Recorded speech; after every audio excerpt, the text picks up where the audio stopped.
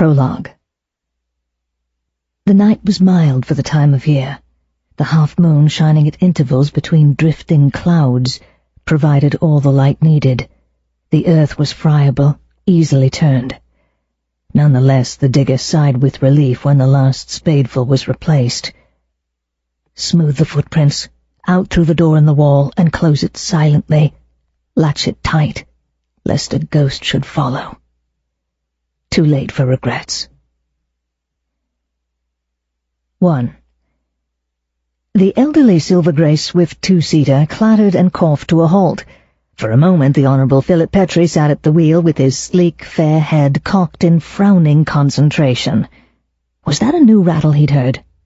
His fingers itched to investigate under the bonnet, but Daisy had a train to catch. He transferred his frown to the narrow, white stuccoed house beyond the iron railing on the other side of the pavement. Whatever Daisy said, it bally well wasn't right for two girls to set up house together, especially in bohemian Chelsea, and work for their livings when they both had homes and families to take them in. If only her brother had inherited Fairacres and the Viscountcy instead of being blown to Kingdom Come at Ypres. But it was 1923. Gervais was more than 5 years gone. No sense dwelling on past horrors. Philip extricated his long legs from beneath the steering wheel, loped up the short garden path between leafless bushes and clumps of snowdrops and aconites, and rang the doorbell. Lucy Fotheringay opened the door. Tall, with a fashionably boyish figure, dark bobbed hair, and amber eyes, she regarded him, as usual, with an air of faint amusement. He found her rather daunting, though he'd have died sooner than admit it. "Hello, Philip. Come in. Daisy's just putting on a coat. There are her traps." Lucy waved at a pile of luggage stacked near the door. "Righto, I'll start loading up the old bus." "Careful with my camera." She went to the steep staircase at the back of the tiny hall and called up it. "Daisy, Philip's here." "Good egg, I'll be down in half a mo." He stowed a shabby portmanteau and a heavy Gladstone bag in the boot and returned to the house as Daisy came down the stairs. Above neat ankles, in the latest flesh-coloured stockings, her dark green tweed coat failed to entirely subdue unfashionable curves. An emerald green cloche hat with a dashing bow over one ear crowned a cheerful, roundish face with guileless, smiling blue eyes.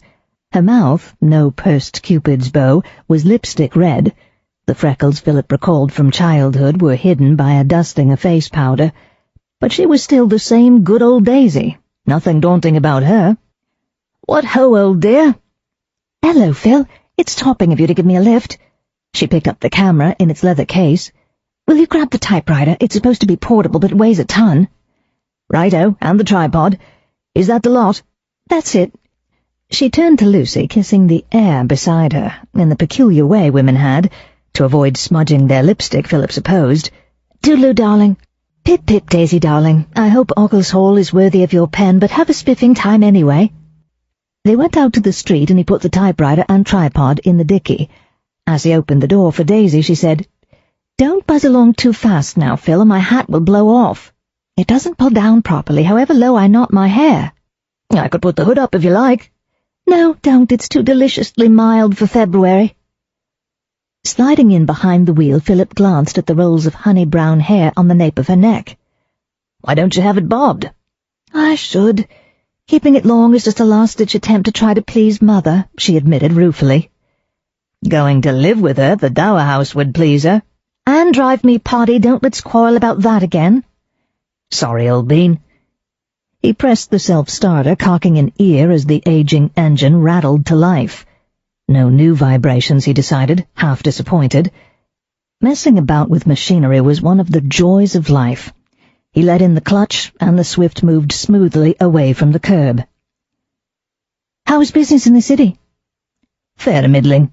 He hurriedly dismissed the disagreeable subject. "Tell me about this place you're going to write about." "Occles Hall in Cheshire. It's one of those Tudor black-and-white manors, frightfully picturesque." "Who lives there?" "I wrangled an invitation from a girl I was at school with, Bobbie Parslow, one of those hardy hockey girls.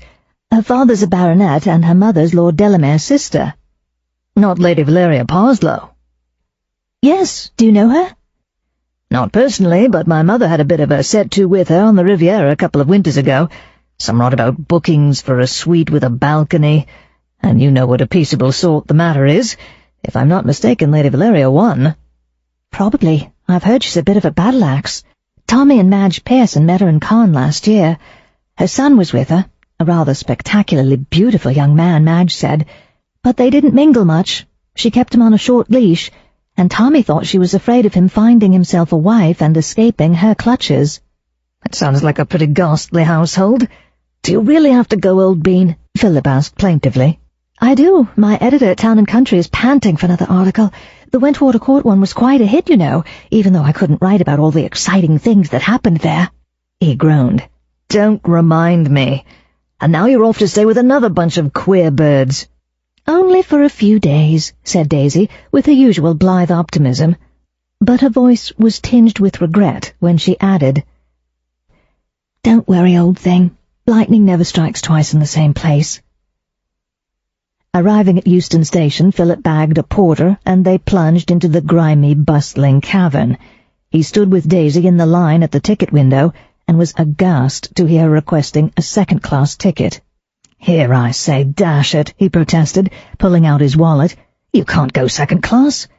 And despite her objections, he paid the difference for a first-class ticket.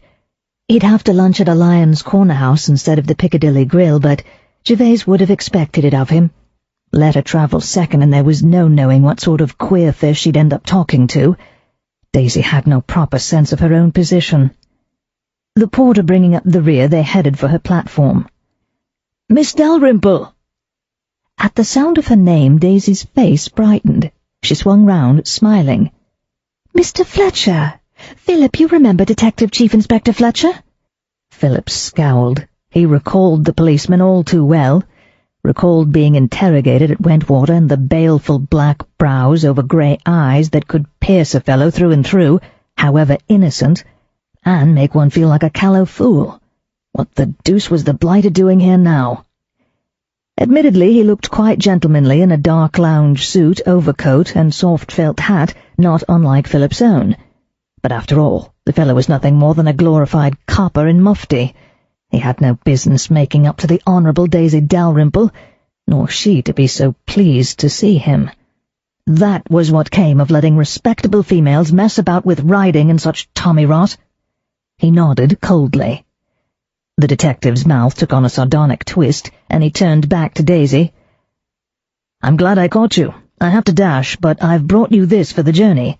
He handed over a modest box of chocolates. "Alec! Mr. Fletcher! How too sweet of you! I shall make a pig of myself, and they'll all be gone long before I change at Crewe." Alec, indeed. In stern silence, Philip marched Daisy to her train, refusing to dignify the bounder's infernal cheek by any remonstrance. "Buck up," said Daisy with a sunny smile, leaning out of the window. "On that subject, Lucy would agree with you, but you must admit it might come in handy one day to have a policeman on one side. Thanks for the lift, old dear. Cheerio." "Cheerio," Philip echoed glumly. Perched beside the weather-beaten driver on the box of the station fly, Daisy could see over the bare hedges to the greening meadows of the Cheshire plain on either side of the lane. Fat, contented cows grazed on the new grass. Here and there, in the distance, the towers of village churches stuck up from clumps of trees. Despite the grey sky, the air had a spring-like softness, and celandines gleamed gold along the hedgerows. The placid nag clopped onwards without much attention from its owner. Ted Roper, as he had introduced himself, was fully occupied in telling her all about his family. He was particularly proud of his eldest grandson, who had learned to drive one of the motor lorries and regularly hauled goods from Manchester to London. Daisy was not surprised to find herself the recipient of a stranger's confidences. For some reason she had yet to fathom, people had a tendency to tell her all about themselves.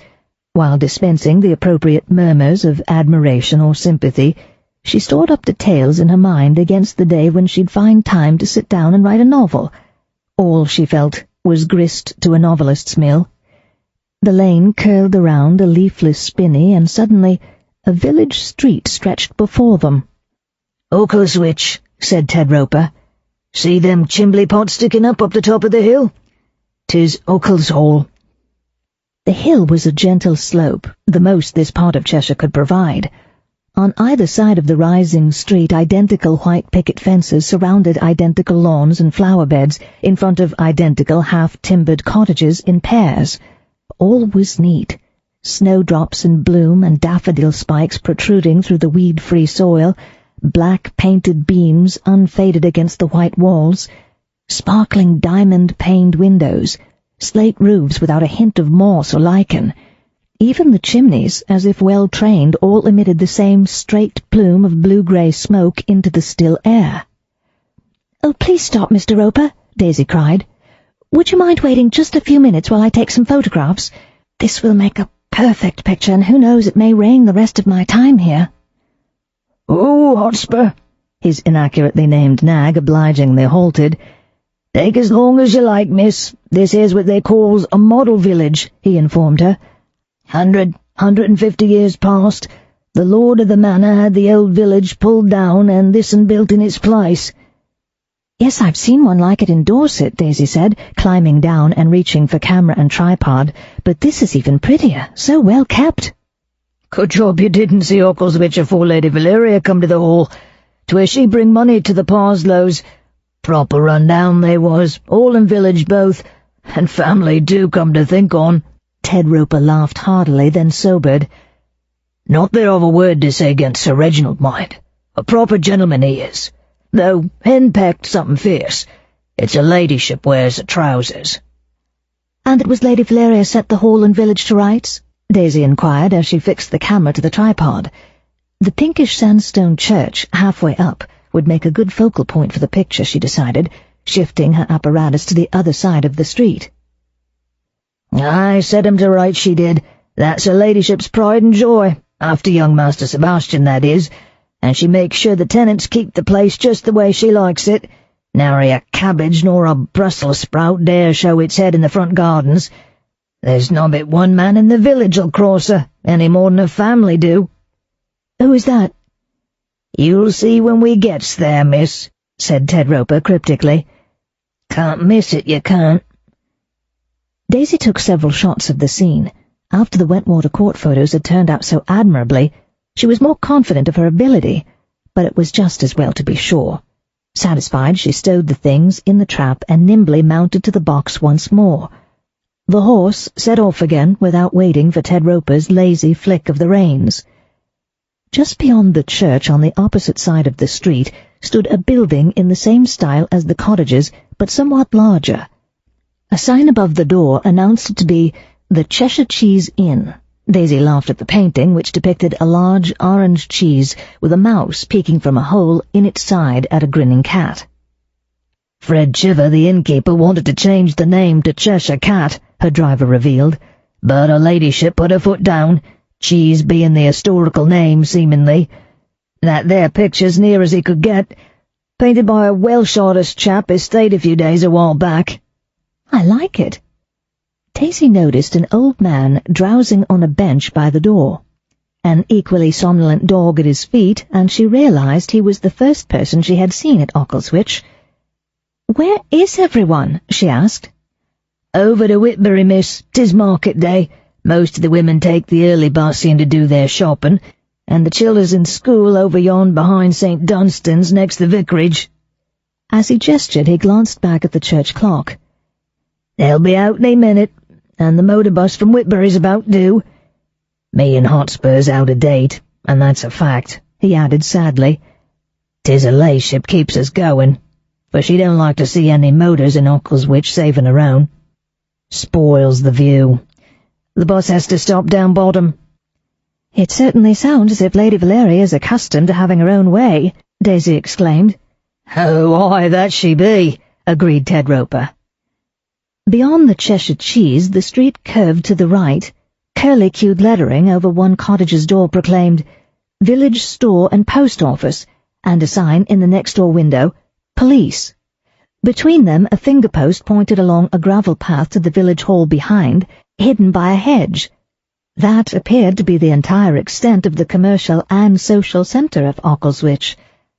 100 yards farther on, the street ended in a T-junction. On the far side of the crossroad, a high wall of the same pinkish stone as the church barred the way ahead. As Hotspur plodded patiently up the slope, Daisy saw a white wicket gate in the wall. "Where is the main gate?" "Turn right and another quarter-mile or thereabouts." She glanced to the right and gasped in astonishment. "My sainted aunt! What a simply frightful eyesore!" The last cottage in the street was the village smithy, with living quarters beside and above the forge. Instead of a front lawn and flower beds, it had a paved yard, and the yard overflowed with heaps of rusting metal, bent horseshoes and ploughshares, broken bedsteads, old-fashioned kitchen stoves and boilers, and countless bits of the bodies and innards of deceased motor cars were precariously stacked higher than the sills of the grimy windows. "Stan Moss, the blacksmith. He wanted to put in a petrol pump," said Ted Roper, grinning. "Her ladyship wouldn't hear of it, of course. Spoil the picturesque character of the village, it would. Well, Stan do hold a powerful grudge. 'Tis a mite tidy around back where he works. No, but I might mind." "I'd have thought Lady Valeria would have 40 fits. She lets him get away with that mess?" "Not for want of trying. 2 year now they've been battling. She brung an outsiders to clear her, but he chased him off, so she brung him back, and a couple of coppers, too, when he was away to Nantwich. Well, blow me down if he didn't come back with a new load of scrap, just like as if he guessed what she'd be up to." "Irresistible force and immovable object," Daisy observed. "No one don't move Stan," Ted Roper agreed. "Always was a cantankerous bloke, and young Gracie running off ain't sweetened his temper, so you'd notice. He lost her pay and his housekeeper, all in one." "Gracie?" "His daughter. Went off with one of the commercial travellers couple of months past. Mind you, there's not many as blames her. A pretty girl has liked a bit of fun, and a drudging for Stan on a day off from parlour maiden up the hall, and him taking every penny of her wages off her. Oh, Lord, here comes her ladyship. We best be on our way." As he urged Hotspur to a trot, turning the corner, Daisy looked back to see a commanding figure emerging through the wicket gate, followed by a liver and white pointer. Dressed in brown tweeds and a mannish slouch hat with a pheasant feather, Lady Valeria carried a hefty blackthorn walking stick, brass-knobbed. Glancing neither to left nor right, she marched across the road, picked her way between Stanley Moss's scrap heaps, and beat a thunderous tattoo on the door with her stick. Trees hid the forge from Daisy, but above the sound of Hotspur's hooves, she heard 2 irate voices raised in furious altercation. "At it again," grunted Ted. Her first glimpse of Lady Valeria was not promising. When a few minutes later the lodge-keeper swung open the wrought-iron gates of Occles Hall, Daisy passed between them with considerable misgiving. 2. The east front of Occles Hall was utterly spiffing. The black-painted timbering was laid out in chevrons, hexagons, lozenges, rosettes, scallops, surely more decorative than structural. Each of the 3 stories protruded a little above the one below. In the centre, a 2-story gatehouse stood out from the facade, its ground floor an open archway topped by a massive beam warped with age. A flat stone bridge led to it over the remains of the old moat, a placid sheet of water in which the whole edifice was spectacularly reflected. Daisy decided with regret that the late afternoon light was too poor for photography. In fact, a few stray drops of rain were just beginning to dimple the moat, so that the reflection wavered. However difficult Lady Valeria proved, she was jolly well going to stay on until she got some really good shots. Ted Roper drove over the bridge and under the archway. With what sounded like a sigh of relief, Hotspur came to a halt in the middle of a tunnel dimly lit from either end by rapidly fading daylight. Peering about, Daisy saw a massive iron-studded double door in the nearest wall. Lucy's precious camera slung over her shoulder, she clambered down and went over to the door. She was faced by an old-fashioned bell pull and a heavy iron knocker in the form of a snarling mastiff's head. Experience had taught her that old-fashioned bell pulls not infrequently attempted to pull one's arm out of its socket. She dared the mastiff and beat a resounding rat-tat. She powdered her nose while Ted unloaded her bags onto a neat pile beside her. Still no sign of life from the house. She paid him and was about to ask him to try the bell for her, when at last the door opened with a positively gothic groan. The butler was a gaunt, stoop-shouldered individual with lank, thinning grey hair, who looked as if he had just put his last half-crown on a non-starter at Goodwood. "Miss Dalrymple?" he inquired in a despairing voice. "Yes, I'm Miss Dalrymple," said Daisy firmly, and stepped across the threshold into a small panelled room lit by gas. "I'm Moody, miss. Please to come this way." Following him at a grave pace through a series of similar rooms, she hoped he had good moods as well as bad ones. They emerged into yet another panelled room, but this one was long, though low-ceilinged, with a row of windows all along the opposite wall. What with rain, dusk, and the tiny diamond panes, Daisy could not see out. She looked around instead. The other 3 walls had numerous doors and the beginnings of at least 3 staircases, with portraits in elaborate gilt frames hanging in between. The only furniture consisted of several ancient chairs with backs so elaborately carved they must be excruciating to sit on. "The long hall, miss," said Moody gloomily, "and this is Mrs. Twitchell, who will show you to your room." The housekeeper, a cheerful middle-aged woman in a grey dress with white collar and cuffs, was a pleasant change from the regrettable butler. She chatted as she led Daisy up one of the narrow staircases enclosed in the ubiquitous panelling.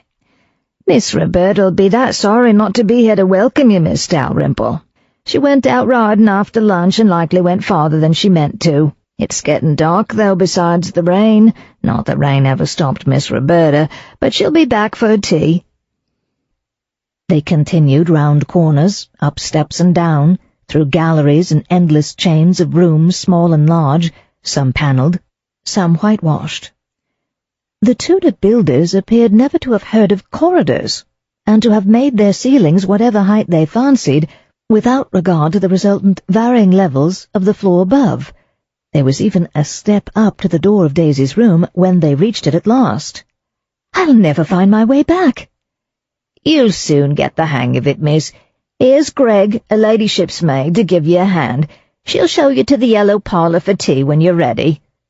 Greg, a sturdy, stolid countrywoman, had already unpacked Daisy's portmanteau, which had been, in some magical fashion, spirited up to her room ahead of her. She offered to iron Daisy's best evening gown, of rose-pink charmeuse. Under the influence of Daisy's particular magic, she even roused herself to remark that it would be a pleasure. "Being as her ladyship don't care about fashion, what I mostly do for Miss Roberta is get the mud off her riding breeches and golfing stockings," she explained. Remembering Bobbie at school, Daisy was not surprised.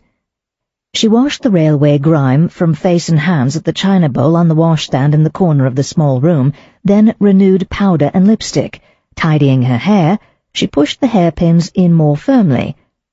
Perhaps she would get a bob, or even go straight for the new shingle cut, she mused. Lucy was always ragging her about it, and Mother already had so many causes for complaint, one more would not hurt her. Her pale blue jersey jumper suit was presentable, if not precisely elegant. A bit short for the latest near ankle-length hemlines, but after all, she wanted to appear professional, not glamorous. She announced herself ready to be escorted to the yellow parlor. 2 gentlemen rose to their feet when Daisy entered the room. She had eyes only for one. Madge's description of Sebastian Parslow as a beautiful young man had not prepared her for the reality. In his early 20s, he was tall, broad of shoulder, slim of hip, and long of leg. He had thick, wavy hair of the purest corn gold. His eyes were cobalt blue, with miraculously dark lashes. His nose and mouth were chiselled perfection. His chin was square and very slightly cleft. An English Adonis. Daisy wished she'd changed into her amber chiffon tea gown. "Miss Dalrymple, how do you do? I'm Sebastian Parslow." His voice was a resonant baritone, and he moved with an athlete's light grace as he crossed the room to meet her, apparently oblivious of her stunned admiration. "I'm sorry the rest of my family is not here to greet you. This is Ben Goodman." "Sir Reginald's secretary." The voice was light and dry. "How do you do, Miss Dalrymple?" Daisy wrenched her gaze from Adonis to the slight, dark gentleman behind him.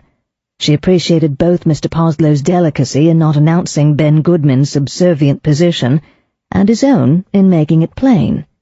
He looked to be in his mid-40s. His thin, pale face was that sort that in a woman might be called jolie laid, plain to the point of ugliness, yet with a curious appeal. "How do you do, Mr. Goodman?" She offered her hand. He limped as he came forward to shake it. She immediately knocked 10 years off his probable age and inserted a war wound in his curriculum vitae. His warm smile confirmed his attractiveness, crinkling the corners of his eyes and deepening the lines by his mouth. "I expect you're ready for your tea after that endless journey," he said. "I told Moody to bring it as soon as you came down." "I could do with a cup, though the trek wasn't really too frightful, thanks to a first-class ticket and a box of chocolates. At least I didn't have to change at Birmingham, only at Crewe. I enjoyed the drive from the station. Ted Roper told me all about Occles. A shadow of embarrassment crossed Mr. Parslow's faultless features. "The Daimler should have been sent to meet you," he said apologetically. "Or at least the Morris, but—" "Daisy!" Bobbie Parslow burst into the room and slung a hard hat onto the nearest chair.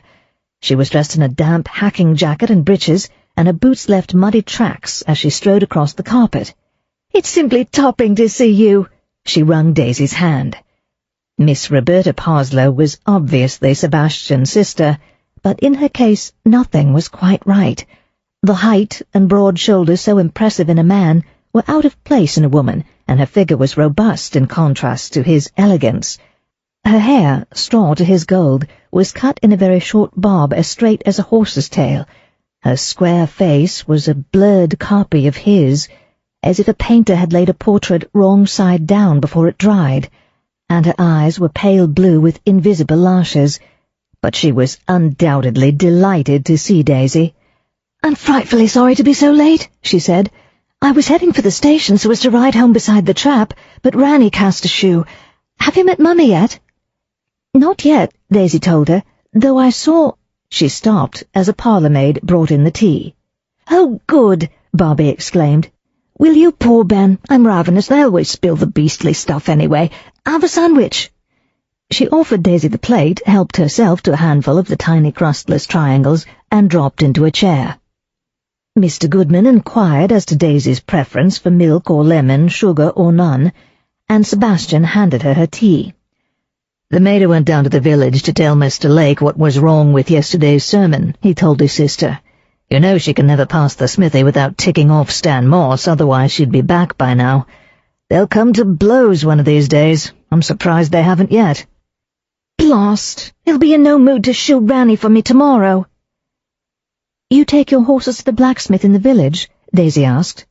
"Yes, the place is a filthy mess and Morse has a filthy temper, but he's still the best smith around, as well as a genius with machinery. I just wish Mummy hadn't chosen this afternoon to upset him. All the same, I'm glad she's still out," said Bobbie frankly between mouthfuls of pâté sandwich.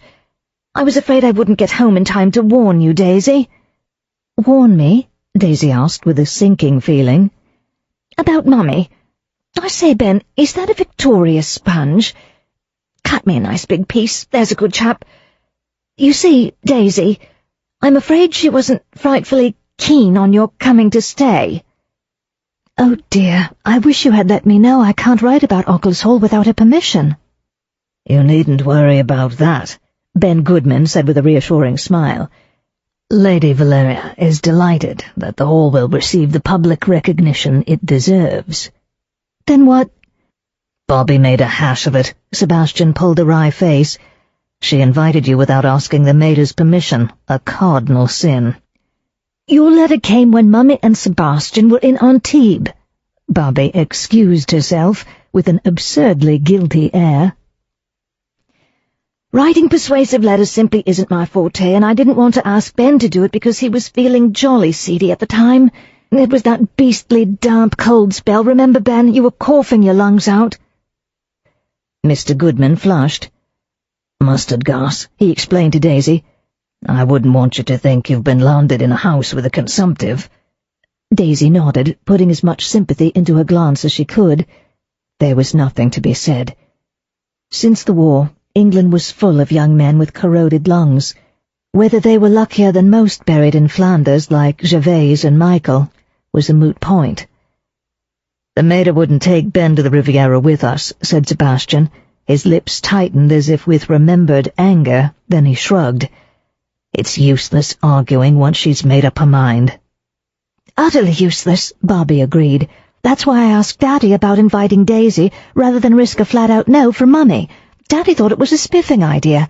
Where is he?" "Sir Reginald hasn't come back from the dairy yet," Mr. Goodman said. "Poor Daddy.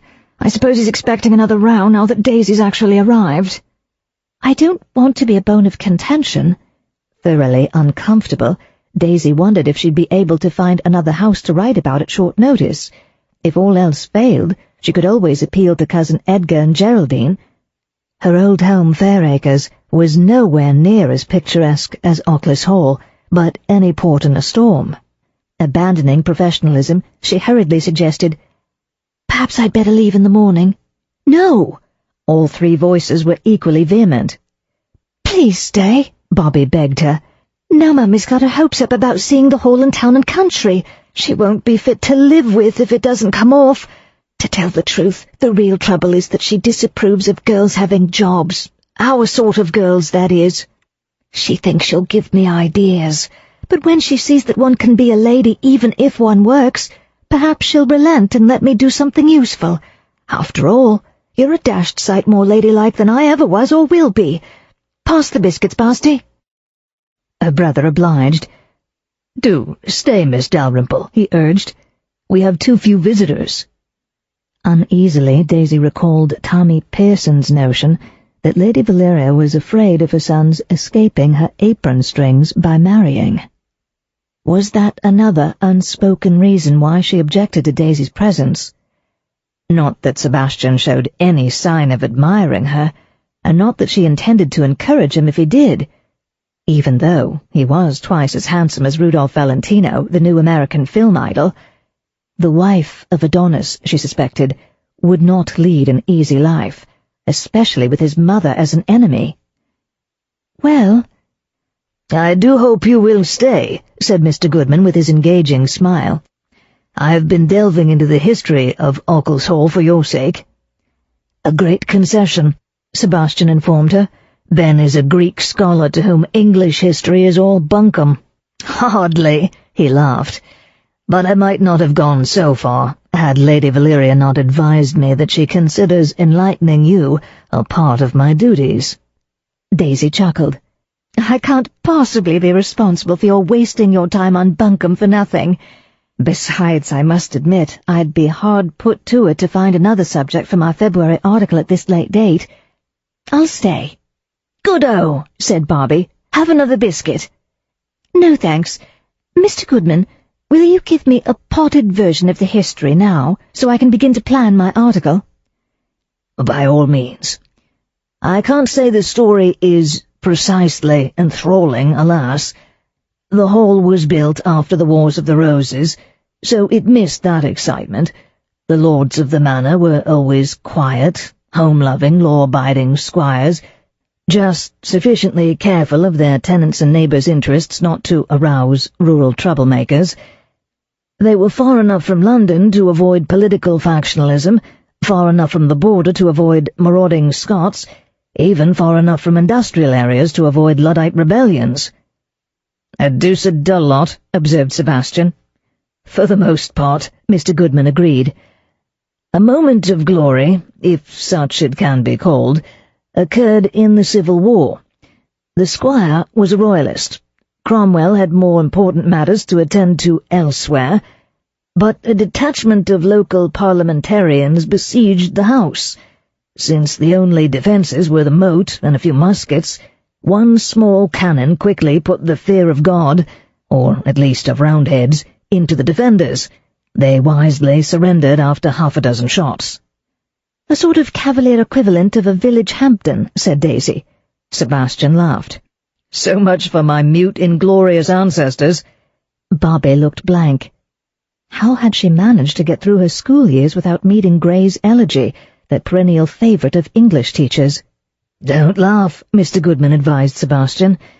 "That brief defiance was good for a baronetcy at the Restoration. If they had held out a little longer, you might be heir to a barony. More tea, Bobbie?"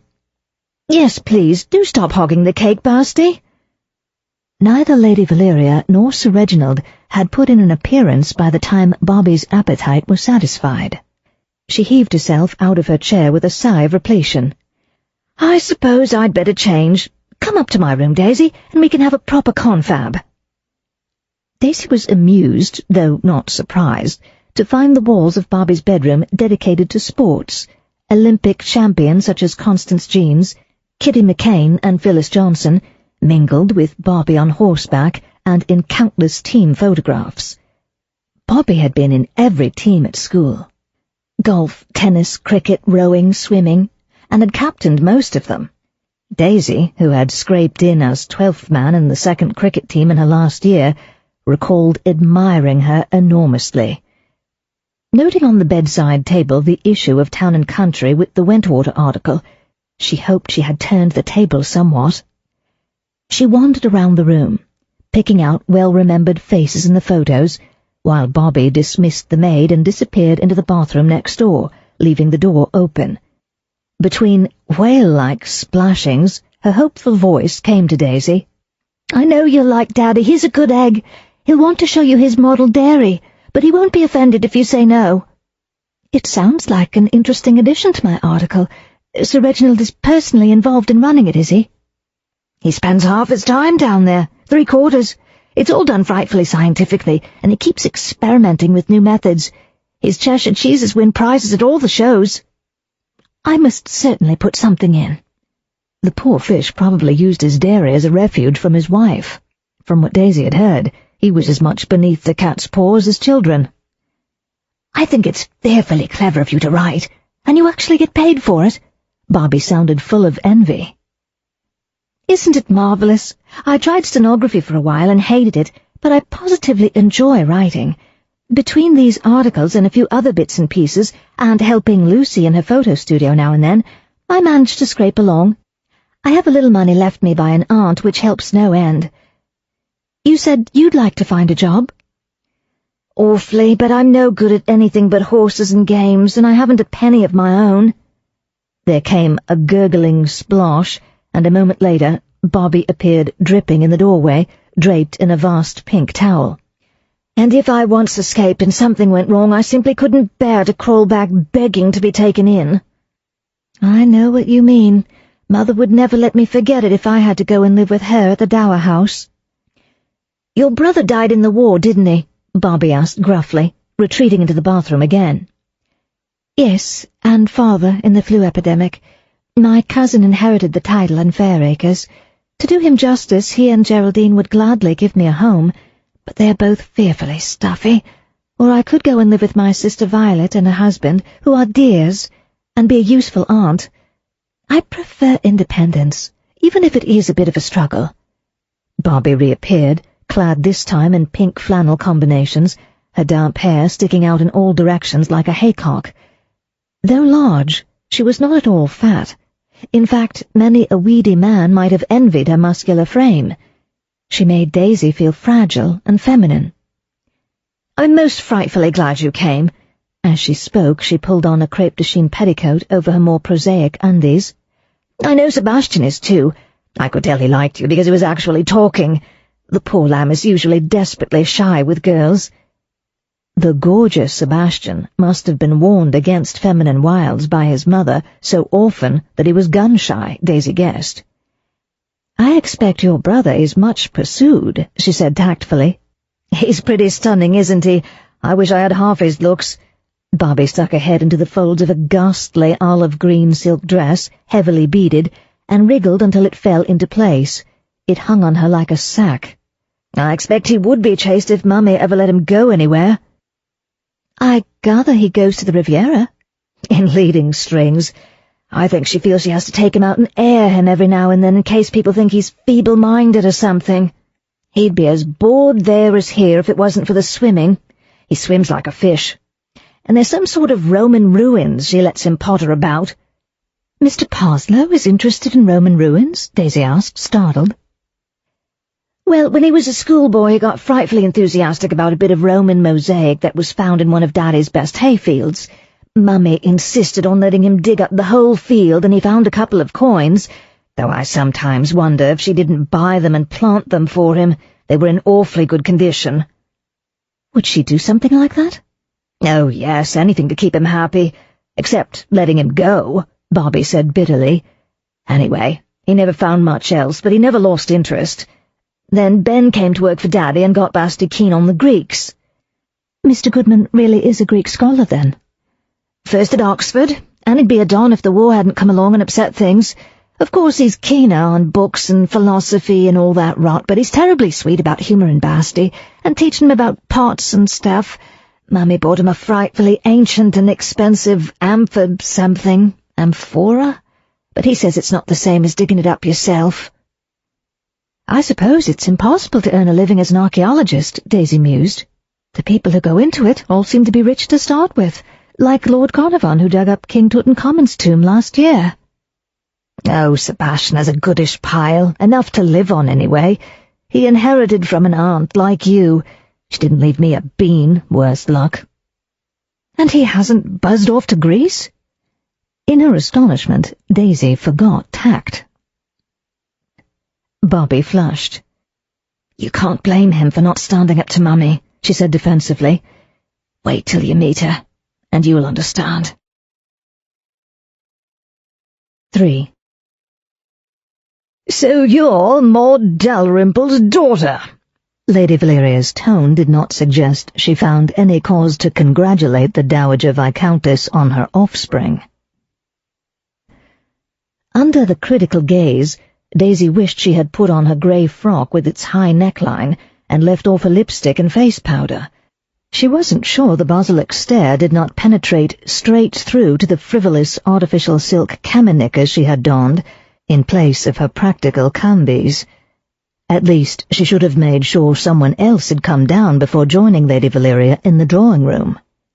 She was a professional woman, not a dependent, she reminded herself sternly, taking a seat on one of the fringed, tasselled, antimacassared Victorian chairs.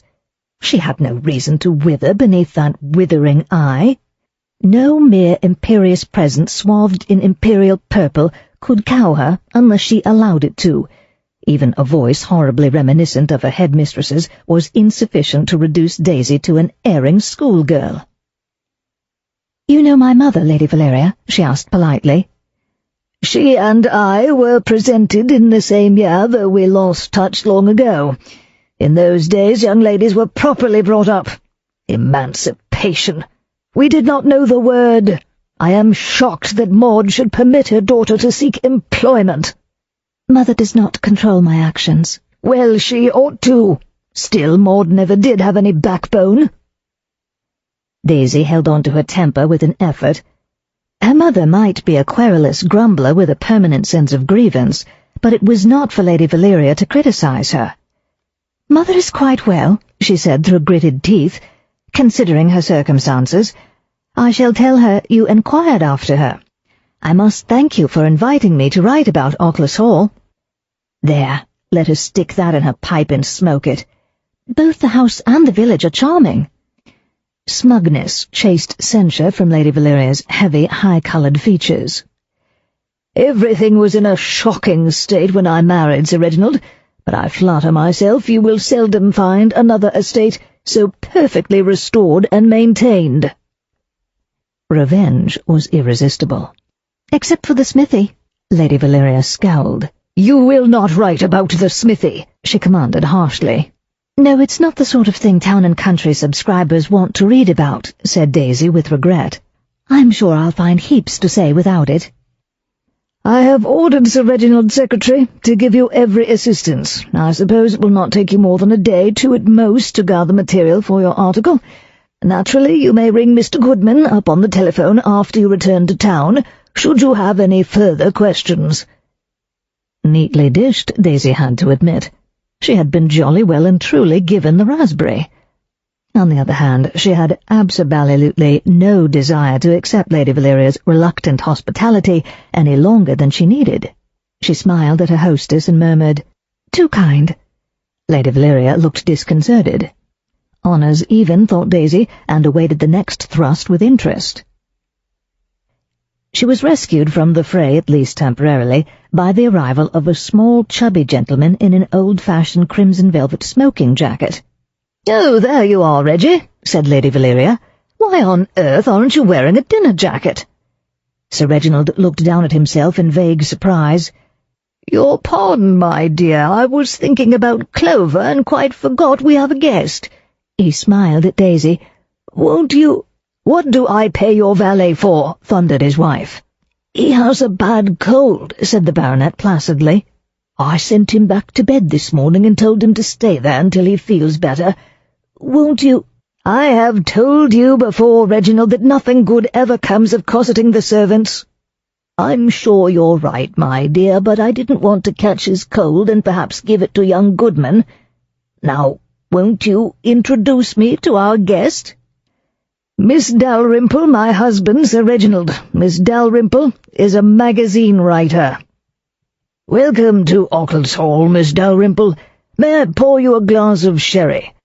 His eyes, as blue as Sebastian's, twinkled mischievously. "I'm afraid we haven't got the ingredients for these American cocktails you modern young ladies favour." "Thank you, Sir Reginald. I shall be perfectly happy with sherry." "I should hope so," snorted Lady Valeria, not quite sotto voce. He poured 3 glasses of sherry. As he handed Daisy hers, he said, "You are Edward Dalrymple's daughter. I regret to say I didn't know your father well, but he once gave me some sound advice about Holsteins. Very sound. A sad loss to agriculture. You were at school with Bobbie, were you not?" "Yes, but she's 2 years older and frightfully good at games. I'm a hopeless duffer, so I was utterly in awe of her." "Ah, but I gather the positions are reversed now that you are an independent woman, earning your own way by your pen. I am delighted that you have chosen Occles Hall to write about.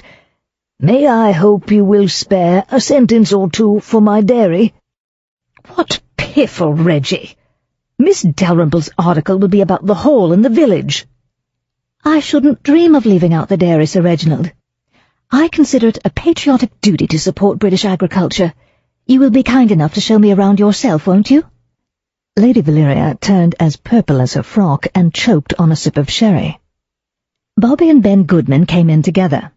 Lady Valeria glanced with obvious dissatisfaction from her daughter to Daisy and back. Daisy was sorry she had worn the rose charmeuse, which made Bobbie's olive sack look drabber and less becoming than ever. On the other hand, she was glad to see that Mr. Goodman dined with the family. She wouldn't be the only outsider among the Parslows, and besides, from what she had seen of him, she liked him. "Mr. Goodman!" Lady Valeria summoned the secretary to her side and started complaining about some letter he had written for her earlier. Bobbie joined Daisy and Sir Reginald. She kissed her father with obvious affection, then turned to Daisy. "Did Mummy rag you terribly?" "Oh, no," Daisy nobly lied, racking her brain for something good to report. "Apparently she and my mother made their curtsies to Queen Victoria the same year. It was kind of her to arrange for Mr. Goodman to tell me the history of Occles Hall, and she even suggested I should telephone him if I have more questions after I go back to town." "I hope you will stay until all your questions are answered," said Sir Reginald with quiet firmness. "Bobbie, Miss Dalrymple has kindly promised to squeeze a few words about the dairy into her article." "Good-o!"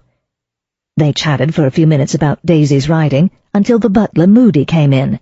He looked around the room, and his dismal expression became downright lugubrious. "Dinner is ready, my lady," he announced. "Mr. Sebastian is not down yet," said Lady Valeria sharply. "We shall wait." "Very well, my lady." Sebastian breezed in 5 minutes later. Daisy caught her breath at the sight of him in evening clothes. In the hour since she last saw him, she had managed to persuade herself he could not possibly be as handsome as she remembered, but he was. "Sorry I'm late, Mater," he said. "Tompkins couldn't find the cufflinks I wanted." "My dear boy," Lady Valeria's voice was a mixture of indulgence and exasperation, "if you will insist on not sacking the fellow despite his carelessness—" "Oh, Tompkins suits me well enough. Sorry to keep you from your soup, Miss Dalrymple." When he smiled at Daisy, it was easy to see why his mother doted on him, and feared to turn him loose among the ladies. Moody reappeared, walking as if his feet hurt. "Dinner is served, my lady." Dinner was served by the butler and a parlour maid. Since the war, only the grandest houses had footmen. Daisy recognized the girl who had brought the tea earlier, a plump brunette who moved awkwardly, with frequent whispered directions from Moody. Every dish she handed around seemed about to slip from her nervous grasp. But all went well, until the end of the main course. Then Lady Valeria snapped at her for removing the plates from the wrong side. The plate she had just collected crashed to the floor, knife and fork flying. With a wail of despair, she ran from the room.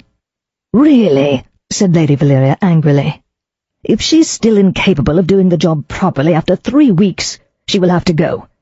Moody, I can't imagine why you and Twitchell find it impossible to hire and train an adequate parlour maid. You will have to do better than that." "Yes, my lady," gloomed Moody. "Very well, my lady." Dessert was consumed in fraught silence, except by Daisy and Sir Reginald, who struggled to carry on a conversation about cheese. At least she was able to congratulate him sincerely on the Cheshire cheese that closed the meal. Lady Valeria rose to lead the ladies out. "The vicar and Mrs. Lake will be joining us in the drawing-room," she announced, adding in a tone of surprised displeasure, "He was not at home when I called at the vicarage to reprimand him about his sermon. All equal in the sight of God, indeed. Anarchist piffle." "Bolshy piffle, mater," Sebastian drawled. "The anarchists are passé, in fact, quite exploded." Daisy, Sir Reginald, and Ben Goodman laughed. Bobbie looked so puzzled Daisy wondered whether she'd ever heard of Bolsheviks or anarchists. "Very clever, Sebastian," his mother said with a thin smile. "Don't linger over the port now, Reggie." "No, Valeria," murmured the baronet. The Reverend and Mrs. Lake were already waiting in the drawing-room.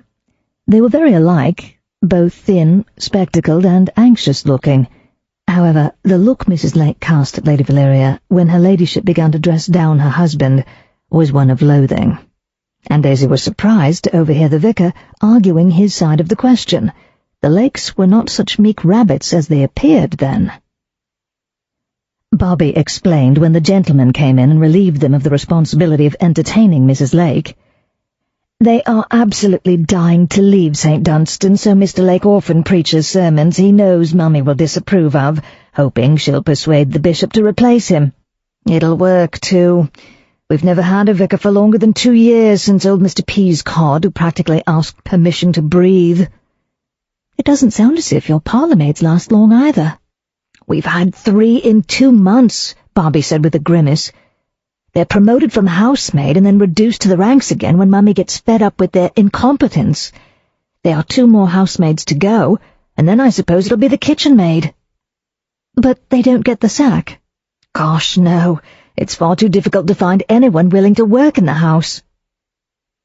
"Everyone seems to have trouble with servants since the war," said Daisy, who could not afford a maid if she could find one. She and Lucy made do with a treasure of a woman who came in daily. "The girls are used to more freedom and higher wages than they get in service." "And jolly good for them, I say." Moody shuffled in with coffee. Daisy accepted a cup but only drank half of it before making her excuses and retiring to bed. She was tired after the journey. More important, she had a lot of work to accomplish, and unless by some miracle Sir Reginald prevailed, she had only 2 days to do it in. Daisy was wakened in the morning by a flood of sunshine, pouring in through the pink check gingham curtains. In the rosy light, she couldn't think for a moment where she was. Then remembrance returned. She bounced out of bed. The house faced east. This was the ideal time of day to photograph it, and for once the weather was cooperating. Any moment clouds might roll in. She flung on a pullover and skirt and her coat, grabbed camera and tripod, and set off. She only lost her way twice. The first time, a housemaid bearing a coal scuttle directed her. The second time, she found a door opening into a sort of cloister in the courtyard, around which the house was built, so she went out that way. Hoping the sun would rise high enough later to allow photography within the courtyard, she hurried across to the tunnel under the east block, and a moment later emerged, blinking, by the moat. Conditions were perfect. The February sun rose far enough south to make for interesting shadows. The frosty air was diamond clear, and so still the water reflected every detail of the intricate black and white facade. Daisy shot a whole roll of film before deciding that the next important item on her agenda was breakfast. Bobbie and Ben Goodman, already in the breakfast room, bade her a cheerful good morning. "Help yourself," said Bobbie, waving at the sideboard. The Times lay beside her plate, unopened. "Isn't it a simply spiffing day? Top hole." Investigating the covered dishes, Daisy avoided the eggs on which she existed at home, and served herself with smoked haddock, hot rolls, and tea. "I've already been out taking pictures," she said, sitting down at the table. "Good-o! Do you play golf? I have to take Ranny to the Smith first, but I thought we might pop over to the links and bash a ball around a few holes later." "I can't," said Daisy, glad of an excuse. "I must get to work. Your mother made it rather plain my welcome is limited to 2 days." "2 days? Bosh! I don't believe she meant it. Ben, what do you think?" "I think I had better not offer an opinion," he replied, with the smile that transformed his plain face. "I'm at your service any time, Miss Dalrymple." "I'd like to see a bit of the gardens while it's fine." "Certainly, though there's not much to see at this time of year, of course, except in the winter garden." "There's a winter garden, spiffing." She was about to ask him to explain how to find it, not wanting to drag him around at her side with his gammy leg, when Sebastian came in. He looked sleepy. Pouring himself a cup of coffee, he sat down as his sister said in surprise, "You're up early, Basti." "Beautiful day, and we have a beautiful guest." He grinned at Daisy, and her heart fluttered. "Do you ride, Miss Dalrymple?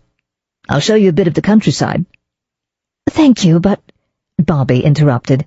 "Basti, Daisy says Mummy told her she can only stay 2 days." "Not in so many words," Daisy put in hastily. "Do you think she meant it?"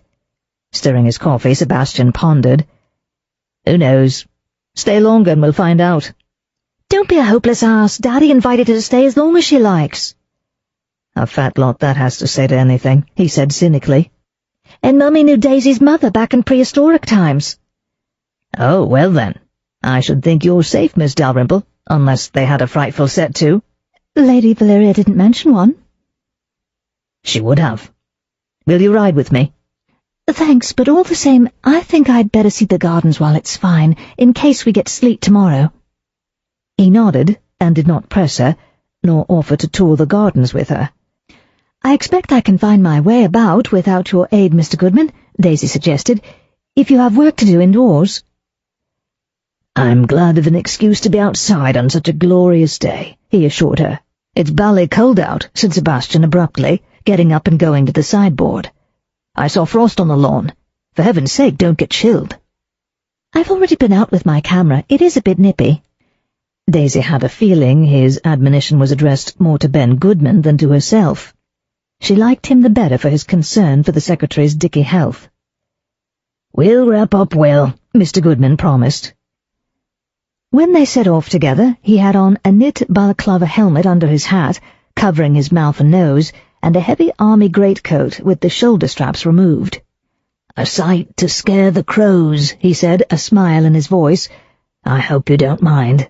"I'm not a crow. The cold air hurts your lungs." "If I breathe too deeply, but the sun feels warm already. I'll take the balaclava off in a few minutes." He took her first out onto the terrace on the south side.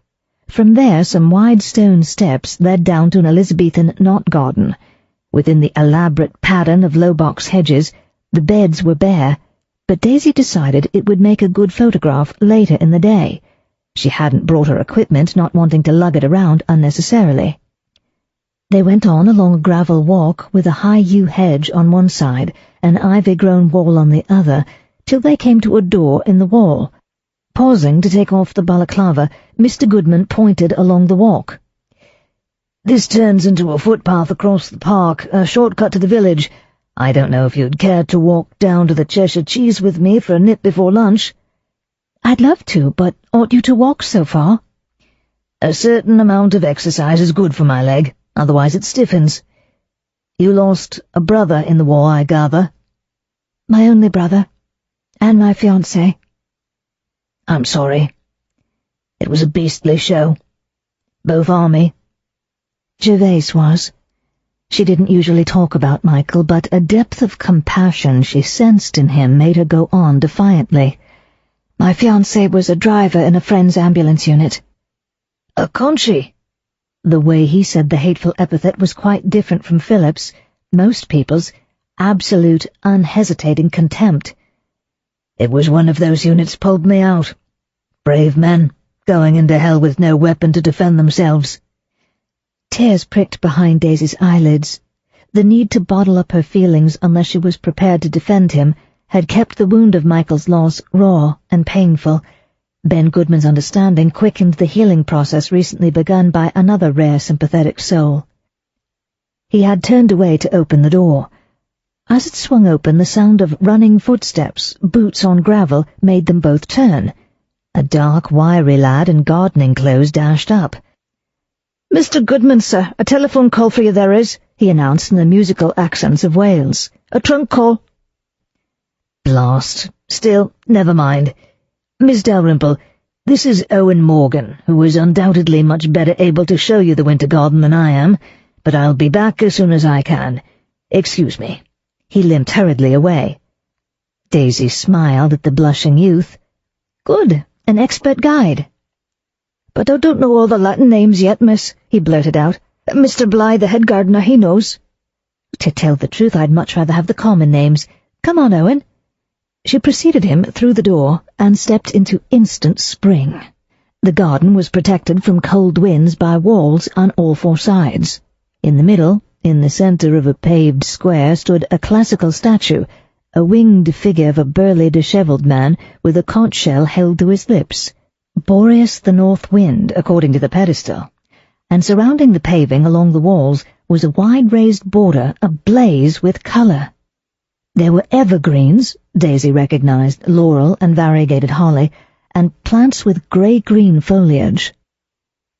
Flowering vines and shrubs hid the walls, yellow cascades of winter jasmine, white honeysuckle and winter sweet scenting the air, the coral blooms of Japanese quince. In front, vying with snowdrops and aconites, grew scilla and irises, crocuses, violets, multi-hued primroses, purple-blue anemones, lilac periwinkles, crimson cyclamen. "It's beautiful!" cried Daisy. "How I wish someone would invent an efficient way to take colour photographs. Even if I learn the name of every plant, words will never do it justice." The young gardener led her around, pointing out delicate Christmas and Lenten roses, daphne, orange Chinese lanterns, and fluffy yellow hazel catkins. She enjoyed his voice as much as the flower names. "Which part of Wales are you from?" she asked. "Glamorgan, miss, Merthyr Tydfil." "That's in the south. You're a long way from home." "Oh, yes, miss, and it's dreadfully I miss it." "You have left your family there?" His story came pouring out. "My pa was killed down the pit, the coal mine. Mam wouldn't let us boys be miners. 5 brothers we are, scattered all over. 2's in the Navy. 1's a gentleman's personal servant in London. Reese is a school teacher," he said with shy pride. "And so's one of my sisters. Married, the other 2 are, at home in Merthyr." "I expect you're lonely here, being used to a big family." "I was walking out with a young woman." His face crumbled in misery. "Nearly engaged we was, look you, but she ran off to London." "Then she didn't deserve you," said Daisy firmly, as they turned the last corner, coming to the bed to the right of the entrance. Owen looked less than comforted. "Are these daffodils here, just coming up between the snowdrops?" she asked to distract him, though she recognized the green shoots perfectly well. He blinked hard, sniffed, and answered, "Yes, Miss, and narcissus. They come out here earlier than anywheres." "And that bush?" She gestured at an unhappy-looking shrub in the middle of a bare patch of ground. "What's that?"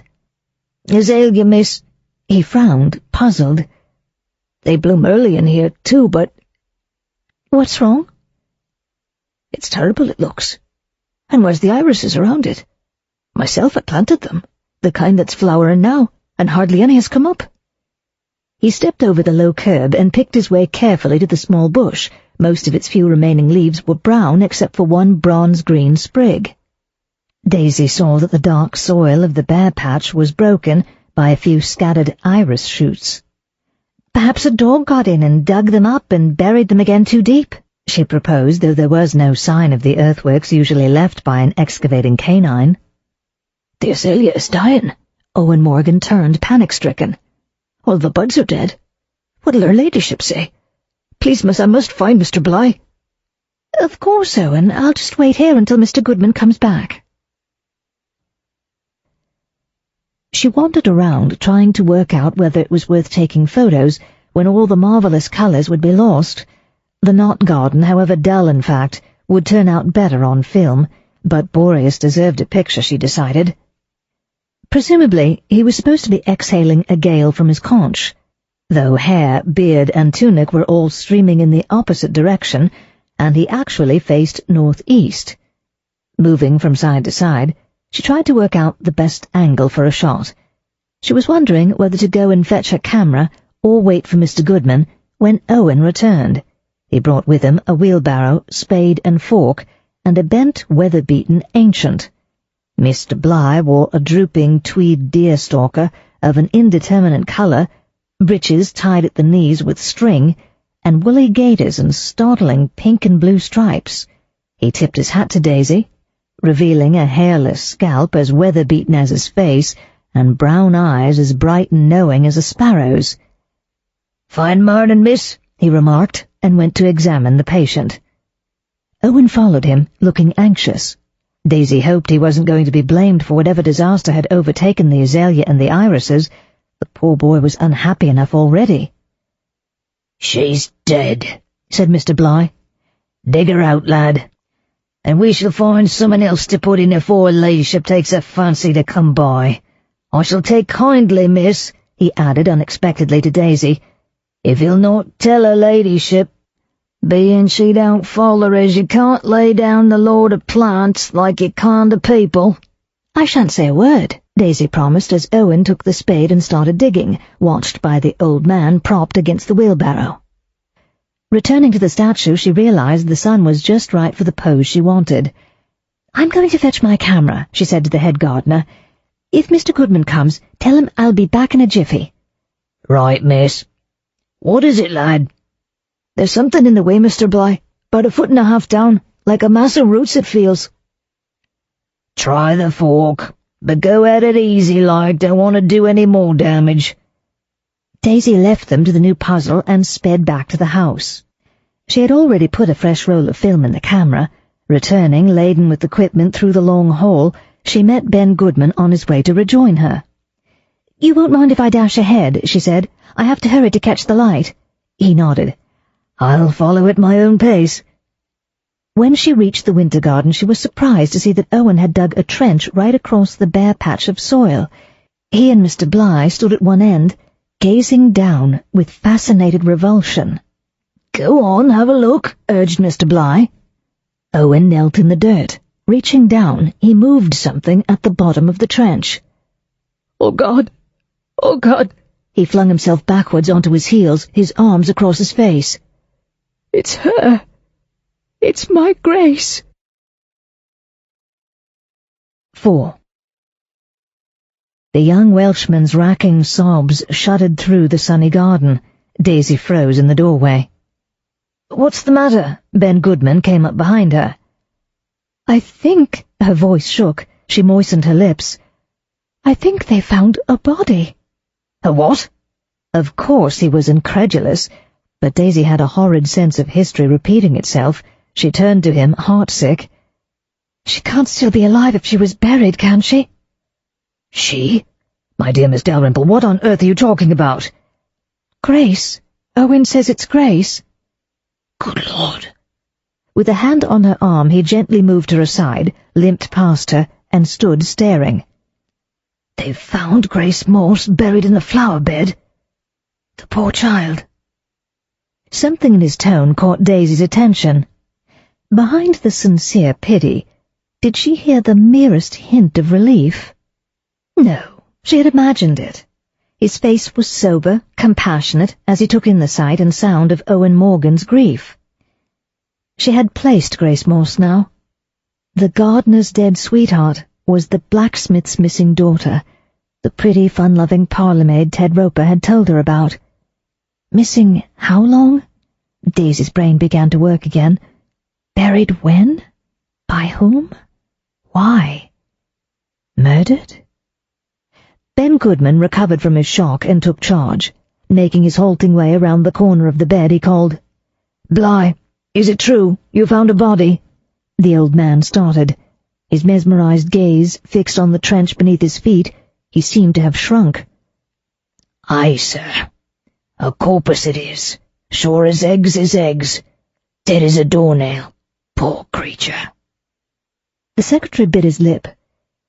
"Miss Dalrymple, please go and telephone the police. The phone is in a closet off the long hall, and not a word to Lady Valeria until the authorities have been informed. Not a word to anyone, in fact, if you can help it, unless you can get hold of Sir Reginald." Daisy quite saw the point of not enlightening Lady Valeria before it became absolutely necessary. "All right, but I'd better take some photographs first. I was mixed up in a police investigation just a little while ago, and they really appreciated my pictures." By that time Mr. Goodman had reached the trench. He glanced down. His already pale cheeks whitened, and he shook his head. "No, leave the camera, and I'll take a few snaps." She didn't argue. The previous occasion had not exactly been a pleasure, and a young girl who had been buried, perhaps for weeks, must be much worse. Setting the camera and tripod on the north wind's pedestal, she once more hurried to the house. The temptation to ring up Alec was almost irresistible, but she had learned enough of police procedures to know Scotland Yard could not intervene unless called in by the county's chief constable. Not the village Bobbie, she decided, even if he had a telephone. Anyway, he'd very likely be out on his bicycle making his rounds. Chester was probably the nearest sizable police station. She found the long hall without difficulty, and the fourth door she opened was the telephone cubbyhole. The narrow, confined space, inevitably panelled, held only a Windsor chair, a small table, and the apparatus. Daisy wondered what on earth it had been used for before the telephone was invented. Closing the door, she was plunged into a sepulchral darkness. Hastily she opened it again. Grace was dead before she was buried, wasn't she? She forced the thought from her mind. There was a gaslight fixture high on the wall and a box of matches in a drawer on the table, along with a pad of paper, a pencil, and a directory listing local subscribers. She lit the gas, adjusted the flame, and closed the door again. Either there was some invisible source of ventilation, or sooner or later, someone with a desire for privacy was going to be found asphyxiated. Asphyxiated. Buried. Dark and airless. Her breath came in frantic gasps. Sternly she stopped her involuntary movement towards the door handle. Lifting the receiver, she jiggled the hook. "Hello, operator. Please get me the main police station in Chester." "Yes, madam, I'll ring you back when your call is through." "No, it's urgent. I'll hold the line." A sharply indrawn breath warned her that the girl was going to listen in. She'd recognized the Parslow's number, and an urgent call from Occles Hall to the police was too good to miss. Well, Grace's death couldn't be kept secret for long. Circumstances at Wentwater Court had been entirely different. Buzz, click, fizzle, hum. "Hello, Chester Exchange Police Station, please." Click, click, ring. Ring once, ring twice. A bored voice. Chester Police. Go ahead, please, caller. Officer, I'm ringing from Occles. Daisy admired the steadiness of her own voice. I want to report a murder? A body in the flower bed? An unexplained death. Unexplained death? The voice sat up and took notice. I'll put you through to Inspector Dunnett, ma'am. A moment later she repeated her report. Unexplained death? Inspector Dunnett queried, then suspiciously. Who is speaking? This is the Honourable Miss Dalrymple, ringing from Occles Hall. I'm a guest here. The owner hasn't yet been informed about it. About this here unexplained death, miss? Daisy was beginning to hate the phrase and to wish she had never used it. About the dead body in the winter garden, she said flatly. I thought it was more important to telephone you at once than to waste time hunting for Sir Reginald or Lady Valeria. Lady Valeria? The inspector exclaimed in alarm. Her ladyship's reputation stretched as far as Chester, it seemed. That'll be Lady Valeria Parslow? You won't mind, miss, if I just confirm where you're phoning from. We do get these young people playing their little jokes. Fuming, she waited while he checked back through the Chester operator to the local operator. When he spoke to her again, he had become deferential. Beg pardon, miss, but we can't be too careful these days. It don't do to disturb the gentry for nothing. The Honourable, did you say Miss Dalrymple? That's D-A-L... She spelled her name for him. And you haven't told Lady, Sir Reginald yet? I was in the garden with his secretary when the gardeners discovered the body. I came straight in to phone you. And how she wished she had made Ben Goodman do the phoning while she took photographs. I can't really tell you any more. Are you coming to investigate or not? Yes, we're coming, miss. Inspector Dunnett sounded injured now. We'll be there inside the hour. It'd be a good idea if Lady Valeria was to be informed before we arrive, and Sir Reginald, of course. I'll see that he's told, she snapped and hung up. The coward, expecting her to do his dirty work for him. She'd be dashed if she was going to be the one to break the news to Lady Valeria. The coffin-like walls of the cubicle closed in on her again. In her annoyance with the policeman, she had almost forgotten the horror of the poor girl lying out there in her makeshift grave. With a shiver, she opened the door, but she stayed seated there in thought. Sir Reginald was probably at his dairy, wherever that was.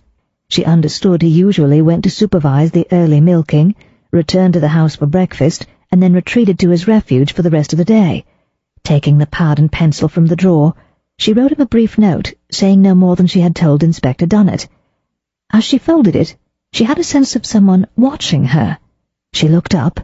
Moody stood there regarding her with despondent disapproval. There's writing paper in the library, miss, and a writing desk. Also in the Red Saloon, Thank you, I have all I need. Is Sir Reginald at the dairy? Have someone take this to him, please. He took the sheet of paper from her gingerly, as if it were a small creature of uncertain but probably distressing habits. With your permission, miss, I shall enclose your communication in an envelope. Unfortunately, the lower servants all learn to read these days. Do what you want, Daisy said impatiently. Only see that Sir Reginald gets it within the next 20 minutes. If he asks for me, I shall be in the gardens. She was dying to escape from the house before Lady Valeria crossed her path. She ought to go back to the winter garden to tell Mr. Goodman the police were on their way. In any case, she had left Lucy's precious camera there. Ben Goodman was alone, perched uncomfortably at Boreas's feet. He stepped down and came to meet her, tripod in hand, the camera slung around his neck. She glanced at the trench, which looked just as before. You didn't let them do any more digging? He gave her a wry grin. I've read enough detective novels to know one mustn't move or even touch anything. Poor Owen was in a bad way anyway, in no fit state to dig even if I'd been hard-hearted enough to make him excavate his girl. It really is Grace Morse. Oh yes, quite recognizable. She was wrapped in a sheet. It gave old Bligh rather a shock too for a man his age. I sent them off to his cottage to have a bracer. I hope he has something stronger than beer. Whiskey. Strictly for medicinal purposes, naturally. Daisy managed to smile. I hope they don't get squiffy. I'm afraid the police will insist on talking to both of them. They're coming. An Inspector Dunnet from Chester. I thought I'd better bypass the village constable, but I must say, the inspector sounded like a bit of a blister on the telephone. He's petrified of Lady Valeria. A not uncommon condition, said Mr. Goodman dryly, and not unreasonable. Her ladyship is not going to be pleased. I take it you didn't tell her, or she'd be here by now. No, I sent a note to Sir Reginald. Sebastian? She sensed an odd tension in him, which relaxed at her answer. I didn't see either him or Bobbie. But all he said was, just as well. He handed her the camera. Here, I took 6 shots of the hole in the ground. I wasn't sure what it was you were hurrying to photograph while the light was right. Boreas, she frowned at the statue. Too late for the best, but I'll take a couple in case it rains tomorrow. I hope you don't think I'm frightfully unfeeling. Those of us who work for our livings can't afford to be oversensitive. Then I'll go and do the knot garden, if you don't mind being left alone on guard. No, but it's in this sort of situation I'd kill for a cigarette, if a cigarette wouldn't kill me. Jolly hard luck, she sympathized, though smoking, like bobbing her hair, was a facet of emancipation in which she had not yet indulged. She disliked the smell of cigarette smoke, and cigars were even worse. Yet Alec's pipe wasn't bad, she mused as she returned to the knot garden. How she wished it was he who was on his way, not the Dunnet blister. Grace's death was banished to the back of her mind by the complications of photographing the knot garden. In order to look down on it from a sufficient height, she climbed onto the stone balustrade of the terrace and set up the tripod on one of the huge stone urns flanking the steps. Then, to see through the viewfinder, she had to clamber up beside it. There she balanced with her feet on the rim, trying not to step on the bare soil within in case some as yet invisible plant was growing just beneath the surface. She took several shots she hoped had a fair chance of turning out well. Time to get down. That was when she remembered that in her tree-climbing youth, descending from trees had always been much more difficult than ascending them in the first place. The ground looked an awfully long way away. "Allow me to assist you, Miss Dalrymple." Cautiously she turned her head. Sir Reginald stood there, in tweed knickerbockers and a disreputable shooting jacket, gazing up at her with grave kindliness. Beyond, Moody stared in outrage. "Thank you, Sir Reginald." She gave him a grateful smile. "If I may pass you the equipment, I think I can manage." A moment later her feet were safe on the crazy paving of the terrace. "I must admit," he said, "I had not allowed for the spirit of the modern young woman. I expected to find you prostrate on the sofa, not scaling the heights." "You had my note? Oh dear, you must think me horribly callous." "Miss Dalrymple," Lady Valeria burst forth from the house, "I saw you from a window. I could not believe my eyes. How am I to explain it to your mother if you break your neck indulging in childish tricks while staying at Occles Hall? My dear, I'm afraid we have far worse trouble to worry about. Perhaps you ought to come and sit down." "Sit down? Nonsense, Reggie. What on earth are you blethering about now?"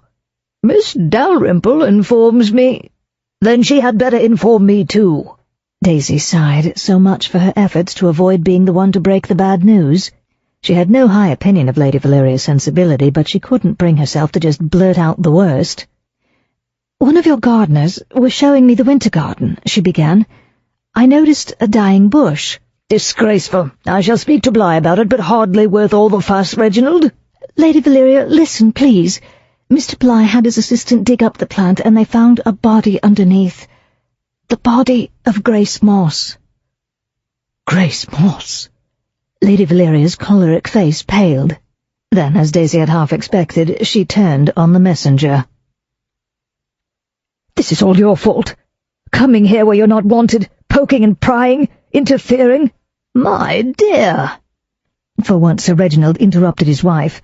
"You can't blame—" "I'll blame whoever I please. This is what comes of your issuing invitations without consulting me."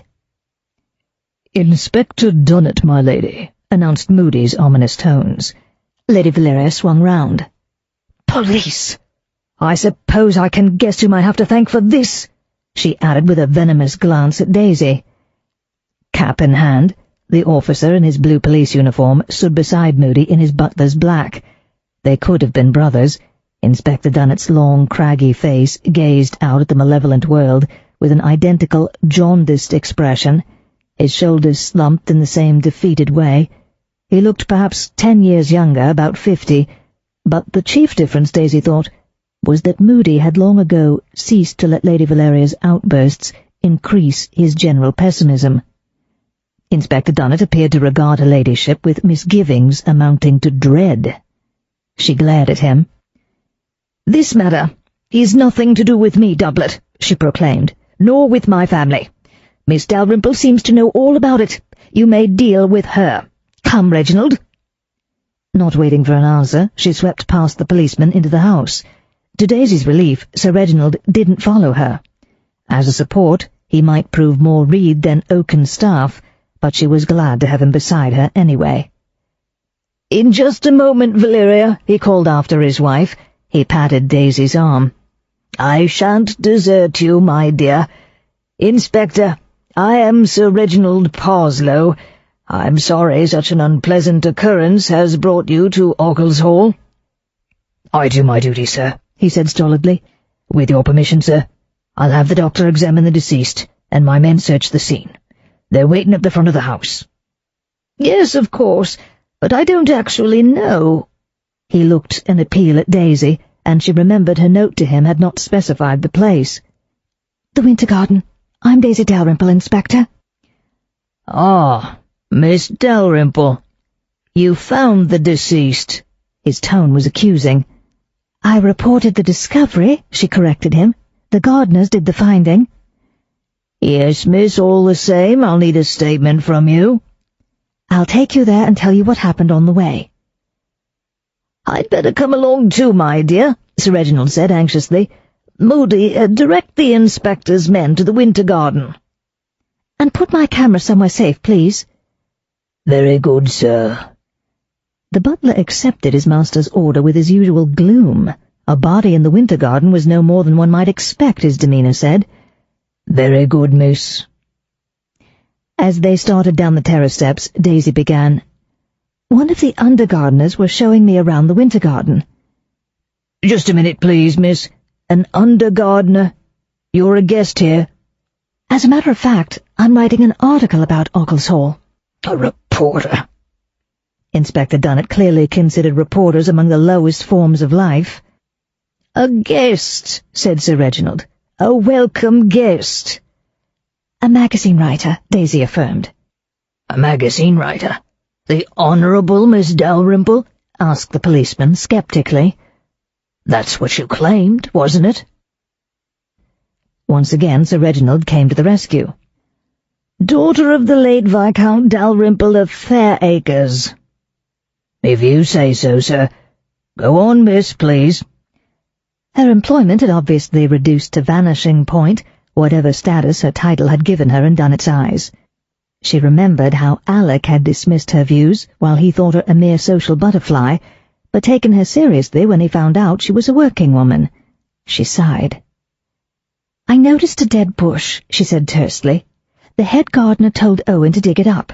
I went back to the house to fetch my camera, and when I returned they had found the body." "So you left these gardeners to guard the deceased and returned to the house to telephone?" "No, by that time Mr. Goodman, Sir Reginald's secretary, had joined us. He asked me to telephone." The gardeners were naturally distressed at finding Grace Morse dead, so he sent them away and stayed himself. Inspector Dunnet pounced. "Grace Morse, you knew the deceased?" "I didn't even see the body," Daisy snapped. "I've never been here before, and I wouldn't know her from Adam. Eve, rather." He gave her a wary look as if he suspected she was mocking him. "Then who identified the deceased? Who was Grace Morse?" "Grace was our parlour maid," said Sir Reginald sadly. "A pretty cheerful child." "Mr. Goodman, Bligh, and Owen Morgan all knew her, they told me." "So your evidence is nothing but hearsay?" Dunnet reproached her. "In that case I've no need of you at present. My sergeant will take a formal statement later, miss." "Ah, Here's Dr. Sedgwick and my men." He strode off to meet an approaching group of uniformed police, led by a plump civilian with a black bag. Dismissed and ignored, Daisy tramped disconsolately back to the house. Sir Reginald and Ben Goodman soon joined her. Sir Reginald inquired after his wife. He breathed a sigh of relief when Moody told him she had gone off in the Daimler to preside over a session of the Mothers' Meetings County Committee. "Then if you'll excuse me, my dear," he said to Daisy, "I'll be getting back to the dairy." Mr. Goodman offered to begin the historical tour of the hall. "We can't do anything for poor Grace. We might as well have a look at the outside while it's fine. You can still see the marks of the Roundhead's cannonballs." So Daisy fetched a notebook and was soon scribbling away in her own idiosyncratic version of Pitman's shorthand. They reached the stables, now partly converted to garages, just as Sebastian rode in. If possible, he looked even more stunning on the back of his roan gelding. The position lent him an air of strength, of masterful vigour, absent from his ordinary demeanour, and belied by his subservience to his mother. He smiled down at Daisy and Ben Goodman, and Daisy beamed back. "Let me tell him," the secretary said softly to her, and with a shock she remembered Grace Morse. "All right, I'll go and start transcribing my notes. Thanks for all the stuff." He nodded with a faint smile, but his face was troubled as he turned to Sebastian. Slightly puzzled, Daisy headed for her room and a portable typewriter. She wondered if Ben was afraid Sebastian would go to pieces when he heard about the corpse. Was he trying to prevent such a revelation of weakness before a stranger? He was no relation of Sebastian's, but Daisy had cause to appreciate his sympathetic nature. Bobbie had defended her brother against Daisy's implied criticism of his failure to escape his mother, and Lady Valeria guarded him against husband-hunting harpies. He seemed to bring out a protective instinct, which suggested an essential weakness of character. The news of Grace's demise might well shock him into an unbecoming emotional display. No, that was hardly fair, Daisy chided herself. Ben Goodman, who had seen all the horrors of the Great War, had been shaken by the death of the innocent young girl. Sebastian was too young to have fought in the war, only natural for him to be shattered by the murder of a girl he knew. And there it was again, the word she'd been avoiding: murder. Those who died a natural death, those who succumbed to an accident, did not end up under 18 inches of earth in a flower bed. Grace Morse had been murdered. 5. Daisy deciphered the last curlicue of shorthand, typed the last word, and stacked her papers neatly. The 17th century siege of Occles Hall was a bit of a washout. She couldn't blame the inhabitants for their rapid surrender to Oliver Cromwell's men. The moat, though it had then surrounded the house, was no protection against a cannon. Had they fought on, there'd be nothing left today for her to write about. Still, she needed lots more to make her article interesting. Unfortunately, Town and Country was not the sort of publication to revel in murdered parlour maids. She went downstairs. No one was about. From her window she had watched the solemn procession of police bearing the covered stretcher out to their motor van, then driving away. Presumably the sergeant had been left behind to take statements, but there was no sign of him. She went out to the terrace, and thence her steps inevitably turned towards the winter garden. Not that she expected to find any clues. Even a police search would be lucky to turn anything up after so long. At least, she assumed Grace had been there since her disappearance. Long enough, anyway, for the bush to expire after its mistreatment. Daisy thought she recalled Ted Roper saying the blacksmith's daughter ran off 2 months ago. And Bobbie had certainly mentioned 3 unsatisfactory parlourmaids in 2 months. The murderer had had plenty of time to miss a lost glove or scarf and return for it. In that time, even in that sheltered spot, rain and snow, frost and wind would obliterate signs of a struggle, wash away footprints and blood. Ugh! All the same, it was odd no one had noticed the dying bush and missing irises sooner. The gardeners might have had no reason to go to the winter garden, since thoroughly weeded beds would not put out a significant new crop of weeds in January, but the garden was in full bloom. Had none of the family bothered to go and look at it? Reaching the door in the wall, she opened it and glanced around. Amidst such a profusion of colour, she conceded a deficiency in that particular corner might be overlooked by anyone who didn't walk around closely studying the plants. She herself hadn't noticed it until she and Owen reached the spot. Inclement weather, everyone busy elsewhere. No, it wasn't really so surprising. So for 2 months everyone thought Grace ran away, when all the time she was dead, and the evidence leading to her murderer. Heavy footsteps crunched on the gravel behind Daisy. Her heart thudding, she swung round. "Oh, Bobbie, it's you."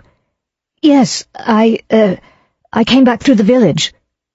Bobbie sounded oddly evasive, and her face was even pinker than her usual healthy colour. She was dressed in a golfing costume, but she didn't have her clubs with her. "Isn't Ben with you? I didn't mean to hop it and leave you alone."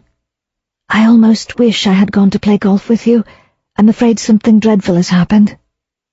"To Ben?" Bobbie asked anxiously. "Sebastian?" "No.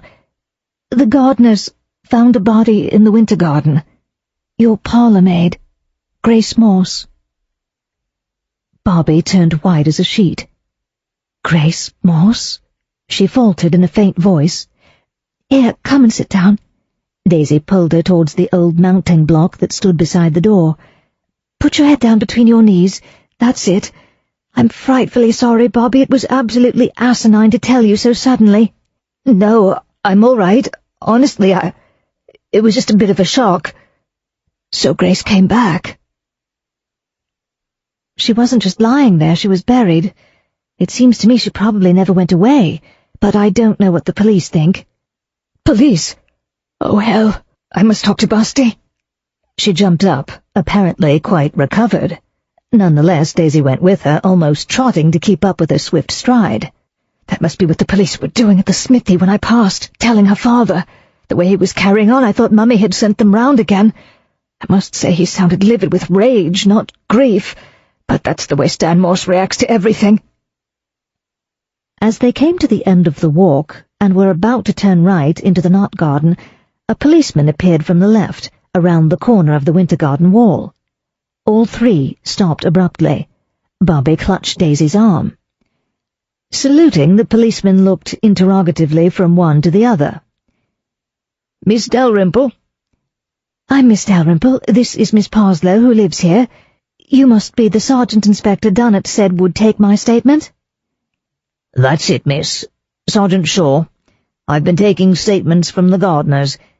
If I might have a word with you now, miss. And I'll be needing to see the secretary gentleman." "I'll find him for you. Daisy, tell Moody to show you to the Red Saloon." With that, Bobbie hurried on towards the house. Daisy and the sergeant followed more slowly. He was a heavy-set man, though not as stout as Alec Sergeant Tring, but Tom Tring walked as soft-footed as a cat, whereas Sergeant Shaw lumbered along at Daisy's side like a hippopotamus. On the other hand, Shaw's uniform was a definite improvement over Tring's deplorable taste in loud checks. Daisy liked Tom Tring, and she was prepared to like Sergeant Shaw, despite his charmless superior. At least he began on a more amiable note than Inspector Dunnett. "Nasty business, this, miss. Murder's bad enough, but murdering young girls is what I don't hold with." "It was a murder, then?" "Looks like it, miss. Dr. Sedgwick says she were hit on the head with a blunt instrument, hit from behind hard enough to crush her skull." Daisy shuddered, feeling sick. "She would have died at once?" "Died instant, miss. Never knew a thing." "I'm glad. At least not buried alive, thank heaven." One nightmare receded. "It's that young foreigner I'm sorry for, miss." "Foreigner?" "The gardener, Owen Morgan. It's knocked him for 6, all right. Seems he was walking out with her." Sergeant Shaw puffed up the steps of the terrace. "Course it could be they has a tiff and he ups and biffs her one." "Surely not." Her heart sank. From the first she had felt a deep sympathy for the unhappy Welshman. He was fearfully upset when he found her. "Well, he would be, miss, wouldn't he? Having to dig her up and all stands to reason. There's more murders is done for love nor money, mark my words, miss." Moody awaited them and directed them to the Red Saloon with an air of such reproachful despair that Daisy actually felt guilty. By now all the servants must know what had happened. Moody, like Lady Valeria, seemed to hold her responsible. She hoped the rest of the staff were more reasonable. As a change from panelling, the small room was papered in a dark red, with a thin gold stripe that did nothing to lessen the oppressive feel. Over the mantelpiece hung a grim Victorian painting of a battle scene dripping with gore. Daisy hurriedly turned her back on it. Bobbie must have chosen the room because of the convenience for the policeman of the elegant antique writing table under the window, if, indeed, she had been compos mentis enough at that moment for a logical choice, which Daisy wasn't at all sure of. Suddenly weary, she sank into the chair Sergeant Shaw placed by the desk for her. "You won't mind if I takes the weight off me feet, miss? It's easier for writing." Sitting down with a sigh of relief, he took his notebook from his jacket pocket. His tone became fatherly. "Now, not to worry, miss. It's all a matter of routine. Just tell me what you told the inspector. I'll write it down. Someone at the station will type it up, and then you'll be asked to sign that we got it down right what you said. If you'd spell your name for me first, please, miss." Laboriously he wrote it down. Daisy repeated her brief story, pausing between phrases as the sergeant's pencil crawled over the paper. Mr. Goodman had told Owen to show her the garden. She had noticed the dead bush. Bligh had told Owen to dig it up. She had returned from the house just as Owen uncovered the girl's face and identified her as Grace Morse. "And he was upset, would you say, this Owen Morgan?" "Dreadfully." She didn't want to recall the young gardener's terrible grief. "Mr. Goodman arrived then and asked me to telephone the police, so I came away. After I spoke to Inspector Dunnett, I sent a note to Sir Reginald." "Mr. Dunnett says there's no cause to trouble the family," said Sergeant Shaw hastily. "This here Mr. Goodman can tell us all we need about the deceased. Right, miss, that's it." "Will I have to give evidence at the inquest?"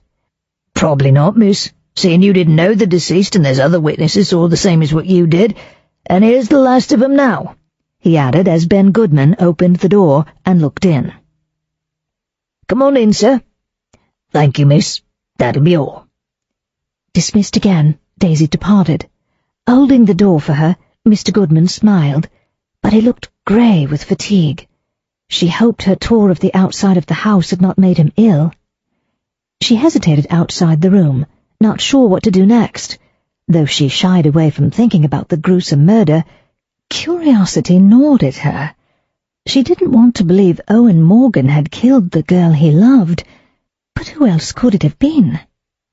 Money as a motive made no sense at all, parlour maids not being noted for affluence, nor did Grace sound like the sort of girl to make people hate her. Ted Roper, who surely had no axe to grind, had described Grace as fun-loving, and Sir Reginald had called her a cheerful child. Daisy wondered what her fellow servants had thought of her. Perhaps among them Owen had had a rival for Grace's affections. If Daisy were investigating, she'd start by talking to the servants. Inspector Dunnett didn't appear to have any intention of doing so. No doubt he was afraid of calling down Lady Valeria's wrath on his head. If Daisy were investigating, Alec's voice sounded inside her head. "Stay out of it, Daisy." The warning voice was drowned by her rumbling stomach. She had missed morning coffee, and she was ravenous. It must be nearly lunchtime. She'd go up to her room to wash her hands, and if she just happened to meet the lady's maid, Greg, well, it would be unfriendly not to have a word with her about the sad end of Grace Morse. A few minutes later she sat at the dressing table in her bedroom, brushing, recoiling, and pinning up her hair. She had noticed it loosening when she climbed down from the urn on the terrace, but then she'd forgotten about it, and it must have been drooping ever since. No wonder Inspector Dunnett had looked at her askance. Perhaps she really would have it bobbed when she went back to town. Short hair was much more practical, especially for a photographer. She hadn't bothered with powder or lipstick this morning, and she decided not to now. Bobbie hadn't for dinner last night. Quite likely she didn't even own any. The trouble was, Daisy thought, wrinkling her nose at herself in the glass, those freckles made her look so frightfully young. And there was the tiny mole by her mouth, but then powder never covered that properly anyway. "Miss," Greg came in. "Is there anything I can do for you?" The maid's eyes were red and her face blotchy. "Not at present, thanks. You've heard about Grace Morse, I take it. I'm so sorry. You must have known her well." "Yes, miss, she was at school with my sister, and then working here at the Hall. A merry creature she was, always looking on the bright side of things.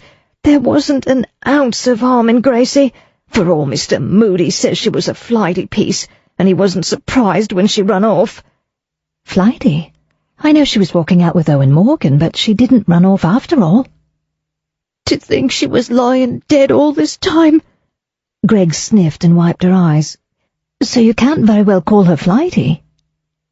"Well, it's true she had an eye to the young master. I'm not saying there was anything in it, mind." "A girl would have to be blind not to have an eye to Mr. Sebastian," said Daisy uneasily. Did Owen have still another rival? Had Sebastian been a passive object of admiration, or had he played a more active part? "He's handsomer than any film actor, isn't he, miss? And him gonna be Sir Sebastian one day. No wonder if poor Gracie had a head turned. Oh, there's the lunch gong, miss. Shall I show you the way?" "I think I can find it now, thank you, Greg."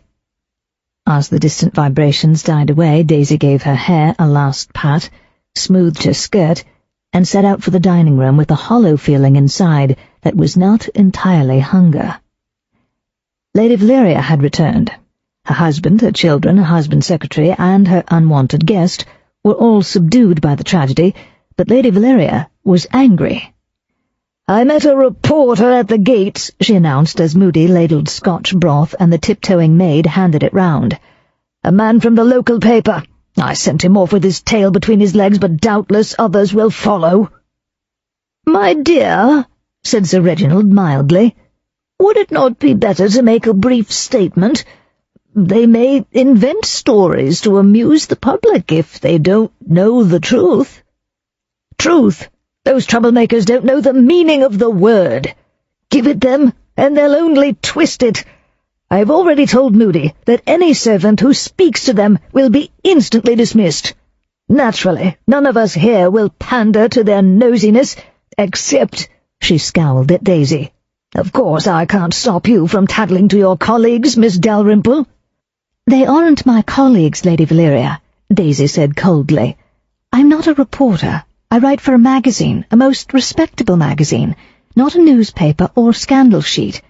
Nor am I in the habit of tattling to anyone. You may be sure that as a guest at Occles Hall, I shan't discuss your affairs with the press." Lady Valeria's sour look assured Daisy her words had hit their mark. As a guest, she'd shun the press, so her hostess was not likely to continue to press her to cut short her visit. She found something else to fume about instead. "Our affairs? The fact that it was on our property the silly girl died does not make it any affair of ours." From the corner of her eye, Daisy thought she saw Sebastian's hand move in what might be a gesture of protest, but when she glanced at him, he was languidly eating his soup. He seemed apathetic, as if in the aftermath of an emotional storm, though she had no way of knowing if that was the case. What had his relationship been with the dead girl? "I have spoken to that little man from the police," Lady Valeria went on. "Inspector Rennet, or whatever his name is. He quite understands that the family has nothing to contribute to his investigation. I see no need for any of us to attend the inquest, though unfortunately Mr. Goodman and 2 of the gardeners are required to give evidence." "I was told I may be called," Daisy said, interpreting the sergeant's "probably not" the way she chose. "A distressing prospect for any lady." Cheered by this dig, Lady Valeria changed the subject. The steak and kidney pie and the apple charlotte which followed were enlivened by a blow-by-blow account of her triumph over her incompetent fellow committee members. The rest spoke scarcely a word. After lunch, Ben Goodman offered to show Daisy over the interior of the house. She thought he still looked tired, and as the sun still shone, she wanted to photograph the courtyard and the back of the house, so she declined. "Tomorrow morning," she proposed. His lips quirked. "No hurry. Since you've persuaded Lady Valeria to let you stay indefinitely." Daisy managed to take her pictures without climbing on any more urns. Last of all, as the sun sank in the west, she returned to the winter garden and shot a few more snaps of Boreas. Not ideal conditions, but not too bad, she hoped. Even the most respectable magazine in the world might be glad to print a photo of a most respectable statue which happened to stand in a garden where a brutal murder had occurred. She kept her back to the trench. When she went in for afternoon tea, only Bobbie was there. They talked about photography. Daisy had the impression that Bobbie was on tenterhooks.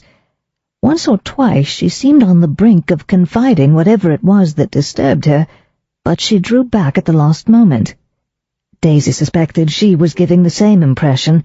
She was dying to talk about Grace, but her chief interest was in Sebastian's dealings with the dead girl. It wasn't the sort of subject one could put to a protective sister. After tea, Bobbie said she had some letters to write. Daisy decided she ought to write to her mother, her sister, and Lucy, in case they were worried by the reports that were bound to be in the newspapers tomorrow. She finished just in time to change for dinner. When she went down to the drawing-room, Ben Goodman was alone there. "I've been notified that the inquest will be tomorrow afternoon," he told her, "in the village hall." "They didn't inform me, so I suppose Inspector Dunnet doesn't want my evidence, but I shall go anyway." "I'll be glad to escort you, Miss Dalrymple." "Daisy, please. Thanks, I'd like to go with you. I've never been to an inquest. It'll be interesting. Though I must say I'd have liked to give evidence." "What an unusual young lady you are, Daisy." "Young woman. I have it on the best authority that any lady must find such a prospect distressing." Ben smiled. "It's good to see someone who isn't cowed by Lady Valeria." "I don't have to live with her," Daisy said diplomatically. Now she was on Christian name terms with him, she considered asking him about Sebastian and Grace. After all, he was an employee, not a member of the family. But Lady Valeria came in just then, and the moment passed. As far as Lady Valeria was concerned, the subject of Grace Morse was closed. Her name was not mentioned once. By the morning, Daisy had changed her mind about consulting Ben. It would be unfair to ask him to be disloyal to his employer's family. Also, his anxiety about Sebastian's reaction to Grace's death might suggest he was as concerned as Bobbie was to shield her brother, which, in turn, suggested there was a reason to shield him. Somehow she'd find out, Daisy vowed, since Inspector Dunnet had cravenly relinquished his duty to investigate. Not that she suspected Sebastian of murder, but so brutal a crime must not go unpunished, and no clue could safely be neglected. She neglected the whole affair that morning, however. Ben had dug up enough anecdotes to make the unexciting history of the house entertaining, and she wrote reams of notes. Then, after lunch, they set off together to walk down to the inquest. As they passed the smithy, two men hung with equipment were photographing the piles of scrap metal. The press had arrived. When she saw the crowd around the entrance to the village hall, Daisy was glad of Ben's company, but no one took any notice of them. The center of attention was a burly man, not tall but brawny, in oil-stained mechanic's dungarees.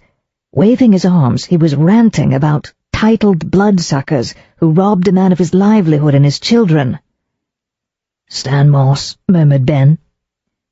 The blacksmith was surrounded by eager reporters. Village people stood about watching and listening, some scandalized, some nodding agreement, and not a few both. In one group, Daisy saw Ted Roper. Ben and Daisy slipped past and entered the barn-like wooden building with a stage at the far end. The village Bobbie, P.C. Rudge, directed Ben to the front row, and pointed out the public benches to Daisy. She went with Ben anyway and sat beside him on a hard chair not designed for human anatomy. Bly and Owen Morgan were already there, at the far end of the row. The old man looked stolidly ruminative, Owen forlorn, his face drawn and unhappy. Daisy's heart went out to him. She would have gone to speak to him if it weren't for Sergeant Shaw planted in the middle of the row, his bulk blocking the way. At a table on the left side of the stage sat a small grey man in a grey suit, presumably the coroner. He was talking to Inspector Dunnett and a plump gentleman Daisy recognized as Dr. Sedgwick. On the right side of the stage the jury benches began to fill with a solemn array of villagers, farmers, and tradesmen. The crowd from outside had been drifting into the gloomy, draughty room. Daisy glanced back and saw the gentlemen of the press rush in to squeeze into the back 2 rows set aside for them. Stan Moss came down the aisle as the doctor and Inspector Dunnett descended from the stage, and all 3 found places at the front. The coroner rapped on the table. The room quieted. The first witness called was Stan Moss. He identified the deceased as his daughter Grace and admitted he hadn't seen her since the 2nd week in December. No, he hadn't reported her missing. "Thought she'd gone off to make her fortune in London, didn't I?" he justified himself. "Never satisfied the young'uns these days, all this grumbling. Good luck to her, says I. Get yourself out from under them as thinks it 'cause they calls themselves gentry they can—" "Thank you, Mr. Morse, that will be all," said the coroner sharply. The blacksmith sat down, his sullen face resentful. Daisy couldn't blame the coroner for preventing a tirade, yet she wondered if he was as anxious as the police to avoid involving the Parslows. For all she knew, he was their solicitor. "Arthur Bligh?" He picked up a sheet of paper. "I have here your statement to the police," he said as the old man rose, shoulders hunched, his hat clutched in rheumatic hands. "You are head gardener at Occles Hall. You ordered your assistant Owen Morgan to dig up a border in the winter garden, and you were present while he dug and when he unearthed the deceased?" "Aye, that I were, Your Honour, Mr. Croner, sir.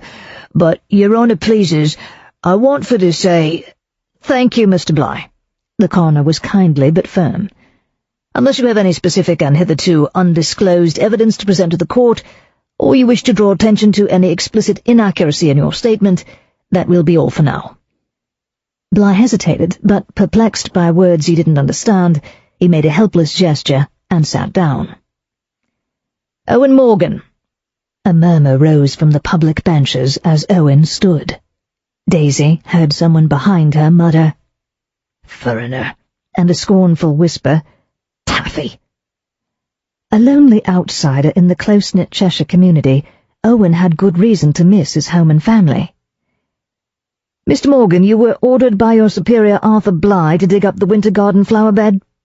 "Yes, sir," Owen responded in a low voice, listlessly. "You immediately recognized the deceased as Grace Morse?" "Yes, sir." "I understand you were, keeping company with the deceased before her disappearance?" "Yes, sir," almost inaudible. "How did you account for her sudden absence?" "I thought she'd run off to London, look you." His quiet answer was a cry of pain. "Dull she found it here, and the bright light she wanted, those there were—" "Thank you, Mr. Morgan," pronounced the inexorable coroner. Owen slumped in his seat and buried his face in his hands. Something nagged at Daisy's mind. Something Ted Roper had said? It faded as the coroner called on Ben. Stony-faced, plainer than ever, he gave his brief evidence. Grace Morse had failed to return after her weekly evening out on Wednesday, December 13. Lady Valeria had instructed him, should she reappear, to pay her whatever was owed and dismiss her. He had not set eyes on her again until he arrived at the winter garden yesterday, as the body was identified. After arranging for the police to be called, he had stayed to guard the body until they arrived. He sat down. Inspector Dunnett's impassive report added nothing new. Daisy's name remained unspoken, a delicate attention she did not appreciate. Her evidence was as good as any man's, if not better. "Dr. Sedgwick?" The plump doctor revelled in obscure medical terms, but not for nothing had Daisy worked in a hospital office during the war. The deceased had been buried for several weeks, greater precision being impossible after such a passage of time. Because of the cold winter weather and the winding sheet, the body was in an excellent state of preservation. As Sergeant Shaw had told Daisy, Grace had been hit on the back of the head with a blunt instrument, with enough force to crush her skull. An ordinary fall would be insufficient to produce the effect, and other injuries consonant with a fall from a height were absent. In fact, abrasions and contusions, scrapes and bruises, Daisy translated to herself, on the face, knees, and front of the body, suggested that the victim had fallen forward, either immediately before or immediately after death. Dr. Sedgwick paused for breath, and the coroner interrupted to summarize in layman's terms for the jury. "Is that correct, Doctor? Please continue." "The deceased," this time his pause was clearly for dramatic effect, "was 3 months pregnant." With a wordless roar, Stan Morse jumped to his feet and shook a fist like a ham at the doctor. An excited clamour rose from the public and press benches. The coroner rapped once on his table, gave up, and crossed the stage to speak to the jury. As the hubbub died down, he returned to his seat and gave 3 smart knocks. An expectant silence fell. "Gentlemen of the jury, have you considered your verdict?" The foreman stood up. "We have, sir, and we find murder by person or persons unknown." "Then I shall adjourn these proceedings for 2 weeks to allow the police to proceed with their inquiries." Apparently Daisy was not the only one to feel a sense of anticlimax. Subdued chatter accompanied a general movement out of the hall. Inspector Dunnett and Sergeant Shaw climbed the steps to the stage to talk to the coroner. Ben and Daisy followed the flock down the aisle to the door. Outside, people lingered, reluctant to return to their everyday affairs. Some of the press photographers were snapping a few shots in a desultory way. As Daisy emerged into daylight, a tall, loose-limbed figure detached itself from the mass. "Philip, what on earth are you doing here?" "Righto, old thing. I read about this beastly business in the paper this morning, and I thought I'd better toddle along and make sure you're bracing up. Hello, what's going on now?"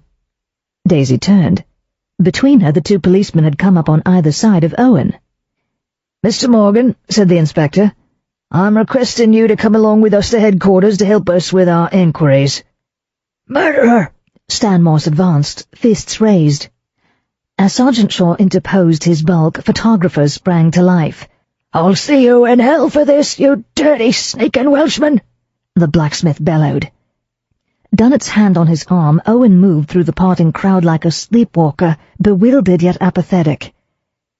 "Oh, well," said Philip. "If they've got their man already, I needn't have worried." "They haven't arrested him," Daisy protested. "Comes to the same thing, doesn't it? Watch those press chappies run. They know what's what." "Then they've got the wrong man," said Daisy fiercely. "Owen didn't do it. They made him a scapegoat." "Here, I say, old bean, no need to bite a fellow's head off." "No," Daisy admitted. "Sorry, Philip. It's that ghastly man Dunnett I'm mad at, and myself.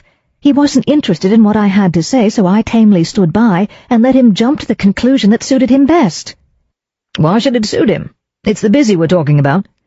"Inspector Dunnett," she said with loathing. "Why does it suit him to pinch that particular laddie?" "Because it lets the Parslows off scot-free and so saves him from Nemesis." "Nemesis?" asked Philip, puzzled. "Wasn't she that ghastly Greek female who turned people into stone?" "That's Medusa. She'll do even better for Lady Valeria." "She really is a battle-axe, eh? Look here, Daisy, I suppose you'd better tell me what this is all about." "If you don't mind, Phil, it would help me sort things out for myself." "Is there a tea shop in the village?" "I don't think Occles runs to such gaiety. I'll ask— Oh, where's Ben? I should have introduced him to you." "Ben?" "Sir Reginald's secretary, Ben Goodman. He had to give evidence, so I came down with him." "You call Sir Reginald's secretary Ben?" "It is no good frowning at me. He's a thoroughly good egg, and I like him, and I'll call him Ben if I choose. There he is, talking to the coroner. Oh dear, he looks worn to a thread. He was gassed in the war." "Was he? By Jove, poor devil. Expect I ought to offer to run him home in the bus." "Will you? He has a bad leg, too. I'll squeeze into the dicky, and we can go on into Whitbury for tea." This plan was adopted, except that Ben insisted on taking the dicky seat. On the way back through the village, after dropping him at the hall, they stopped at the Cheshire Cheese, and Philip booked a room. "Good job all those reporters are clearing out back to town," he said, referring to the Swift. "When I arrived there wasn't a room to be had, for love nor money." "They've gone?" Daisy pulled a wry face. "So they really believe the case is closed?" "Yes, and without giving them much to sink their teeth into. This morning's headlines were along the lines of 'Beauty's body buried in baronet's border' after that 'Gardener biffs parlour maid sweetheart.' It just hasn't come up to scratch." "If they print that, it'll be libel. He didn't." "And what makes you think not, old girl?" Philip shouted over the racket of the car as he speeded up on leaving the village. Daisy hung onto her hat. "I'll tell you when we get there," she yelled. 6. The small town of Whitbury boasted a genuine Cadena tea room. Over a pot of tea and hot-buttered toasted tea cakes, Daisy gathered her thoughts and for the first time put her misgivings into words. For a start, Owen loved Grace, and he wanted to marry her. He was absolutely miserable because he thought she'd run away. "And how the deuce do you know that?" Philip demanded. "He told me. He was showing me the winter garden, and we were talking about his family, and how lonely he was, far from home." Philip shook his smoothly neat, fair head in disbelief. "This assistant gardener, a total stranger, poured out his bally heart to you within minutes of meeting you?" "Well, he did," Daisy said defensively. "I don't suppose Dunnet would have believed it either, but I didn't even try to tell him because it didn't seem fair to expose Owen's private feelings. And worse, I didn't explain how that blasted bush got dug up in the first place. Did you hear the evidence?" "Most of it. The head gardener ordered your Welsh chappie to dig it up." "Yes, but only because Owen went to fetch him after inspecting the bush and finding it was dying. He could easily have passed it off to me as a late bloomer or something. And then he told Bligh his spade had hit an obstruction. I bet he could have got the bush out without ever mentioning it. Besides, what gardener would be fool enough to bury a body where it would kill plants and draw attention to itself?" "That's a point," Philip admitted.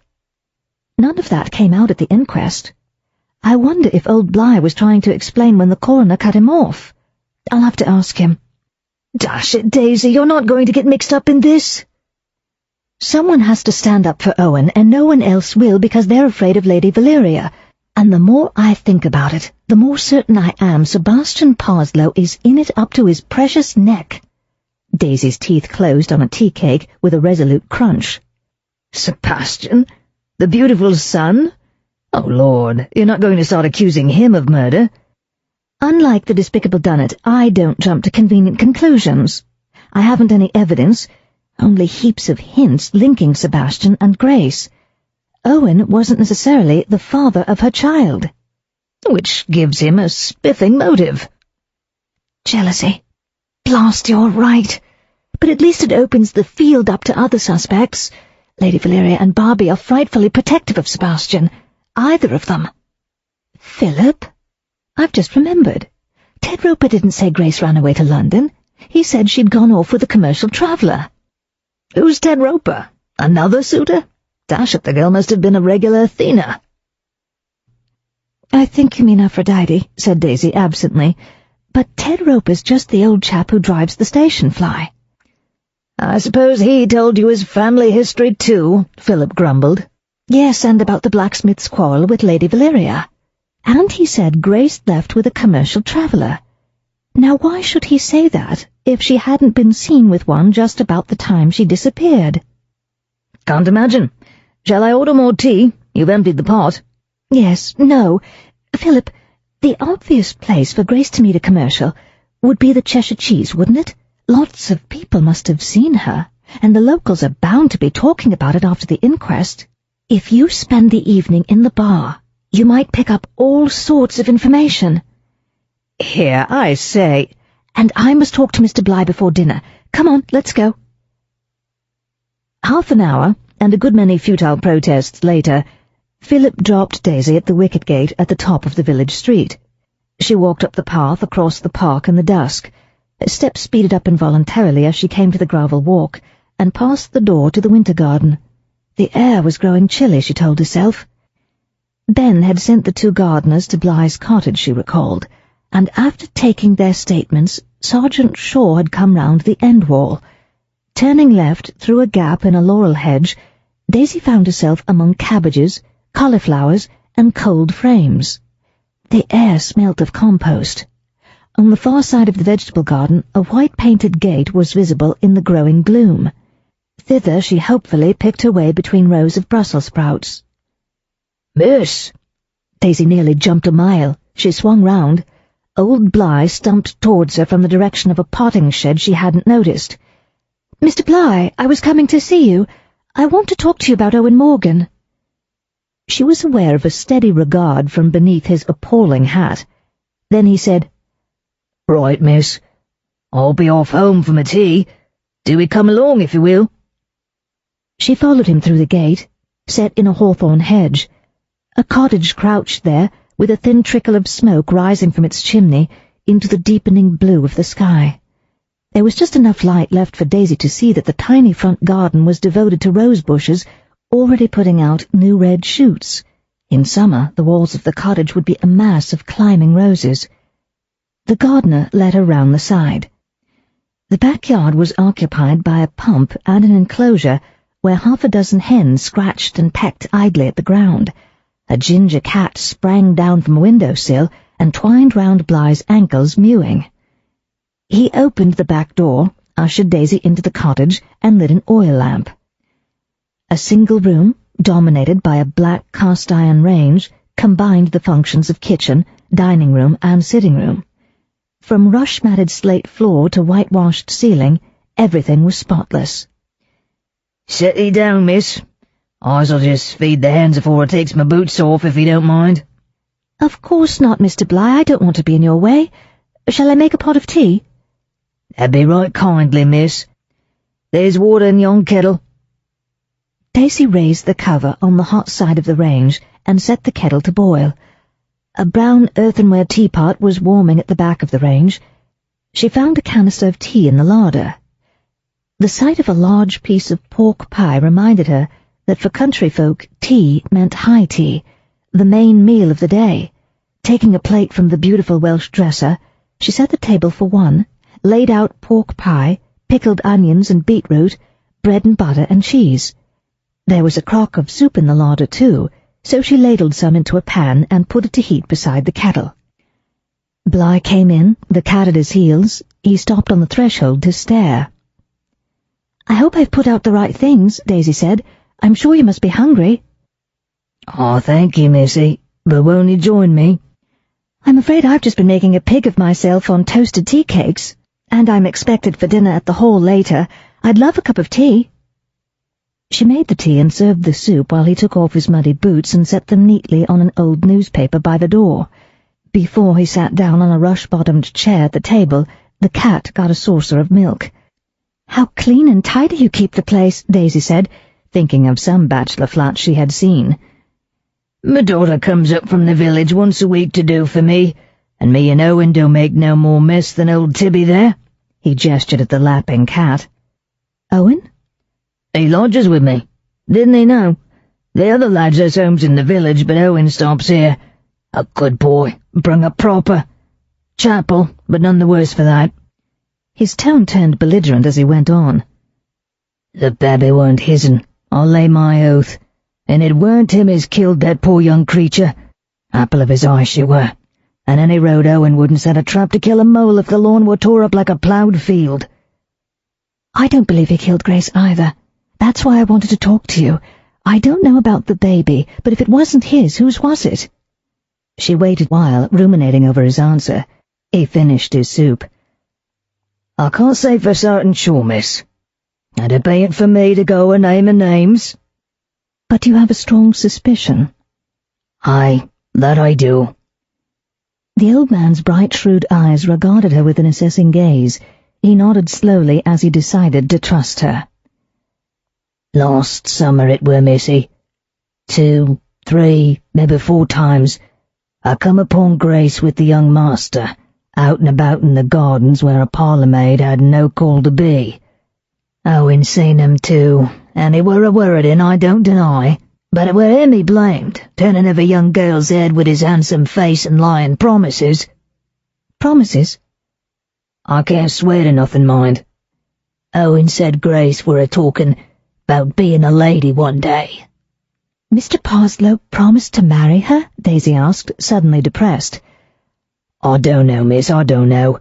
Any road, Owen thought she'd come to her senses and wed him as loved her in the end. He was saving up every penny. Did he know she was pregnant? Bligh's bent shoulders twitched in a shrug of impotent doubt. There was summat. The last days afore she disappeared, they were quieter than usual, and he bain't much of a talker best at times. But I mind him saying as it's not fair to damn a girl forever for one mistake. I see. Of course that could just mean he was finally certain she had succumbed to Mr. Parslow's advances. Why on earth did he fall for her? She were kind to him, miss, when others laughed at the way he talked. How lonely he must have been. Pondering what she had learned, Daisy worried her lip with her teeth. The trouble is there's nothing definite to tell Inspector Dunnet. He'll just put it all down as rumour and hearsay. Aye, miss, Bligh said sadly. Perhaps I can sow some doubts in his mind. At least I must make sure he realizes the body was only discovered because Owen drew attention to the dead Azalea. That's what I were trying to say to young Croner. Him making out digging were my notion. I thought so. Anyway, I'll do what I can. Thanks for your help, Mr. Bligh, and for the tea. She stood up. Here, you'll need a lantern to light your way. He took down a hurricane lamp from the hook by the door, lit it, and adjusted the flame. You'll tell me if there's aught I can do for the lad, missy. I will, I promise. Lamp in hand, Daisy walked swiftly towards the hall. Though the night air held a threat of frost before morning, it wasn't only the cold that made her shiver. She was afraid of Lady Valeria's ability to thwart any scrutiny of her family's involvement with Grace. Her ladyship wouldn't care if Emir Gardner was wrongfully condemned as long as her darling Sebastian was safe. Perhaps he had nothing to do with the murder, but the dastardly Dunnet wasn't even going to try to find out. The villagers didn't care about Owen, the foreigner. Any of them who knew anything would keep his mouth closed rather than risk offending Lady Valeria. They'd talk among themselves in the pub, though, about the commercial traveller, if not about Sebastian. The traveller, supposing Ted Roper hadn't invented him, might prove of vital importance. Had Philip taken seriously her request to listen in the bar tonight? She was very tempted to go down herself to the Cheshire Cheese after dinner. The trouble was, even in this modern age, a woman walking alone into a pub was looked at askance. Besides, since the inquest, everyone must know of her connection with Occles Hall, so her presence would make them wary. No, it simply wasn't on. She went up to her room and spent half an hour typing out the morning shorthand notes before changing for dinner. As she covered the typewriter and straightened her papers, Bobbie came in. "Owen Morgan's been arrested," she said gruffly. "No, only taken in for questioning." "Arrested and charged. The inspector just phoned." She moved to the chest of drawers and fidgeted with Daisy's brush and comb. "They must have found evidence that he did it, mustn't they?" "I don't believe it." Daisy was on the point of asking straight out what had gone on between Sebastian and Grace, when Bobbie interrupted with the obvious intention of changing the subject. "Ben says a friend of yours is staying in Occleswich." "Yes, Philip Petrie." A pang of guilt struck her. "Gosh, I'm afraid I've rather treated the hall as a hotel this afternoon. Too rude, especially when your mother's dying to see the last of me." "That's all right, Mummy doesn't know. The inquest was bound to delay your work, so she won't expect you to leave in the morning, and Daddy's still frightfully keen on showing you the dairy. Is Mr. Petrie a particular friend?" By the time Daisy had explained that Philip was a childhood rather than a particular friend, they had to rush to change. Another chance to question Bobbie was lost. Dinner was another uncomfortable meal, with Lady Valeria holding forth on the undesirability of hiring other than local servants, and Daisy holding her tongue with difficulty. She didn't want to have an outright row with her hostess, so that she had to leave Occles Hall. After dinner, she went to the telephone cubby and rang up Philip. "Have you heard anything useful?" she asked eagerly. "Dash it, old thing, I've just finished eating. Jolly good cheese your Sir Reginald makes, don't you know?" "Blast Sir Reginald's cheese!" "Oh, righto. I did catch a word or two before dinner about your—" "Don't say it on the phone." Remembering how quickly the press had arrived on the scene after her call to the Chester police, Daisy didn't trust the local exchange. She couldn't simply ring up Dunnet with her information. "Will you drive me into Chester tomorrow morning? I simply must, buy a new ink ribbon for my typewriter." "You and your writing!" Philip sounded vaguely bewildered by what he evidently regarded as an abrupt digression. "Yes, I'll take you." "Thanks, old dear, and you'll go on listening this evening?" Reluctantly he agreed, and Daisy returned to the drawing-room for coffee. Lady Valeria asked how her work was going. "Quite well," Daisy said. Crossing her fingers under the table, she went on. "Unfortunately, I need a new ink ribbon for my typewriter. A friend, who happens to be in the area, has offered to drive me into Chester in the morning to buy one." Suspicious of this fortuitous friend, Lady Valeria pursued enquiries with a zeal Inspector Dunnet would have done well to emulate. Her doubts were laid to rest when Daisy explained that, far from being a reporter, Philip was a younger son of Baron Petrie of Malvern. "You may invite Mr. Petrie to dine with us tomorrow," she said graciously. "I know his mother." Next morning Philip groaned when Daisy relayed this invitation. "I suppose I'll have to accept. The maid will consider it treason." The Swift raced down the drive. "Don't tell her. And there's no need to drive as if some frightful fiend does close behind you tread. I'd like to reach Chester in one piece. Well, what did you learn last night?" "I wish you'd drop that bally business." He slowed for the gates, turned into the lane, and picked up speed. "Then why are you taking me to Chester?" "For a typewriter To see the police?" He groaned again. "Hang it all, that's a rotten trick to play on a fellow." Soothing his lacerated sensibilities, Daisy managed to extract his bar gleanings. Grace had definitely talked at length with a commercial traveller shortly before her disappearance. He had treated her to either a half of shandy or a port and lemon, a subject of some controversy among patrons of the Cheshire cheese. Not one of the regular, well-known suppliers of the village shop. He was thought to be a Londoner. "And that's all," said Philip. "I'll be hanged if I'll go sleuthing to the point of asking nosy questions even for you." "That's enough," Daisy exclaimed. "Bless you, Phil. Even Dunnet will have to sit up and take notice." "I can't think how you failed to twist him round your little finger in the first place," he grumbled. "I might have if he wasn't scared stiff of Lady Valeria." "Speaking of whom, a fellow in the bar parlour last night was asking me about her. One of these long-haired poet chappies, but it turned out his brother is a man I know in the city. A downy bird, not like this fellow. He seemed a bit put out when I gave him the goods on Lady Valeria." "How odd. You'll come in with me to see the inspector, won't you? He may pay more attention to you than to me." "Righto," Philip agreed in a doubtful voice. When they reached Chester, they found a photography shop, and Daisy left a film to be developed and printed. "It has the pictures Ben took in the winter garden," she explained. "I want to see how they come out before I try to interest Inspector Dunnet in them. I'll develop the rest in Lucy's darkroom when I get home." They went on to the police station. The desk officer turned them over to Sergeant Shaw, who led them upstairs and along a corridor. "Is it true Owen Morgan's been arrested?" Daisy demanded. "That's right, miss. So you've got new information, have you? Can't say the inspector's going to be happy.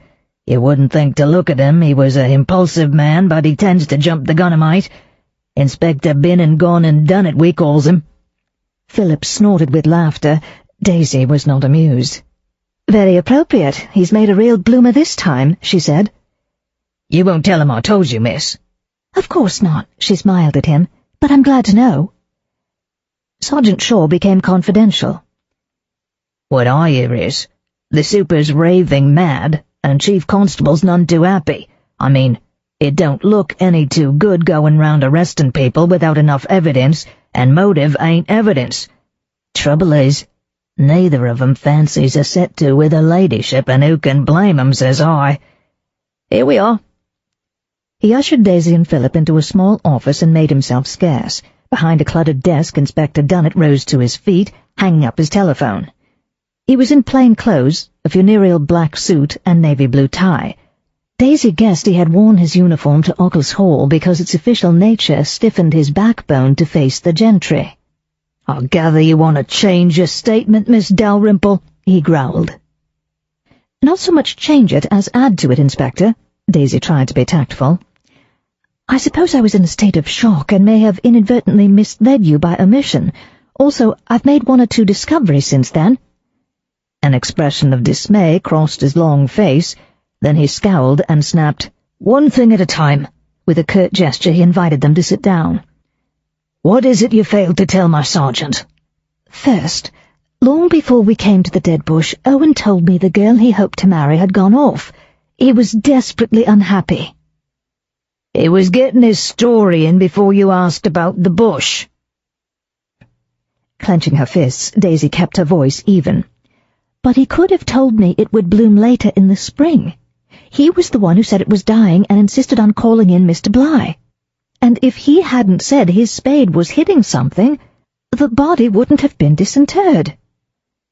"I'm afraid, miss, you don't understand the way a murderer's mind works," said Dunnett, with a cold sneer. "As often as not, they can't resist returning to the scene of the crime and poking around. And likely he'd be glad of witnesses to give him just the excuse you've provided." "But he was horribly upset when he found her." "You can be sorry someone's gone even if you bashed her head in." Daisy shuddered. Philip leaned forward, angry. "Look here, my good man," he said. "Miss Dalrymple's come forward to help the police. The least you can do is treat her politely and take her statement." "Yes, sir." The inspector's tone was wooden. "I'll have a new statement typed up, then Miss Dalrymple can sign it if you'll be good enough to return in an hour or so." He began to stand. "I'm not finished." Daisy wasn't going to let herself be dismissed yet again. "I'm pretty sure Grace Morse was having an affair with Sebastian Parslow, and the baby was his, not Owen Morgan's." Dunnett paled, but he said sarcastically, "Pretty sure, miss?" "You can hardly expect me to provide proof. You'll have to investigate and find out for yourself." "I'll thank you not to try to teach the police their business, miss. That sort of thing is hearsay, not admissible evidence. Still, Morgan may have believed it, which gives him another excellent motive. Jealousy. Now if that's all—" "It's not." She almost spat the words out. "Lots of people saw Grace in conversation with a stranger, a commercial traveller, at the village inn on the day she disappeared. They thought she had run off with him. You'll find plenty of witnesses if you can be bothered to ask." "Heard him talking about it myself," Philip loyally confirmed. "You can't ignore that." "Naturally, we shall have this man traced, sir," said Dunnett, stiff with annoyance. "If he exists. No one else has mentioned him, but I'll get the Occles Witch Constable onto it." Reaching for his telephone, he paused. "Unless you have any more startling revelations, miss?" "Not yet, Inspector." Daisy glowered at him as she stood up. "But you may be sure that I shall not allow anything I find out to be swept under the carpet." In fuming silence she marched along the passage and down the stairs and swept out of the police station, Philip trailing at her heels. On the pavement she stopped and turned to him. "I need a phone," she announced. "I'm going to ring up Alec. Detective Chief Inspector Fletcher of Scotland Yard won't kowtow to Lady Valeria Parslow." 7. Alec Fletcher's office in New Scotland Yard had a window overlooking the Thames. He rarely had time to admire the view, but today, after snatching a quick sandwich lunch in the canteen, he felt entitled to treat himself to a soothing 30 seconds of river and boats. In the past 2 days he had cleared up 2 major cases, a dark warehouse robbery gang he'd been working on for weeks, and a particularly nasty attempted murder. Of course, in the meantime the paper had been piling up on his desk, and on Sergeant Tring's, at right angles to his own. Tom Tring, mountainous in vivid blue and green checks, regarded the neat stacks with unmitigated loathing. With a sigh, Alec turned to his overflowing in-tray. He recognized the importance of paperwork, but that didn't mean he had to like it. The telephone on Tom's desk rang, and the sergeant picked up the receiver. As he listened, his eyebrows rose toward the shining dome of his head. "Put her through," he said. "Hello? Yes, miss, Tom Tring here. What can I do for you?" Again he listened. His little brown eyes began to twinkle, and his luxuriant grey walrus moustache quivered. Now what was amusing him? The distant, tinny female voice sounded vaguely familiar to Alec, but he couldn't make out the words. Sighing again, he initialed the paper in front of him and passed on to the next. "Yes, miss," said Tom in a grave voice. "I do think that's worth disturbing him for. Half a minute, I'll put you through." Openly grinning, he pressed the button that transferred the call to Alec's apparatus and put a meaty hand over his own mouthpiece. "Miss Dalrymple, Chief. Got a job for us." Alec groaned. He might have known Daisy couldn't find a murder on her doorstep without intervening, but this morning's headlines had reported the murderer arrested. What was she up to? As he lifted the receiver, he saw Tom switch his phone to an internal line and start talking. Then Daisy's voice was in his ear. "Alec, hello, Alec, are you there?" "Yes, Miss Dalrymple, Detective Chief Inspector Fletcher speaking." "Alec, don't Miss Dalrymple me. Oh, is Sergeant Tring in your office with you? Not that he'd care, but never mind all that. I haven't got an endless supply of sixpences. Alec, you simply must do something. They've arrested the wrong man." "In the Occles Hall case? That's Cheshire police business. Just hold your horses a moment and remember I can't interfere unless we're called in by the Chief Constable." I know. You needn't think I've rung you up on impulse. I was going to phone an hour ago, but Philip made me wait and think about it until after we've had lunch." "Philip?" "Philip Petrie. He read about the Occles Hall murder in the papers and drove up here because he thought I might need protection." "Brave man," said Alec, who was of the opinion that Daisy was more in need of protection from herself than from anyone else. "Well, you know what a sweet old chump he is. He doesn't understand I can look after myself, but he does agree that Inspector Dunnett isn't investigating properly." "Does he indeed?" Of course it took a strong man to stand out against Daisy's persuasive ways. "Yes, he does, and Dunnett's sergeant told us neither his superintendent nor the chief constable is satisfied with the arrest," she said triumphantly. "I still can't butt in." "And I've convinced Dunnett he has to trace a commercial traveller who's probably a Londoner, so they'll be forced to ask for your help." With considerable sympathy for Inspector Dunnett, Alec said, "It sounds as if they're doing everything they can." "Oh, no, they're not. They'll never ask the most important questions because they're all scared to death of Lady Valeria Parslow. That's why I want you to come. She won't frighten you." "I see." In spite of recognizing the persuasive wiles aimed now at him, Alec was gratified by her confidence in his ability to withstand pressure exerted by the upper classes. And after all, she had sorted out the Wentwater Court affair, though the result had been decidedly unorthodox. "Alec, there's an innocent man in prison. Blast, I'm running out of change." "All right, Daisy, you win. I can't promise anything, but I'll see what I can do." "Angel, I'll see you soon, Chief," she said, and rang off. He hung up the receiver, his face growing hot under Tom's quizzical gaze. "Don't say it," he warned. "She's got her head screwed on right," the sergeant reassured him, adding slyly, "even if she can talk the hind leg off a donkey. Been seeing a bit of her since Wentwater, eh, Chief?" Alec attempted nonchalance. "Once or twice, just to make sure she's all right. That was a nasty business for a delicately bred female to be mixed up in." "Delicate, ho!" Tom scoffed. "She's mixed herself up in a much nastier one this time. Pregnant parlour maid got her skull stove in by a boyfriend. Only our Miss Dalrymple don't believe it was a boyfriend, right? So whoever done it's still on the loose, and she's in the thick of it. Seems to me, Chief, she needs someone up there to keep an eye on her." "I can't just barge in," said Alec irritably, telling himself he couldn't possibly be jealous of that ass Petrie. "I reckon we can wrangle it. I just rang down and a request come in from Cheshire to trace a commercial named of George Brown, would you believe it? You're the super's blue-eyed boy right now."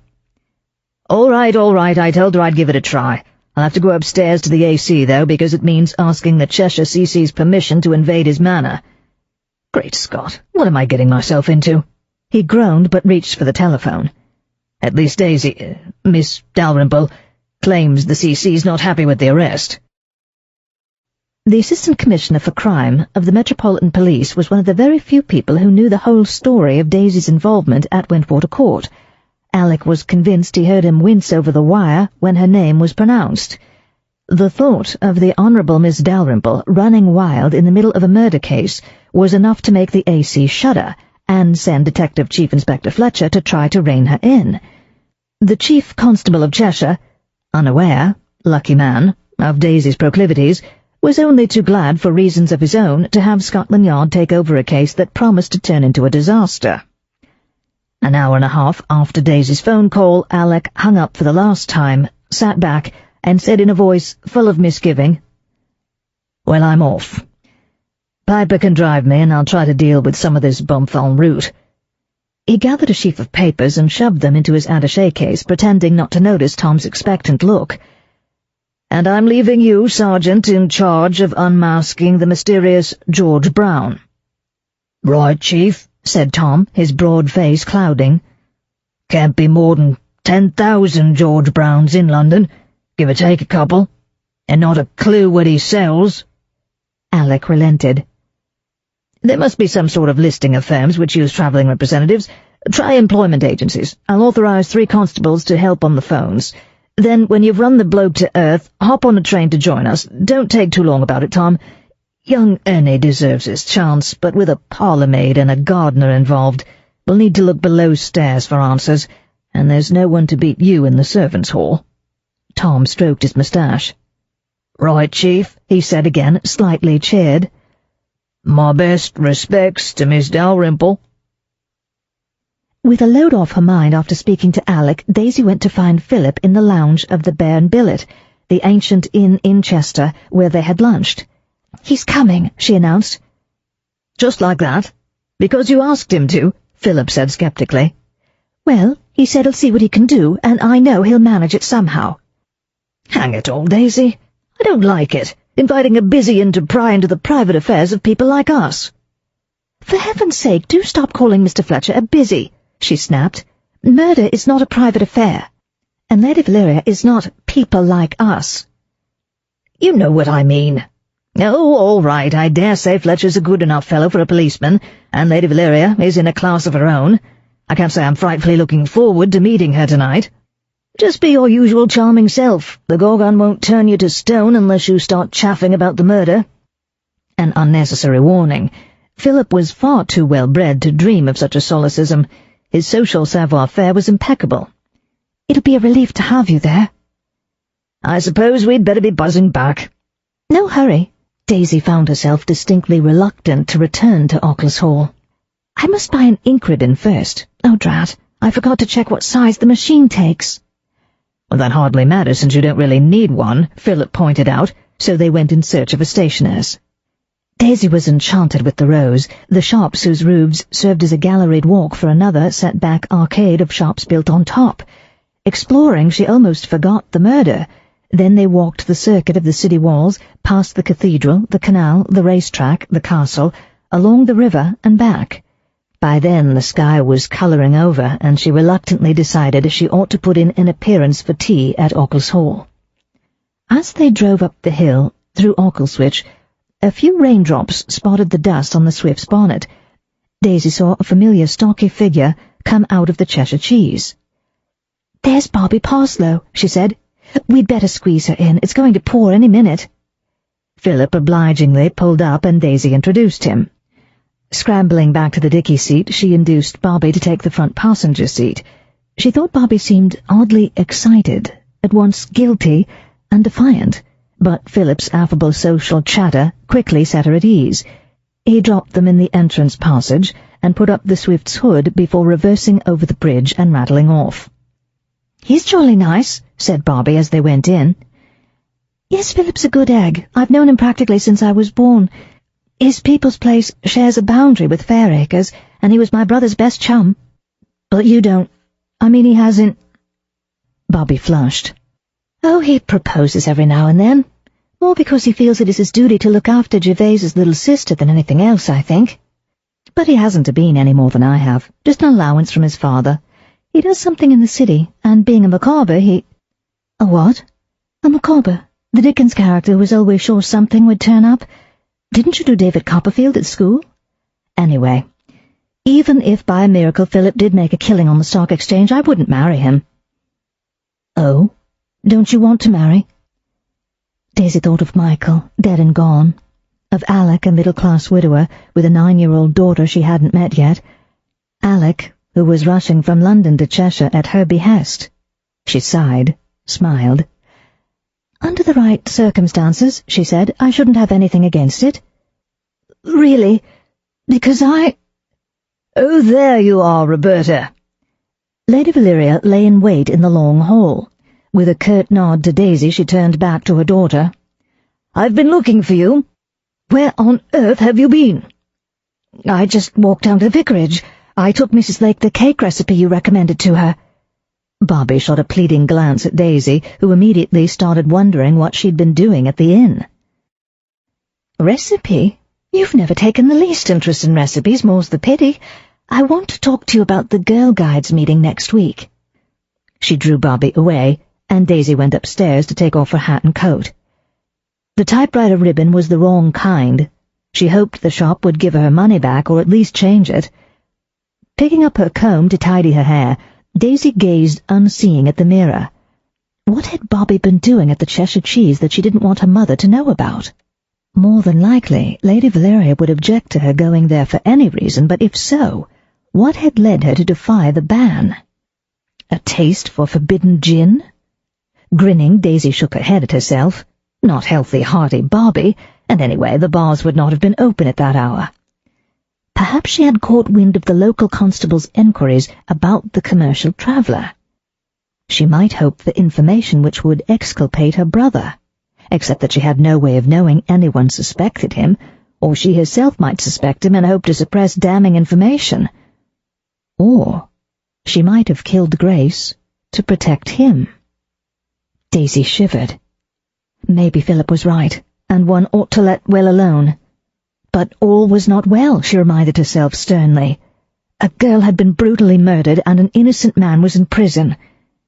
She squared her shoulders and reluctantly went down to tea. Everyone except Sir Reginald had gathered in the yellow parlour.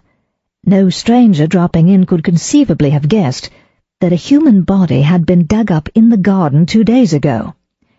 Lady Valeria and Bobbie continued to talk about the Girl Guides. Daisy gathered Bobbie was a troop leader, and Lady Valeria, naturally, headed some committee. Sebastian and Ben were in high spirits. They had been reading together about ruins on some of the smaller Greek islands, whose archaeological significance had not yet been investigated. Even Ithaca has scarcely been touched, Sebastian told Daisy enthusiastically. Schliemann only dug a trench or two. Think of it, Ulysses' own home. It little profits that an idle king, Daisy quoted, trying not to think of trench digging, by this still hearth among those barren crags. It's amazing how a poem learnt by heart years ago sticks in one's mind. I always liked that one. Tennyson's sequel to Homer, said Ben, grinning. Oh, Tennyson be blowed. Sebastian dismissed the late poet laureate with a wave of the hand. I don't suppose he ever actually saw the barren crags or even set foot in Greece. If you like, Sebastian, said his mother indulgently, we might consider going to Corfu next winter instead of the Riviera. I believe it's quite civilized. That would be a nice change, mater, Sebastian said in a colourless voice, and exchanged a glance with Ben. Daisy presumed there was little or no chance of Lady Valeria agreeing to take the secretary with them. However stunning, Sebastian could not be described as resolute or strong-willed. Was she crazy to think he might have murdered Grace? No. Though she simply could not imagine him planning so dire a deed, in a fit of temper. On the spur of the moment, anything was possible. After tea he challenged her to a game of backgammon. She hadn't played for some time, and when she went astray he reminded her of the rules with such charming good humour that she was overcome with guilt at the prospect of setting Alec onto him. Then he chivalrously let her win, which so annoyed her that she went up to change quite at loggerheads with him. Philip was not the only guest at dinner.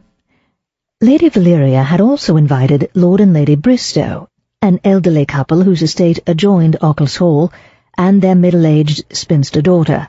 Not by a word did any of the three indicate an awareness of the recent shocking events.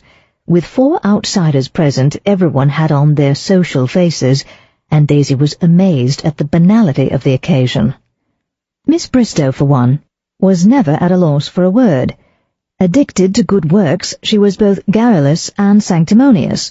Seated beside her at the table, Ben Goodman listened with admirable courtesy and patience, but he couldn't quite hide his relief when Bobbie claimed his attention.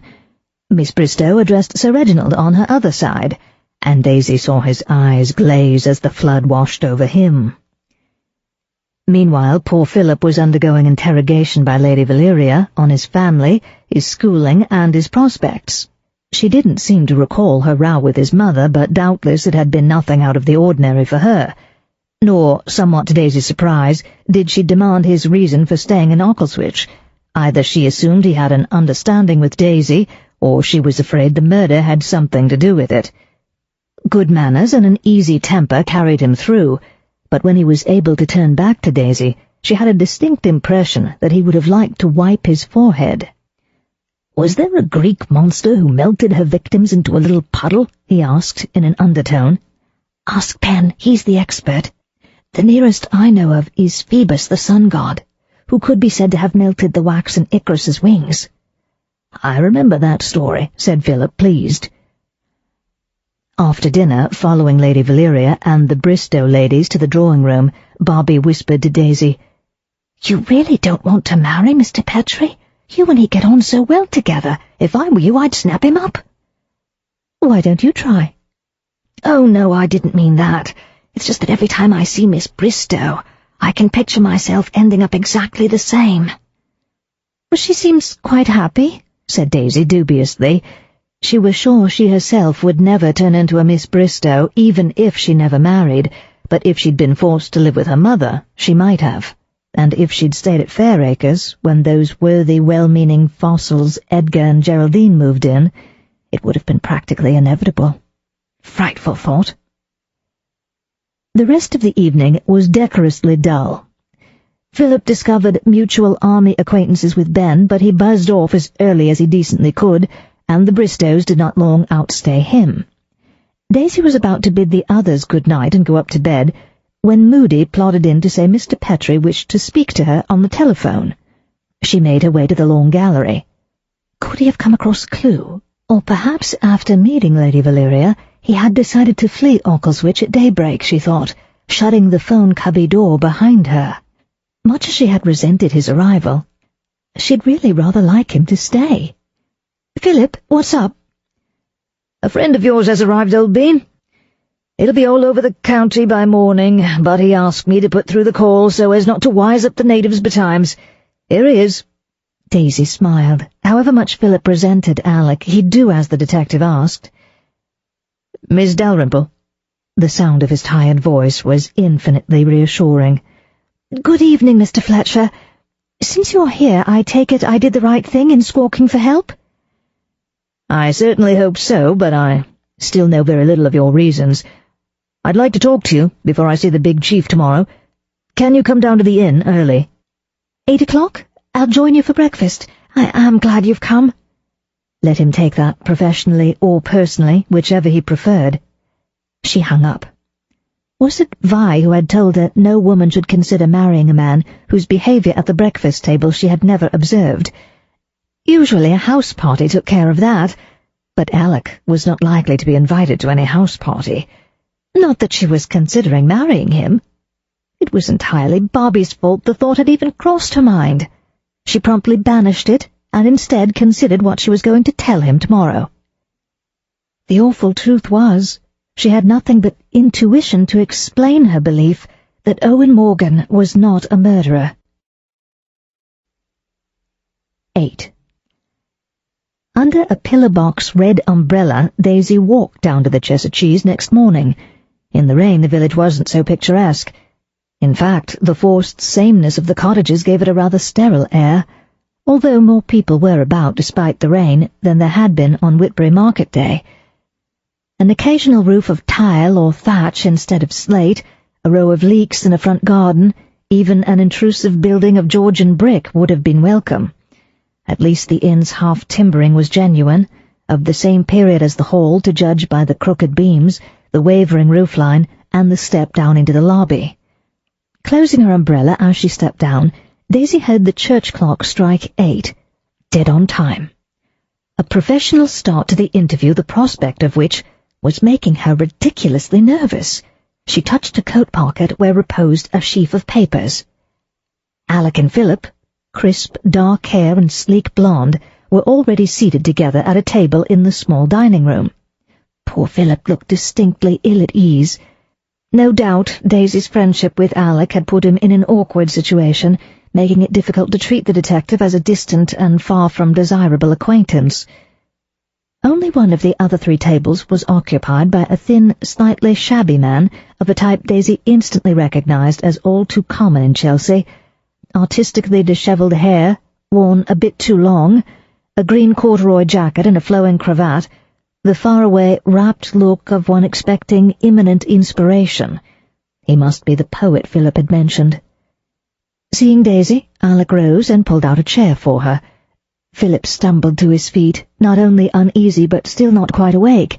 Alec, broader of shoulder though not so tall, was alert, his clear, observant grey eyes smiling at her as he bade her good morning.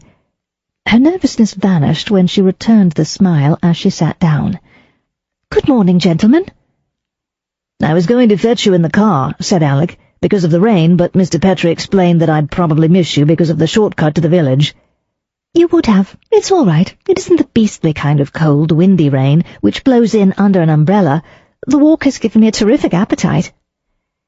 "They do a good breakfast here," Philip assured her, "though I don't usually get to it till an hour later." The peroxided girl, who had showed her to the dining room, came to take their orders. As she left, Daisy said to Alec, "Isn't Mr. Tring with you?" She bit back a giggle as she imagined Philip's face, had he been forced to breakfast with the vast sergeant. "Tom will be joining me later, only Piper's eating in the kitchen and, gossiping." With a slight movement of his head, Alec indicated the poet. "But no business till after breakfast," he said firmly. "By George, no," Philip agreed. "In fact, unless you want me to stick around, Daisy, I'll see if I can borrow a pair of dungarees and have a go at the old bus. She was making a dashed sinister noise when I drove down from the hall last night." "She always does." "A new noise," he said with dignity. "You do your own mechanical work?" Alec asked, surprised. He confessed that his Austin 7 was serviced by the police motor pool mechanics, fortunately, as he had no mechanical aptitude. Not that he had had any trouble with it yet, it was only a few months old. Nonetheless, he appeared happy to spend the rest of the meal discussing the quirks of the internal combustion engine and its various ancillary attachments. Daisy was bored stiff, but she observed Alec's low opinion of Philip rising a notch or 2.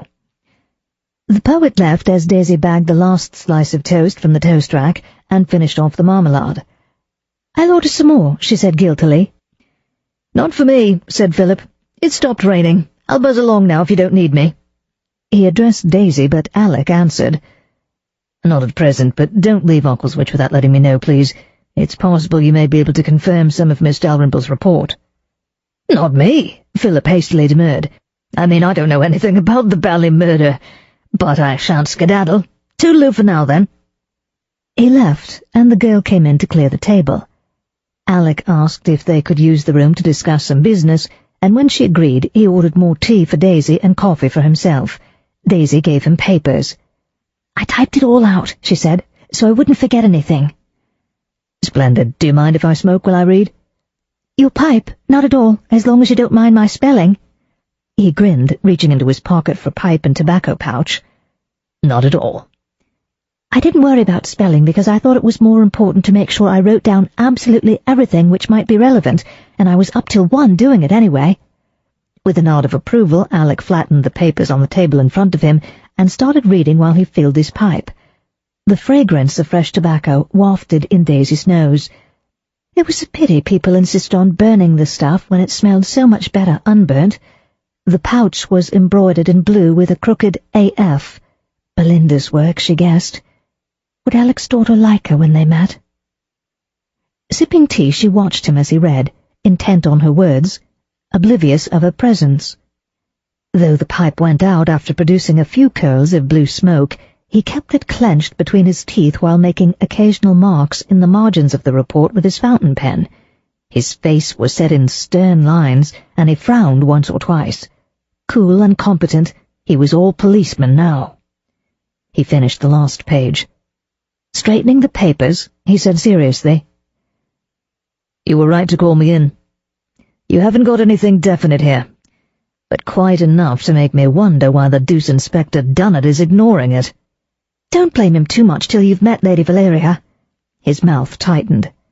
"Whatever she's like, it's no excuse for a policeman neglecting his duty, let alone for wrongful arrest. You do realize, though, don't you, that while there appears to be no real evidence against Morgan, nor is there any to clear him—" "I know, but we'll find something." "We? Daisy, you are absolutely not to interfere in this case." "I shan't interfere, I'll only help. You must admit it's quite different from last time. I have no sympathy for whoever murdered an innocent young girl." "Innocent," he said dryly. "She was unmarried and pregnant with at least 2 possible fathers for the child." "Oh, Alec, don't be a prude. She didn't do anyone but herself any harm." On the contrary, his lips twitched. She gave more than one person a lot of pleasure. "And don't be coarse," Daisy said severely. "I beg your pardon." His voice was grave, but those grey eyes laughed at her. Then he sobered and leafed through the papers. "I have 1 or 2 questions. First, who besides Mr. Goodman knew you were interested in the Winter Garden?" Daisy thought back. "The subject came up at breakfast. Bobbie was there, and Sebastian." "Neither of them, nor Goodman, made any attempt to dissuade you from visiting it?" "No, but it would have looked awfully odd if they had, unless all 3 were in it together. Wait, Sebastian came in later. I'm sure we talked about the gardens in general in his presence. I refused an invitation to ride with him because I wanted to take advantage of the sunshine, but I can't swear to mentioning the Winter Garden specifically." Alec made a note. "Now, Owen Morgan. It's a bit strange he should make a point of telling you about his girlfriend, that he wanted to marry her but she had deserted him." "It's not strange at all. He sounds very Welsh, you know. I asked him where he came from, which led to his family, which led to his being lonely here, which led quite naturally to the missing sweetheart." "I see. Well, I must interview him as soon as I've made my bow to the CC and my peace with the local coppers." "Can you get him out of prison?" "Probably, but he might be better off staying there." He flipped through her report. "You say here the girl's father threatened him?" "Because he thought Owen was the murderer." "Even if he's released, he'll still be under suspicion. Anyway, that's not a decision I can make until I've seen him." Consulting his wristwatch, Alec pushed back his chair. "I must go. I have an appointment with the CC in Chester." "Oh, I nearly forgot. Ben took some photos with my camera of the body in the trench." She wrinkled her nose in distaste at the memory. "It seemed like a good idea. I don't suppose they'll show anything useful, but if you want to pick them up in Chester, here's the receipt. Don't lose my pictures on the same roll." "I shouldn't dare." He pocketed the slip of paper. "Thanks. Unless something unexpected turns up, I'll see you this afternoon at Occles Hall." "I shouldn't dare." He pocketed the slip of paper. "Thanks. Unless something unexpected comes up, I'll see you this afternoon at Occles Hall. Daisy, you've done a good job, but don't go asking questions while I'm gone. You never know what you might stir up." "All right, I won't. If you promise not to cut me out of your investigation altogether." Alec sighed and shook his head. "I'll keep you abreast of things," he said, "though I ought to be hanged for it." Alec fetched his young constable Piper from the kitchen, and they went out to the gravelled yard at the back of the inn. Petrie was flat on his back under his aging silver-grey Swift, invisible but for 2 long legs and oil-stained blue dungarees too short for them. "Found the trouble?" Alec asked, striking a match and cupping his hands around the bowl of his pipe in an effort to relight it. "I think so." Petrie wiggled out, his hands filthy, a smear of oil on one cheek, and wisps of his usually slick hair sticking up all over. Alec liked him the better for his dishevelment. "There's a nut fallen off," he said, sitting up. "I hope Moss will have one that fits." "Moss, at the forge? The bereaved father?" "Yes, he lent me these dungarees. A good egg. He's got a load of bloody rubbish up there, but he swears he knows exactly where to find all the bits that might turn out to be useful. Good luck. You won't talk to him about anything to do with the case, will you? But if he should start on it, you might listen and remember." Petrie began to scowl, then changed his mind and grinned. "All right, Chief Inspector. At least it's good to know I'm not on your list of suspects this time." "You never seriously were, you know. Miss Dalrymple was quite convinced of your innocence, and Miss Dalrymple's convictions are damned persuasive." "They are, aren't they?" Petrie agreed. Alec drove to Chester. The Austin chummy bowled happily along the country lanes at a steady 35 miles an hour, while Ernie Piper reported on the Cheshire Cheese's kitchen gossip. Most of what the young detective constable had heard merely confirmed already known facts about the commercial traveller, Daisy's account of what Petrie had learned in the bar, plus the Occles constable's findings as passed on by his superiors to the Met. "That's not all, though, Chief," Piper announced importantly.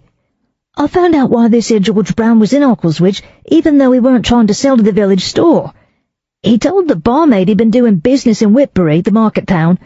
Someone there told him the village was worth a look, and the Cheshire Cheese was a good place to stay, so he decided to try it, being heading this direction anyways." "Well done. I'll ask the local people to make enquiries into Whitbury. The town can't be very big compared with London at least, so you may have saved the sergeant a lot of work." Piper's thin chest swelled with pride. "There's more, Chief. Seems he took a room for the night, but he didn't stay, which is why they all thought the girl had hopped it with him. So what I reckon is he done her in and then scarpered." "It's a nice theory, except that he was a stranger in these parts. How would he have known the winter garden was there to bury her in?" "Oh." Alec glanced at Piper's crestfallen face and consoled him. "It's not inconceivable. I shan't dismiss the possibility that he may have visited Occles Hall at some time for some reason." "Only then he'd have known about the village being pretty," said Piper gloomily. "Probably. Just remember, in detective work, recognizing the holes in your own theories is as important as coming up with them in the first place." Piper perked up. "Right, Chief.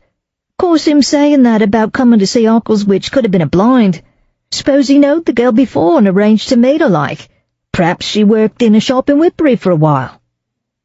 "It's worth checking. My impression is that she went straight from school into service at the Hall, but I don't know for certain." Alec was both amused and pleased by the young man's imaginative reasoning. He knew how difficult it was for the average constable on the beat to earn the coveted transfer to plainclothes branch. He himself, with a university degree, had entered the force expecting that transfer as a reward for the obligatory years on the beat. The war had interrupted the upward course, but a commission in the Royal Flying Corps and the DFC had not hurt his prospects. Piper, undereducated product of a board school, had had a tougher row to hoe, but with a helping hand he might go far. "Of course, it's possible the girl herself described the garden in arranging to meet him there for some reason," Alec conceded, adding, "But don't persuade yourself of George Brown's guilt to the point where you forget the other suspects." "I won't, Chief. At least we know this gardener chappie's in the clear." "We do?" "Miss Dalrymple says so." "Miss Dalrymple believes so," Alec laughed. "Don't mistake even Miss Dalrymple's beliefs for evidence." Piper blushed. "No, Chief. One more thing I heard in the kitchen, Chief," he hurried on. "All the family at Occles Hall suspects, aren't they? Seems Miss Roberta, that's what they call her, Miss Parslow she'd be. She's thick as thieves with that long-haired poet chap what's staying at the Cheshire Cheese." "Is she indeed? That is odd. According to Miss Dalrymple, Miss Parslow is the hardy, sporting outdoor type. She doesn't sound at all the sort to consort with long-haired poets." "Perhaps it's a disguise," said Piper eagerly, to Alec's relief failing to note his reliance on Daisy's description. "Or perhaps he knows something about the murder and he's blackmailing her." "I'll have to talk to him. You've done very well. Now, unless you have any more tidbits for me, let's have a bit of quiet while I think." For the next few miles he pondered not Piper's theories, but Dunnett's astounding incompetence. Within a few hours of arriving in Cheshire, a very junior detective constable had opened up new lines of investigation which the inspector should have followed up days ago. How on earth was Alec to handle the chief constable and superintendent without entirely alienating them and losing their cooperation? Before he had worked out an approach, they came to the River Dee and crossed the bridge into the city of Chester. Alec had visited and explored the ancient town while an undergraduate studying history at Manchester, so he felt less than his usual regret on arriving in an interesting place. His work had taken him all over the country, but he was better acquainted with the interiors of police stations than with historical sites. He gave Piper the receipt for Daisy's photos. "Pick these up," he said, "and wait for me at the desk at the station." "Right, Chief." On entering the Chester Police Headquarters, Alec was shown straight to the Chief Constable's office. Its furniture was upholstered in red leather, as was the CC himself. At least, the observable bit of him from collar to receding hairline. An ex-colonial civil servant recently appointed, he was inclined to be querulous about the differences in the administration of justice between Blighty and her overseas possessions. "A lot of claptrap," he snorted. "All those formalities, warrants, solicitors, habeas corpus, wrongful arrest. I say, Chief Inspector, have you met the Parslow woman yet? Frightful female, I give you my word, simply frightful.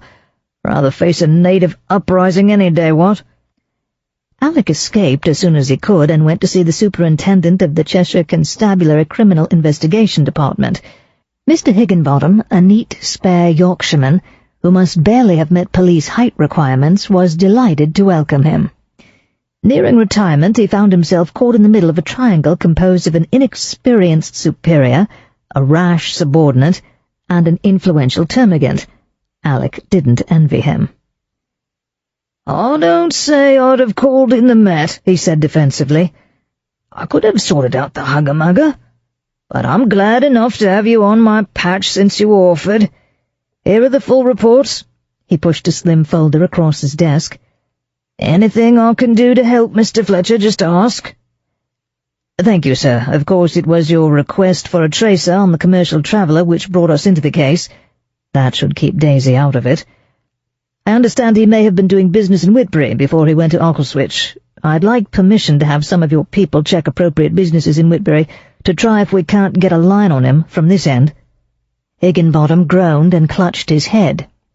"You've already discovered something, done it, missed.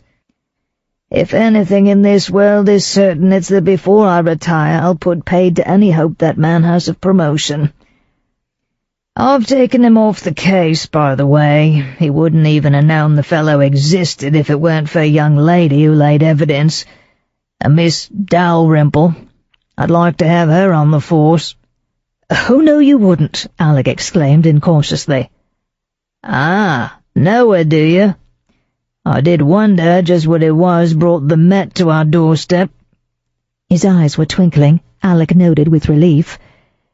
"Miss Dalrymple seems to be developing a bad habit of falling over bodies," he responded ruefully, "and shall we say, she has more respect for her notion of justice than for the forces of the law." "Not a bad thing in this case," said the superintendent, equally rueful. "But you might remind her that curiosity killed the cat. If the lad we have in custody is innocent, there's a killer out there." "I have pointed that out, though perhaps not in sufficiently forceful terms." "It'll bear repeating. Now I'll have some men put onto the Whitbury search. What else can I do for you?" "I'd like to speak to Owen Morgan, sir. He has a solicitor, I take it?" "No, he was offered one at public expense, but he refused. He won't say a word to anyone. I hope you'll have better luck. He'll come up before the Beaks on Monday, and unless there's some hard evidence by then we'll have to let him go, and the press will scrag us either for letting a murderer loose or for arresting the wrong man, either way." He shrugged. "Out of the frying pan, into the fire," said Alec with sympathy. The Met was by no means immune to such situations. He stood up. "I think that's all for the moment, sir." "I'll call down and have Morgan taken to an interview room." Higginbottom rose and shook Alec's hand. "You'll keep me informed?" And do try not to make my people look too bad." "Of course, sir." "Oh, one more thing. Do you know of any way George Brown could have been familiar with the Winter Garden?"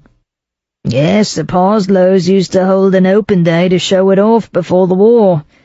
Always being postponed because of bad weather, and they haven't started up again since. That's the way you're looking, is it?" "I wouldn't go so far. It's not by any means the only line of inquiry I have to pursue." Higginbottom grimaced.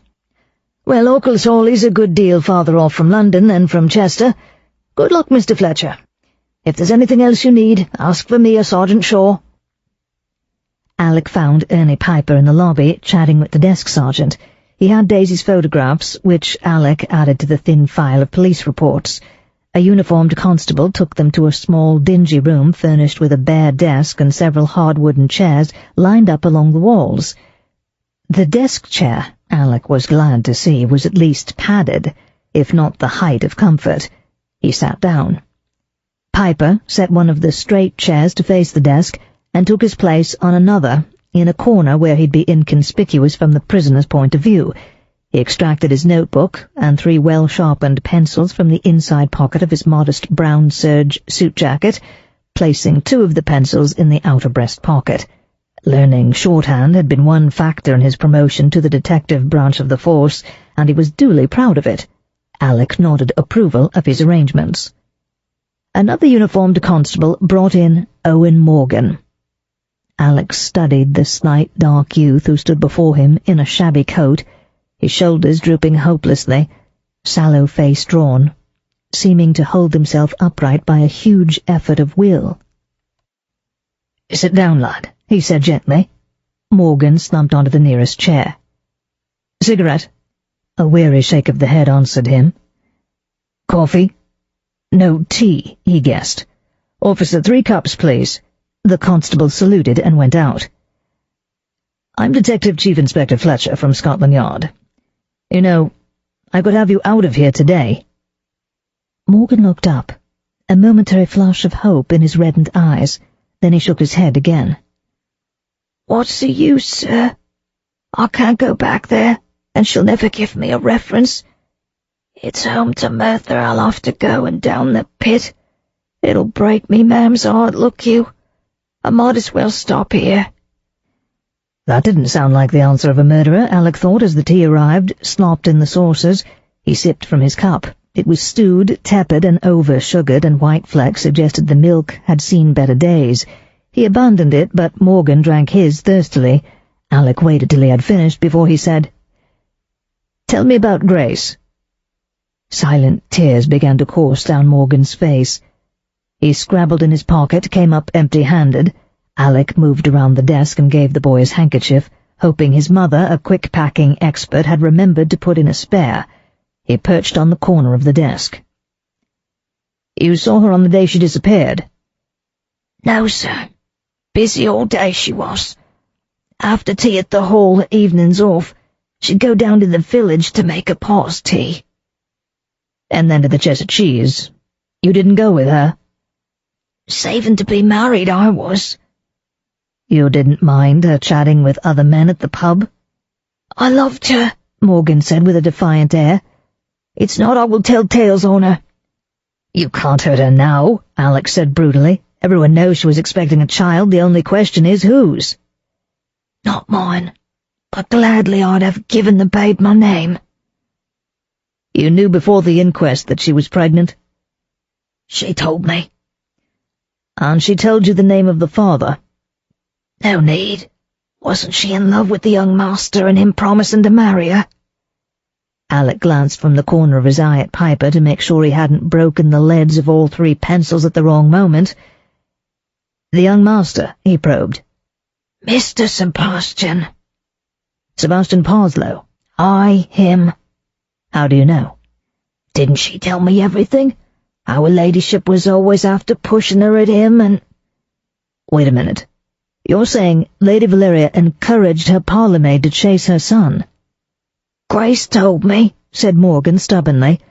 "Her ladyship ordered her to take up Mr. Sebastian's early morning tea because the housemaid was a silly girl who embarrassed him with her giggling.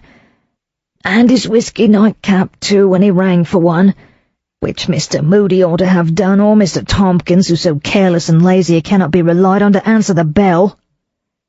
"Good Lord," Alex said, flummoxed. The only explanation that came to mind was that Grace had made up the story to excuse herself to a suitor. The boy was in full flood now, reticence forgotten. "And Grace thought it meant her ladyship liked her. She wouldn't believe me when I said her ladyship never let her precious son marry a servant, whatever he promised. You can't blame her, sir. With her pa after her, too." "You mean she told you her father also encouraged her to, sow her wild oats?" "All he cared about was making trouble for her ladyship," said Morgan bitterly. That, at least, was more explicable than Lady Valeria's behaviour, if hardly paternal. According to Daisy, Stanley Morse had a virulent grudge against Lady Valeria. He'd expect his daughter's affair with her son not only to cause trouble, but possibly to lead to a monetary settlement. On second thoughts, maybe Lady Valeria felt the same way about Grace's fall bringing trouble on her father.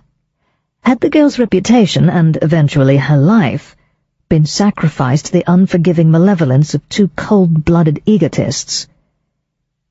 "But you said Grace was in love with Mr. Parslow." Morgan shrugged his thin shoulders in a gesture of helpless incomprehension at the mind of woman.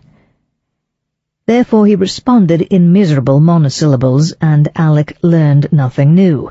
The unhappy gardener was conducted back to his cell. Had Lady Valeria and Stanley Morse between them pushed Grace into Parslow's bed? Alec was inclined to believe Owen Morgan, but most of what he'd said was pure hearsay, repeating what Grace had told him, and Grace was as far from beyond human enquiry as she was beyond human judgment. The Parslows, however, were not. Daisy was right, as usual. He was going to have to tackle Lady Valeria.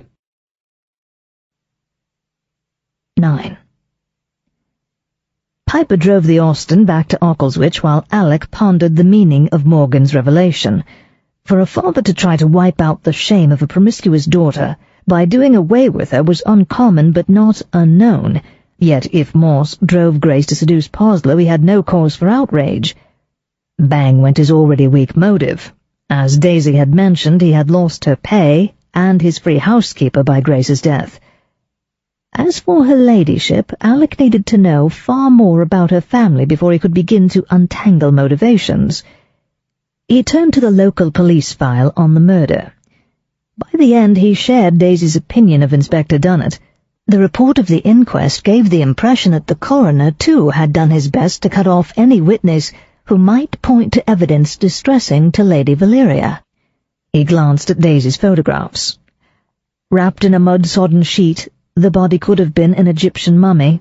Only the face was visible, well preserved, protected by the sheet and the winter's cold, according to the doctor, recognizable to those who knew her well. To a stranger, the slackness of death and time robbed it of all individuality. Grace was not there.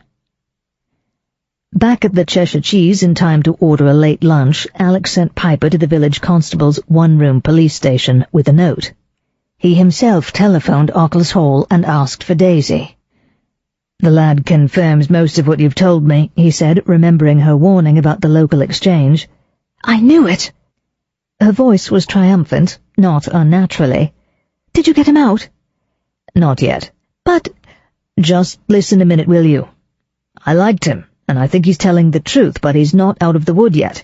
We still have only his word for it. Besides, he's no unhappier there than anywhere else, and he's sure he's lost his job." "Oh, dear, I expect he's right. I'll have to write to a few people and see what I can arrange." "Do. With luck, that would keep her out of trouble for a while. I'm coming up after I've had a bite to eat. Is everyone at home?" "No, you're in luck. She's popped off to one of her committees. I don't believe there's a committee in the country she doesn't run. She's not expected back till tea time, and the more you can do by then, the better. Oh, and my friend is out too. She didn't come in to lunch." "But the person I want most to see is there?" "Yes." The crackling sound coming over the wire might be a sigh. "I quite like him, you know, in spite of everything." "Daisy, someone did it. Alec expostulated. "I know, I shan't interfere." "Good, I'll see you later then, to bring you up to date. Cheerio." He hung up as Piper returned to report that P.C. Rudge was expected to return soon from his bicycle rounds. Mrs. Rudge promised to give him the note when he came in. They sat down to oxtail soup, an excellent cauliflower cheese, and a couple of pints of mild. No one else was in the dining room, so Alec was able to give Piper the instructions Tom Tring would not have needed. The young detective kept his notebook open beside his plate. "When we get to Occles Hall, I want you to talk to the servants," Alec said. "You won't be needing me to take notes, Chief?" Piper asked, disappointed. "It's more important to get to the staff before Lady Valeria realizes what we're up to and forbids them to speak to us." "Well, that'd be obstructing the police in the course of their duties." "Something tells me that will cut no ice with the ladyship. As it is, they may not be willing to talk about young Parslow or the rest of the family anyway, but see what you can do. What I want to know is what they were doing that evening, family and servants both, and whether anyone saw Grace up at the hall after she left here. With times, of course. Do we know what time she left?" "Around about 10 o'clock, Chief," Piper answered while scribbling reminders to himself. "The barmaid noticed because if Grace came at all, she always used to stay till closing time, past. She didn't have to be back at the hall till 11. Why did she leave early that night? She needn't do so to meet anyone resident at the hall. Had she arranged to meet someone in or near the Winter Garden? I wonder what the weather was like." "Someone'll know." "There's always the meteorological record. Even if it was too cold or wet for an outdoor rendezvous, perhaps someone walked her home, Morgan or maybe George Brown. We'll ask this evening whether he or anyone else left the bar at the same time she did." "I should have asked at breakfast, Chief." "Never mind, you can't think of everything. Let's see. Other servants may have had the day or evening off and gone down to the village. If so, ask whether they saw Morgan or any of the family, or Grace walking up the hill, alone or in company." "It's a long time to remember," Piper said doubtfully. "Your barmaid remembered the time, didn't she? With luck it would stick in their minds because Grace vanished, especially if she was seen with someone other than the stranger she was later reported to have left with. They'll surely at least remember whether she came in. So far we have no evidence as to whether she died soon after leaving the pub or later that night. Incidentally, ask whether she made a practice of returning to the hall on time, by 11 that is, and what time the doors are locked. Perhaps we can narrow the time still further." "Right, Chief." "Also, try to find out whether there were rivalries and jealousies between the girl and her fellow servants." Alec frowned. That was the sort of thing Tom was so good at ferreting out. He wished he hadn't left him behind. "Do your best, Ernie," he said. "Of course, Chief." The detective constable sounded injured. "And what about the outside men?" "Good point. If you have time, see the head gardener. You may have to hunt about the grounds for him." "It's raining again." "Then try potting sheds and greenhouses, though I imagine gardeners are out in all weathers, like policemen. Ask the same sort of questions, especially whether any of his underlings had an eye to Grace, and more particularly whether he saw or heard Morgan going out that night." "Right, Chief." And you'd better find out whether Grace went to work at Occles Hall straight from school. It's always difficult at first to work out what we need to ask about. After today's inquiries, we'll have a better idea of what line to follow, unless Miss Dalrymple is all at sea and Morgan turns out to be the obvious culprit." "She wouldn't never go that far wrong, Chief." "Well, we wouldn't be here if I wasn't inclined to trust her judgment," Alec agreed, amused. "This evening we'll see what we can pick up in the bars from the village people. I'd rather not go door to door if we can help it." He turned his head as heavy footsteps entered the room behind him. "Ah, Constable Rudge, I presume?" "Yes, sir, Chief Inspector, sir." The man saluting was the epitome of the country bobby as seen in innumerable melodramas, farces, and music hall skits. Middle-aged, ponderous, with a round red bovine face, he'd have got a laugh simply walking on stage at the Palladium before the audience heard his slow voice and thick local accent. Such men were the backbone of the law, Alec was well aware. Rudge would know everyone in his district, at least by sight. A stolen chicken, a pub brawl, a peeping Tom, 99 times out of 100 he'd resolve the matter without recourse to the courts. but to put him on a murder inquiry was ludicrous. "Thank you for coming so promptly, Constable. I didn't want to trespass on your patch without informing you," Alec introduced Piper. "Aught I can do to help Scotland Yard, sir?" Reg remained rigidly at attention. "I take it Chester lets you know we've been called in on the Moss murder. I'm hoping you might have observed the movements of some of the people we're interested in on the night in question." "Nay, sir. I looked it up in me book for yon sergeant from Chester. On the night in question, sir, I were out to Oakwood Farm. Mr. Simpkins, head cowman, he—" "So you saw nothing in the village?" Alec hastily interrupted. "Not a blessed thing, sir," the constable admitted with a heavy sigh. "But aught else I can do to help." "What was the weather like?" "Dry, sir, and mild for the time of year. When you rides a bicycle, you notices." "Yes, thanks. Have you got a typewriter? D.C. Piper may need to borrow it. That's all for now, but I may well call on you later." "Aye, sir. The wife generally knows whereabouts I be, sir." Alec dismissed him, entertained by Mrs. Rudge's obviously essential share in his work, whereas he himself felt guilty every time he discussed a case with Daisy. Of course, he wasn't married to Daisy, nor ever likely to be, however friendly she was. The daughter of a viscount, even if she did choose to earn her own living, and a middle-class copper, 10 years older, a widower with a child. Forget it, he told himself, swigging down the last drop of ale. Piper followed suit, and they went out to the Austin. A light but steady drizzle forced Alec to open the upper half of the windscreen to see the way as he drove up the hill. Nonetheless, as they passed the forge, the seats of 2 pairs of damp and oily dungarees presented themselves, the wearers' heads invisible beneath the bonnet of a silver-grey swift 2-seater. Petrie consulting Stan Morse. Daisy described the bereaved father as a frightful brute. Either a mutual interest in things mechanical made up to Petrie for any defects in Morse's character, or else more than a missing nut ailed the swift. At some point Alec would have to speak to Morse, though at present it was more urgent to see Parslow before his mother's return. It might be useful to have Petrie on good terms with the blacksmith. The high-spiked gates to Occles Hall were closed. Alec honked his horn, and an aged gatekeeper appeared at the door of the half-timbered lodge. "No reporters," he announced, and turned away. "Police," said Alec loudly. "Scotland Yard." The old man gaped.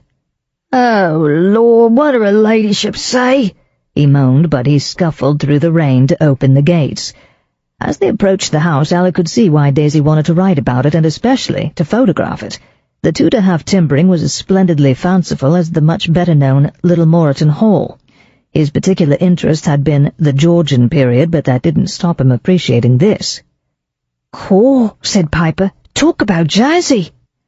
Laughing, Alec pulled up alongside the rain-wrinkled moat. They walked across the bridge into the tunnel under the gatehouse, and Piper rang the front doorbell. After a considerable wait, the door was opened by a bilious-looking butler who regarded them with dispirited disdain. "Scotland Yard." Alec knew how to deal with obstructive butlers. He moved inexorably across the threshold as he presented his identification card. "Detective Chief Inspector Fletcher. I'm investigating the murder of your parlour maid, Grace Morse. Your name?" The butler stared in dismay at the notebook and pencil which had appeared in Piper's hands. "Moody, sir. I can't take it upon myself to—" "Detective Constable Piper will be talking to the staff. I shall interview the family, beginning with Mr. Sebastian Parslow." "If you'll be so good as to wait here, sir, I'll see if Mr. Parslow is at home." Ignoring this, Alec and Piper followed Moody across the small panelled room and into another. The butler glanced back at the sound of their footsteps. His thin lips pursed, but he made no demur. He led them to a long room with windows all down one side and a multiplicity of doors leading off it. Stopping before one of these, he opened it and announced in doom-laden tones, "A policeman to see you, Mr. Sebastian." Thereupon he beat a hasty retreat with Piper at his heels. Alec stepped into a pleasant sitting room. Above waist-high wainscoting, the walls were hung with a golden-yellow brocade which made the room seem sunny. A small table in front of the fireplace bore a game of backgammon in progress, with Daisy seated on one side, smiling at him, and on the other— Why the hell hadn't Daisy warned him that Sebastian Parslow was a Greek statue come to life? No wonder Grace Morse had bestowed her favours. The wonder was that she had needed her father's and his mother's encouragement. No wonder Daisy quite liked him in spite of everything. What woman could resist him? There they sat at the backgammon like Ferdinand and Miranda over their game of chess, and Alec had less than no right to be jealous. He was going to have to be extraordinarily careful to treat the young man fairly. The colour in Parslow's face drained, leaving, in truth, the cold white perfection of marble, save for blue eyes and golden hair. He pushed back his chair and stood up, leaning with one hand on the table. "Yes?" "Detective Chief Inspector Fletcher, Scotland Yard. I have 1 or 2 questions to ask you, sir, regarding the death of Grace Morse."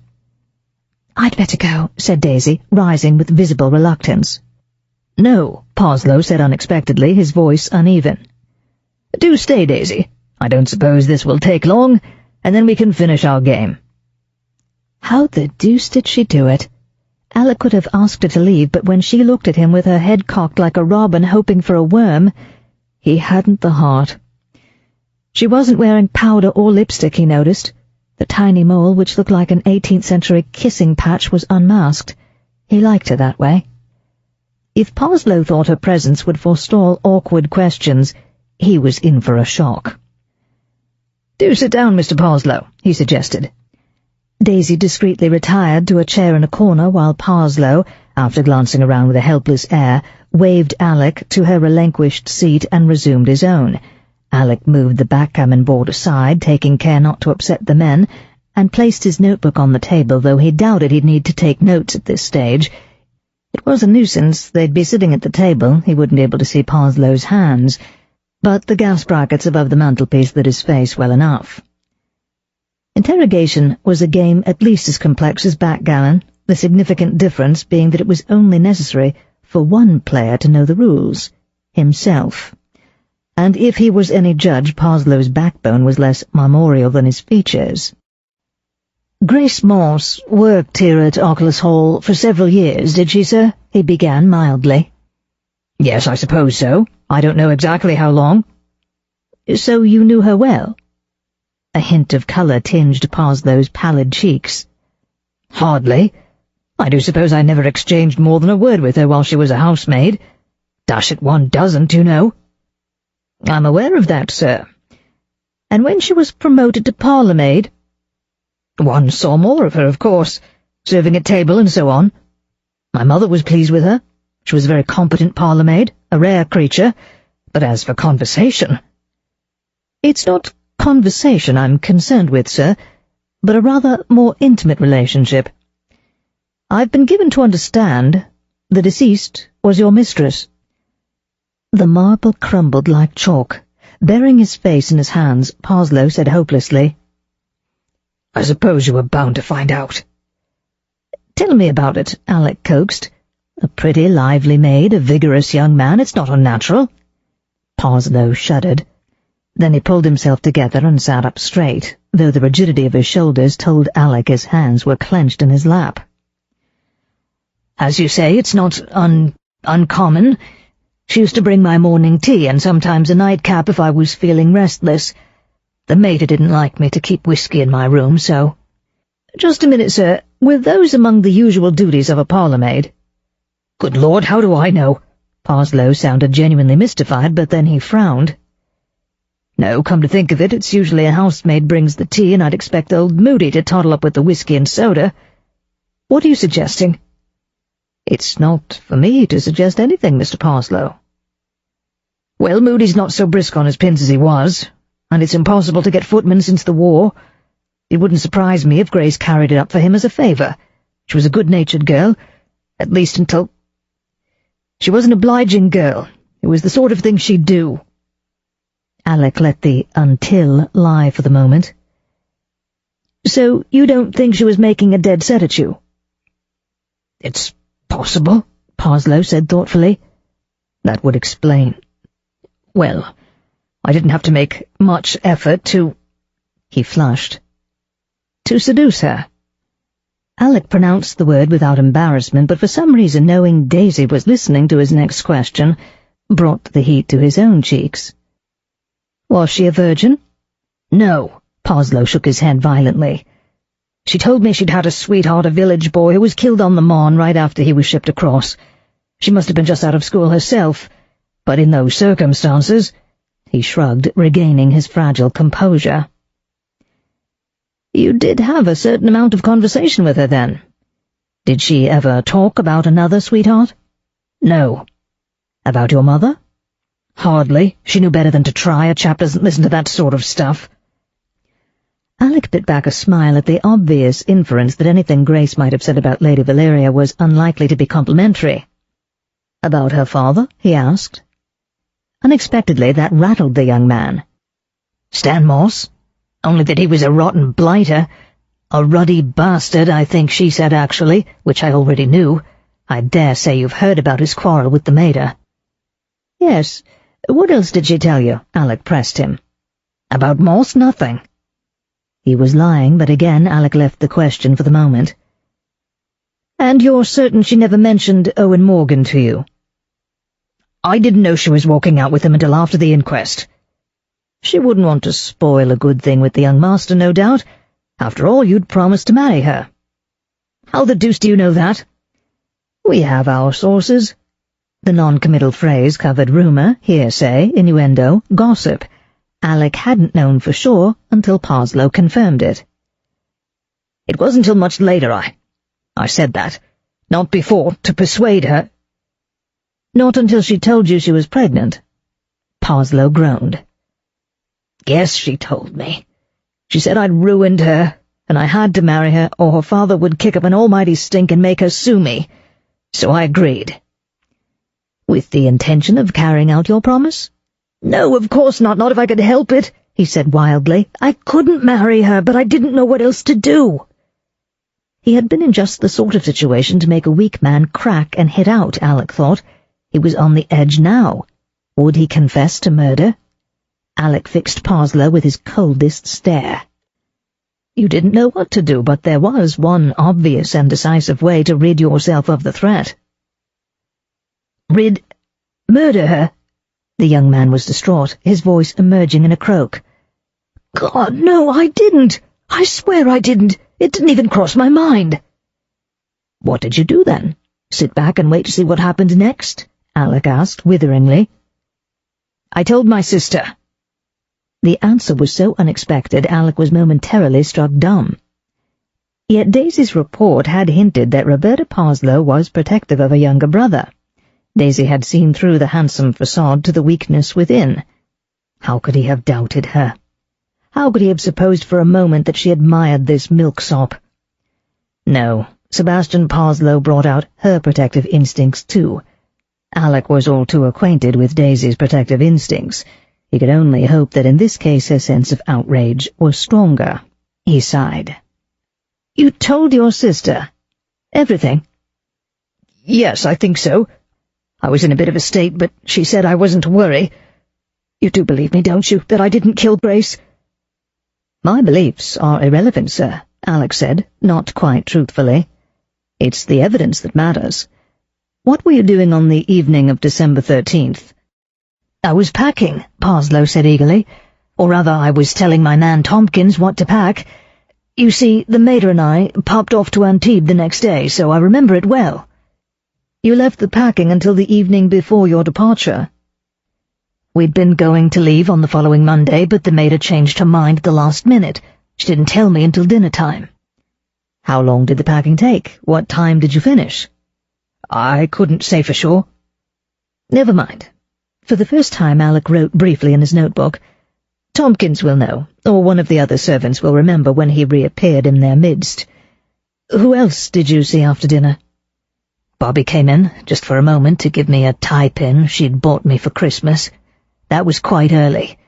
Then, later on, after the packing was done, I went along to the mater's room to say good-night. What time was that, do you remember? 11:30, thereabouts. I'd already climbed into my pyjamas. He was being evasive about something, Alec was sure. Lady Valeria was in her room. Oh, yes. Dressed for bed? Parslow shrugged. I don't recall. Your parents have separate rooms? Since I was a child. You didn't go to wish your father good night? He'd have been asleep long before that. The pater gets up at the crack of dawn to see his jolly old cows milked. Ah. Did you see anyone else? Not that I recall. Again he was evasive, not meeting Alec's eyes. Not even a servant? You didn't ring for a nightcap? No, I was tired and ready to sleep without one. I didn't see anyone, let alone her. So the next morning you went off to the Riviera, safe from Grace's demands. You simply put the episode behind you. That's right, and when we came back I heard she had cleared out to London to the bright lights. Let me get this straight. You informed your sister of the mess you were in. She advised you not to worry. So you left the country trusting her to cope with the situation during your absence. I would have. She's a dashed good sort, Bobbie, and not one to stand any nonsense. But while we were talking about it, my mother came in and...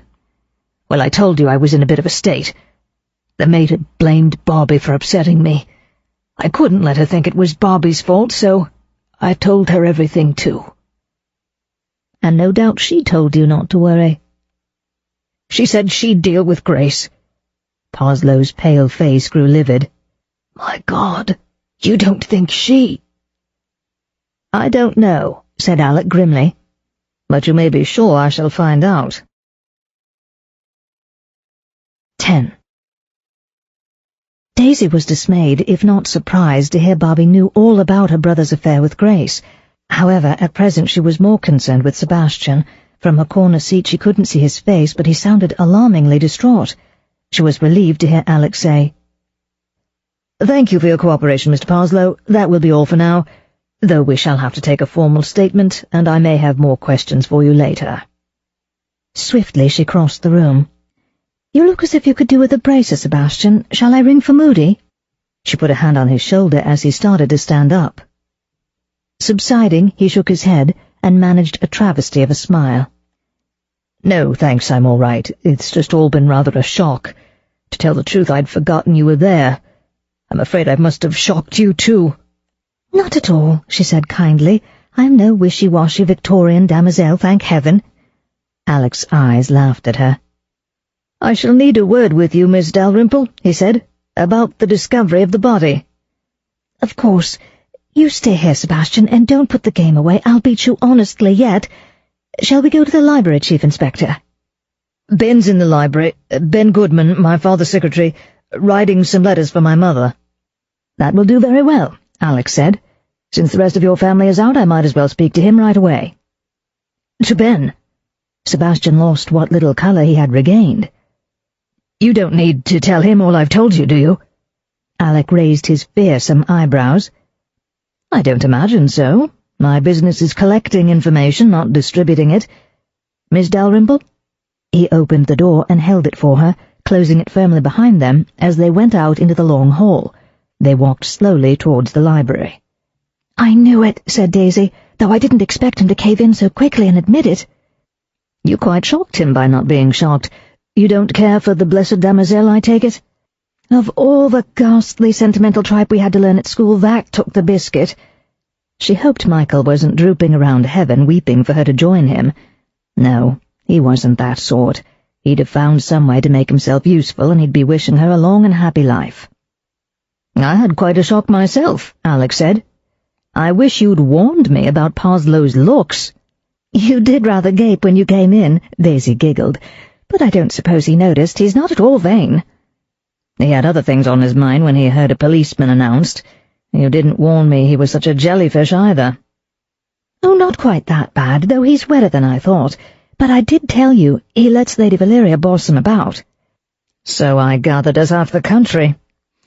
And that Bobbie tries to protect him. Ben, too. Can he possibly believe Goodman doesn't know Grace was his mistress? Daisy frowned. I don't see how he can. Ben was so particular about being the one to break the news to him of Grace's death. I expect he meant he didn't want Ben to know all that beastly stuff about her trying to force him to marry her and running to Bobbie for help and his mother being involved. They're friends, but after all, Ben is his father's employee. True. Could Miss Parslow or Lady Valeria have killed Grace? Physically, yes, as far as character is concerned, Daisy grimaced.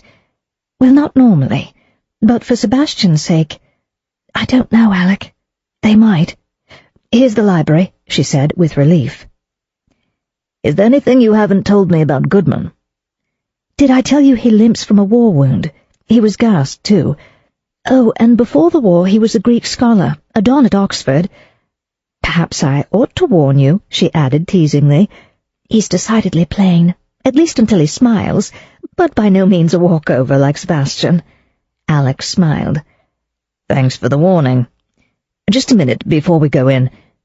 Do you want to keep it a secret that we've met before? No, that would be frightfully bad form. Oh dear, we didn't tell Sebastian, did we? I'll have to explain to him later. Leave it to me, Alec said firmly, and reached for the door handle. Wait. Once they know, it's going to be harder than ever to stay on here. I've been putting off inspecting Sir Reginald's dairy, but I can't use that as an excuse forever. I'd much rather you were out of it. Outraged, Daisy glared at him. How can you say that when I called you in the first place, and gave you practically all the information you possess? Alternatively stated, you embroiled me in this mess.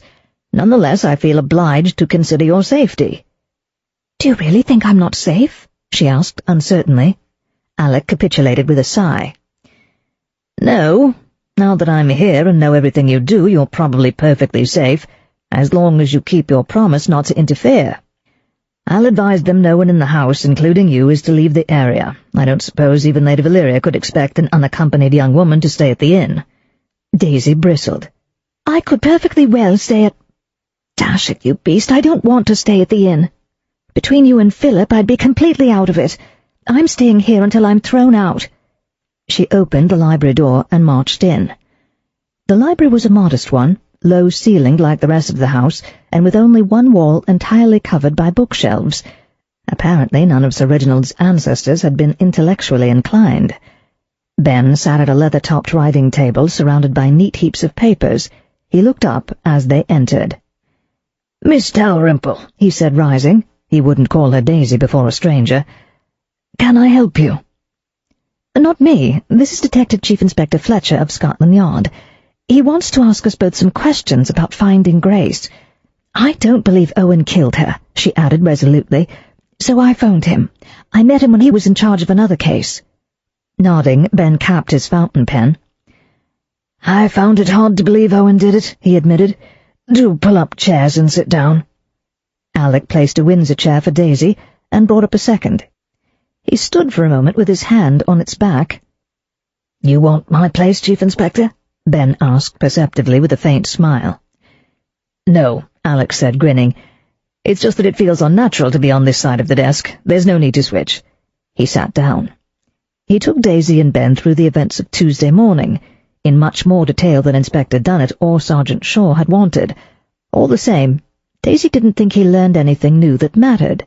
Reaching the point where Dunnett had dismissed Ben from the Winter Garden, Alec said, "I suppose I'll have to go and inspect the place sometime," and he glanced with distaste at the windows. Rain streamed down the diamond panes. "Thank you for taking the photographs, by the way."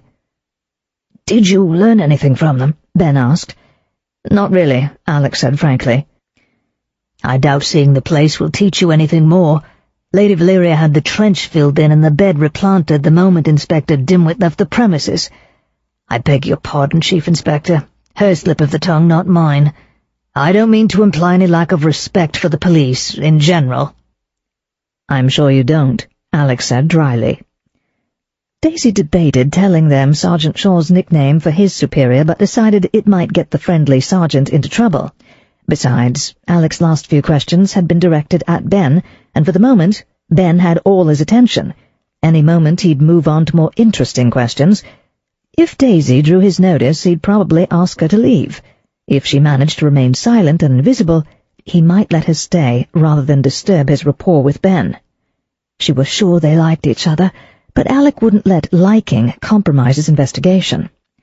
I may have to have the flower bed dug up again, Alec went on, or even the entire garden, but it can wait. Any buried clues aren't going anywhere. Now, to return to the night, we must assume Grace Morse was killed the 13th December last.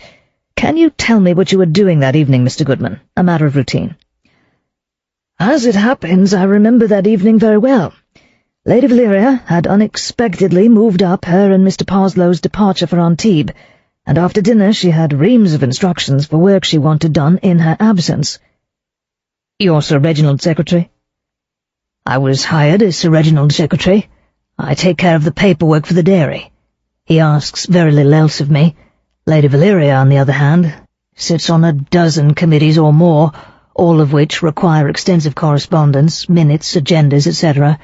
I also handle the household accounts, that is, paying tradesmen and servants and so on. I see. Just clarifying. So you spent the entire evening with Lady Valeria? Daisy was disappointed. That is, she was glad Ben had an alibi, not that he needed one, but sorry Lady Valeria was equally cleared.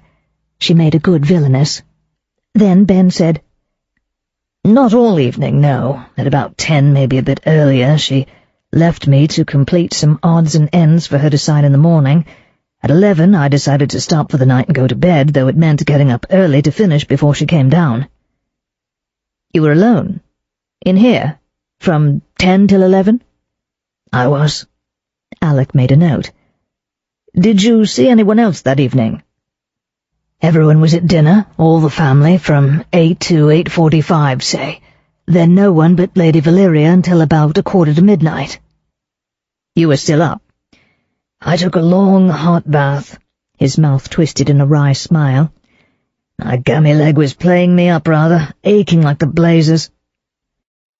The war, where did you catch it? On the Somme. Was there anywhere else? I certainly spent a lot of time flying over it. I was a spotter. Well, it wasn't all fun on the ground. In it, rather. But you couldn't have paid me enough to get me up in one of those canvas and piano wire crates. It had its interesting moments, Alec acknowledged. But back to business, I'm afraid. Whom did you see at 11:45?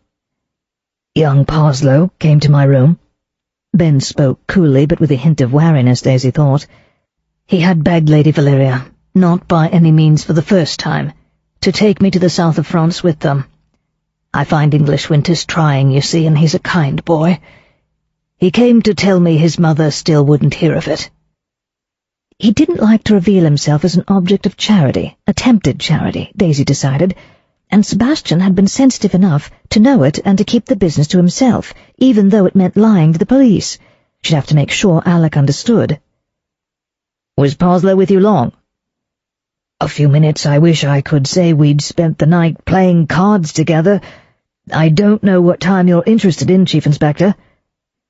We're not sure ourselves as yet, though we hope to narrow it down. In 8 weeks, memories fade and evidence vanishes. Alec ran his hand through his crisp dark hair that had first attracted Daisy to him. How would you describe Parslow's state of mind when he came to your room? The wariness was more pronounced. Lady Valeria's intransigence had upset him a bit. He was agitated. I wouldn't go so far. Mildly disturbed, perhaps ruffled is the word I want. I suggested he have a whiskey to settle his nerves before he tried to sleep. Do you know if he took your advice? No idea. My position in the household is not such that I make a habit of ringing for servants to come to my bedroom. He wouldn't have done so until he returned to his own room. By then I had calmed him down. Apart from his distress at his inability to persuade his mother to invite you to go along, he was happy to be leaving in the morning? Ben hesitated. Certainly. In general, his life is rather cabined, cribbed, confined. He seldom goes up to town. The annual visits to the Riviera is, to a certain degree, an escape. Do you know of any other reason he was particularly glad to get away from Occles Hall? Chief Inspector, said Ben steadily, please don't play games with me. I'm sure you are aware, as I am, and as I was then, of Sebastian's involvement with Grace Morse. No games, Alec blandly assured him.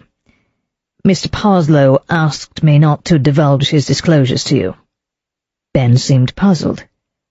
"Then I don't know what he has told you, but I knew he felt his position had become untenable, and he was decidedly relieved to get away."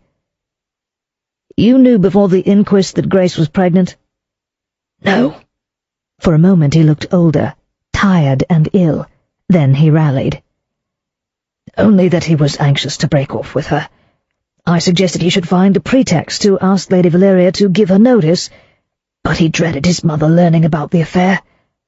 Besides," he added ironically, "whatever her faults, Grace was an excellent parlour maid, whom even Lady Valeria would not lightly dismiss."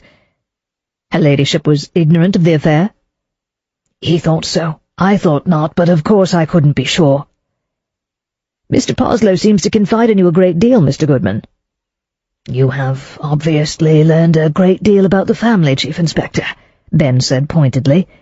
"In his circumstances, are you surprised?" "Perhaps not," Alec admitted. He went on to ask a few questions about Sir Reginald. Ben obviously regarded his nominal employer with fond amusement, mingled with respect for his expertise in his chosen sphere, and a touch of exasperation at his inability to stand up to his wife. Daisy doubted whether Sir Reginald, a benevolent but inattentive father, had more than an inkling of what was going on in his household. "I'd better see him next," Alec said, "since the ladies of the house are out. How do I get to the dairy?" "You can drive," Ben told him, "but you have to go right around the park, so it's much quicker to walk if you don't mind the rain. It's less than half a mile on foot, just far enough for the noise and smells not to trouble her ladyship. Ask Moody for an umbrella if you haven't brought one." He explained how to find the footpath Sir Reginald used several times each day. "Thank you for your help, Mr. Goodman."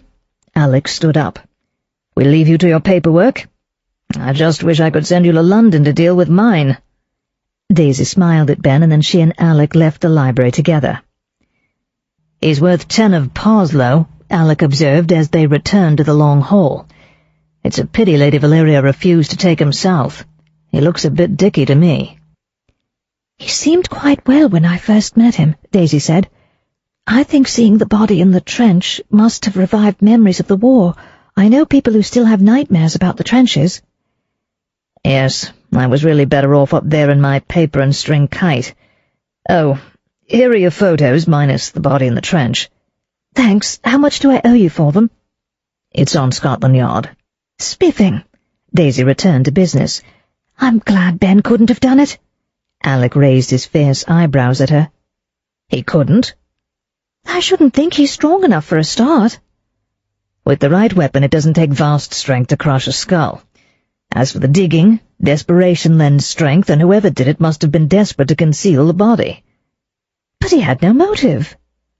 "We may yet discover one." "And he needn't have shown me the winter garden, nor told Owen to show me when he was called away." "That's not a convincing—" "Great Scott!"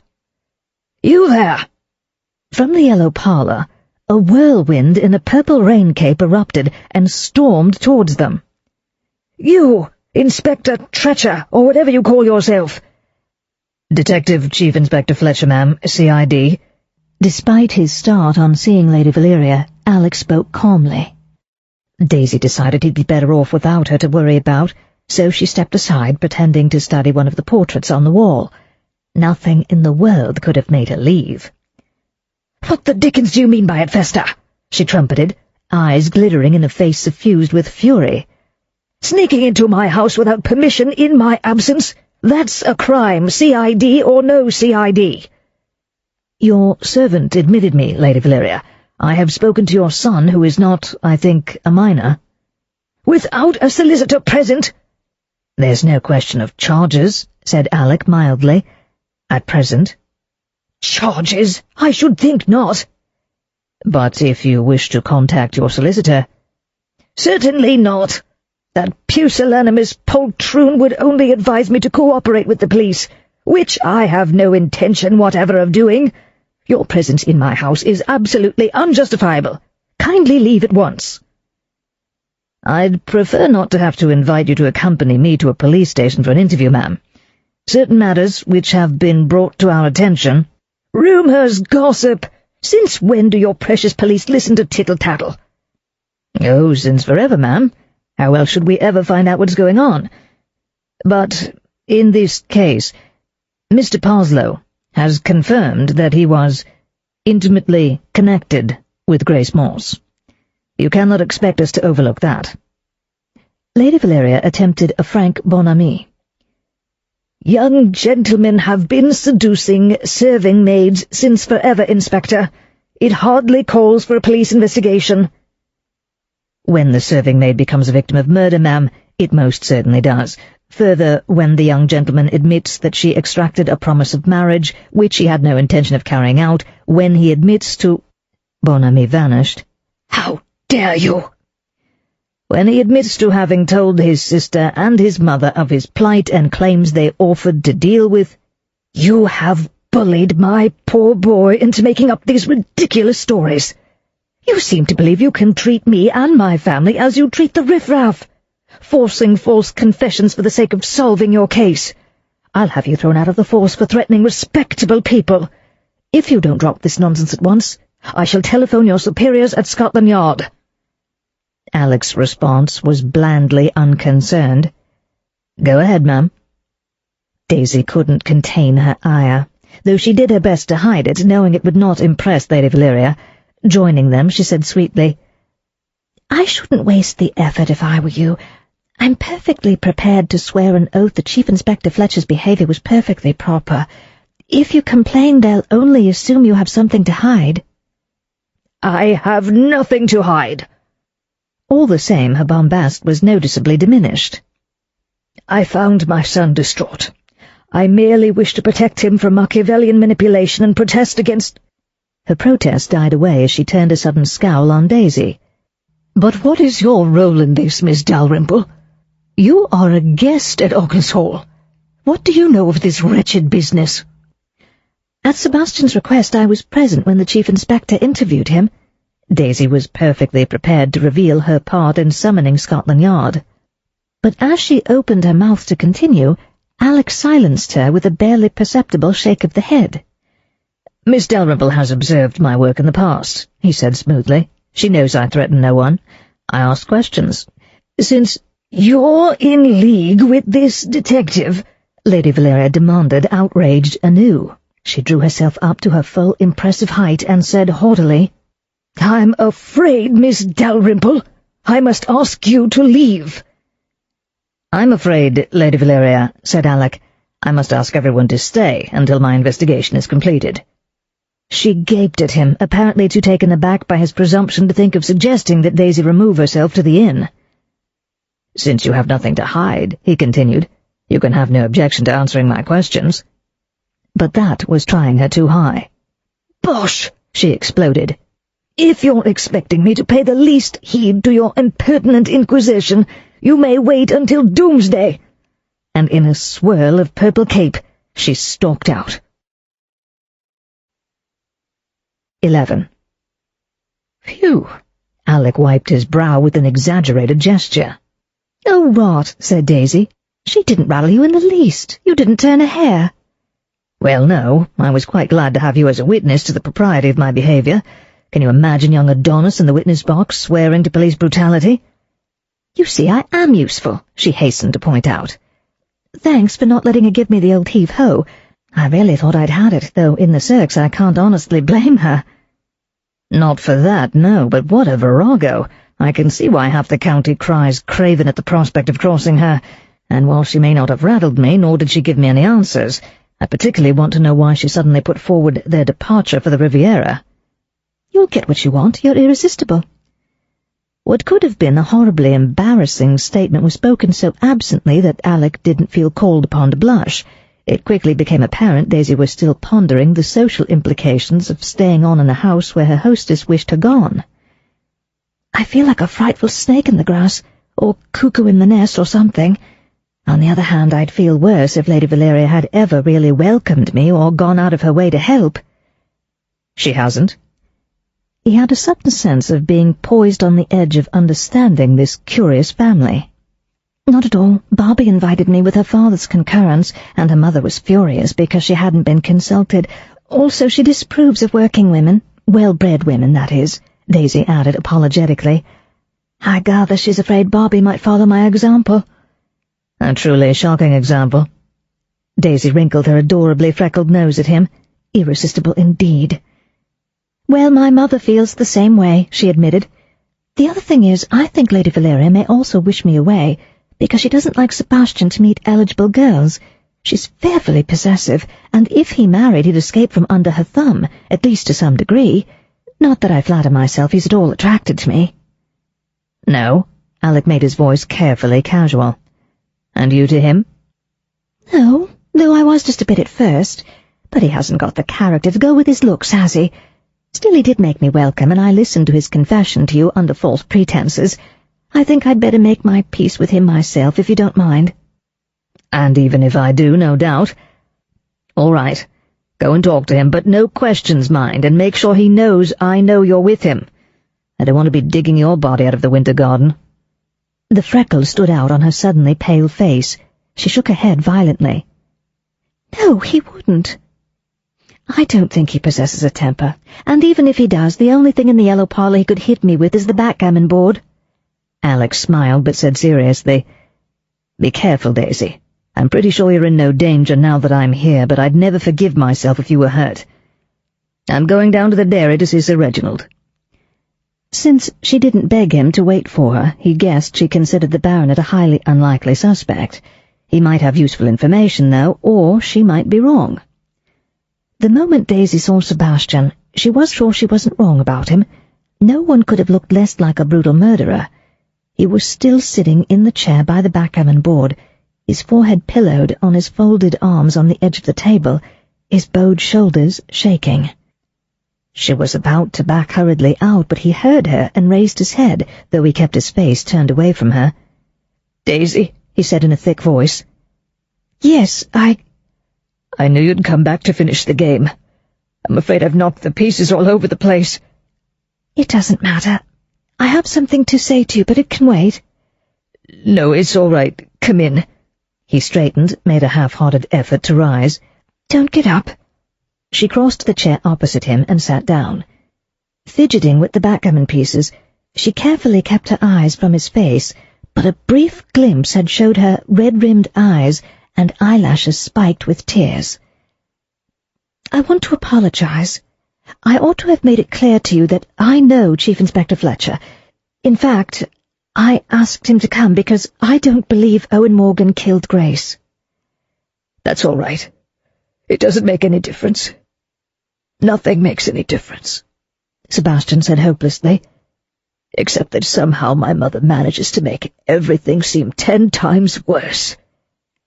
"I know what you mean," she said with sympathy. "My mother's difficult too, though in a different way." Mentally she begged pardon of the Dowager Lady Dalrymple, who was a saint compared to Lady Valeria. "Is she?" He brightened, as if it had never dawned on him that other people had awkward parents. "Does she treat you like a child and stop you doing everything worthwhile or interesting or just what you want to do?" "She tries. I don't let her." Daisy had not forgotten her promise not to interfere, but her promise was to Alec and concerned the case. What was on her mind now had nothing to do with the case. "Lady Valeria can't really stop you if you stand up to her and stick to your guns. You're of age, and Bobbie told me you have money of your own." "Not a great deal." "I'm sure she said you have enough to live on." "Yes, but—" He bit his lip fiercely, fighting for composure. "Thank you for your encouragement, but you can't understand. There are other problems." Lady Valeria came in. Daisy could have killed her. She looked as if she could have killed Daisy. If looks could kill, Alec would have to dig up another body in the winter garden. "So, Miss Dalrymple, you have taken your accomplice's place in victimizing my son." "Oh, no matter, Daisy. My poor boy, you have been hoodwinked in the most despicable fashion. Miss Dalrymple is in a league with the police. Don't worry. Your mother will make sure no harm comes of it. Miss Dalrymple, I must ask you to pack your bags at once. If Inspector Fletcher refuses to allow you to leave, no doubt you will be able to persuade the Cheshire cheese to give you a room. "No," said Sebastian loudly, stepping between Daisy and his mother. "Daisy isn't trying to hoodwink me. She has told me she's acquainted with Chief Inspector Fletcher. Nonetheless, she cannot remain at Occles Hall." It was against Daisy's principles to let a man defend her, but she decided the experience was good for Sebastian. She congratulated herself on the unexpectedly rapid effect of her words of encouragement. "You'd never let Bobbie stay alone at an inn," he expostulated. "I see no reason why Miss Dalrymple should not, since she chooses to set herself up as an independent woman. I dare say she frequently puts up at hostelries, and at least one of her gentleman friends is already in residence at the Cheshire Cheese." "Oh yes, Petrie. Well, then she can't possibly go there." "Of course she can, Sebastian. She claims Philip Petrie is like a brother to her. Don't be difficult. There's a good boy." Treated as a child, Sebastian lapsed into childish sulkiness. "But I want her to stay here. I like her. She's a friend. You never let me have any friends." Lady Valeria threw Daisy an ingratiating smile, which nearly succeeded where her murderous look had failed, in killing Daisy from shock. "Now stop being silly, dear," she said. "Of course you may have friends. I suppose it can't hurt if Miss Dalrymple stays another day or two. I expect you have work to do on your article, Miss Dalrymple," she added pointedly. "Shall you and I have a nice quiet game of backgammon, Sebastian?" He looked as if he'd like to refuse her, but under his mother's gaze, at once steely and indulgent, he wilted and agreed. Daisy went upstairs, wondering whether Lady Valeria would let her little boy win the game. She did in fact have work to do on her article, so she sat down at a typewriter, rolled in a blank sheet of paper, and sat staring at it. What on earth had Sebastian been talking about? If he had enough to live on, what other problems had he besides his inability to withstand his mother's ragging? Why was he so nervous and so desperately miserable? All she could think of was that he had killed Grace and lived in imminent expectation of arrest. After half an hour, the sheet of paper was no longer blank. 1.5 sentences stared back at her.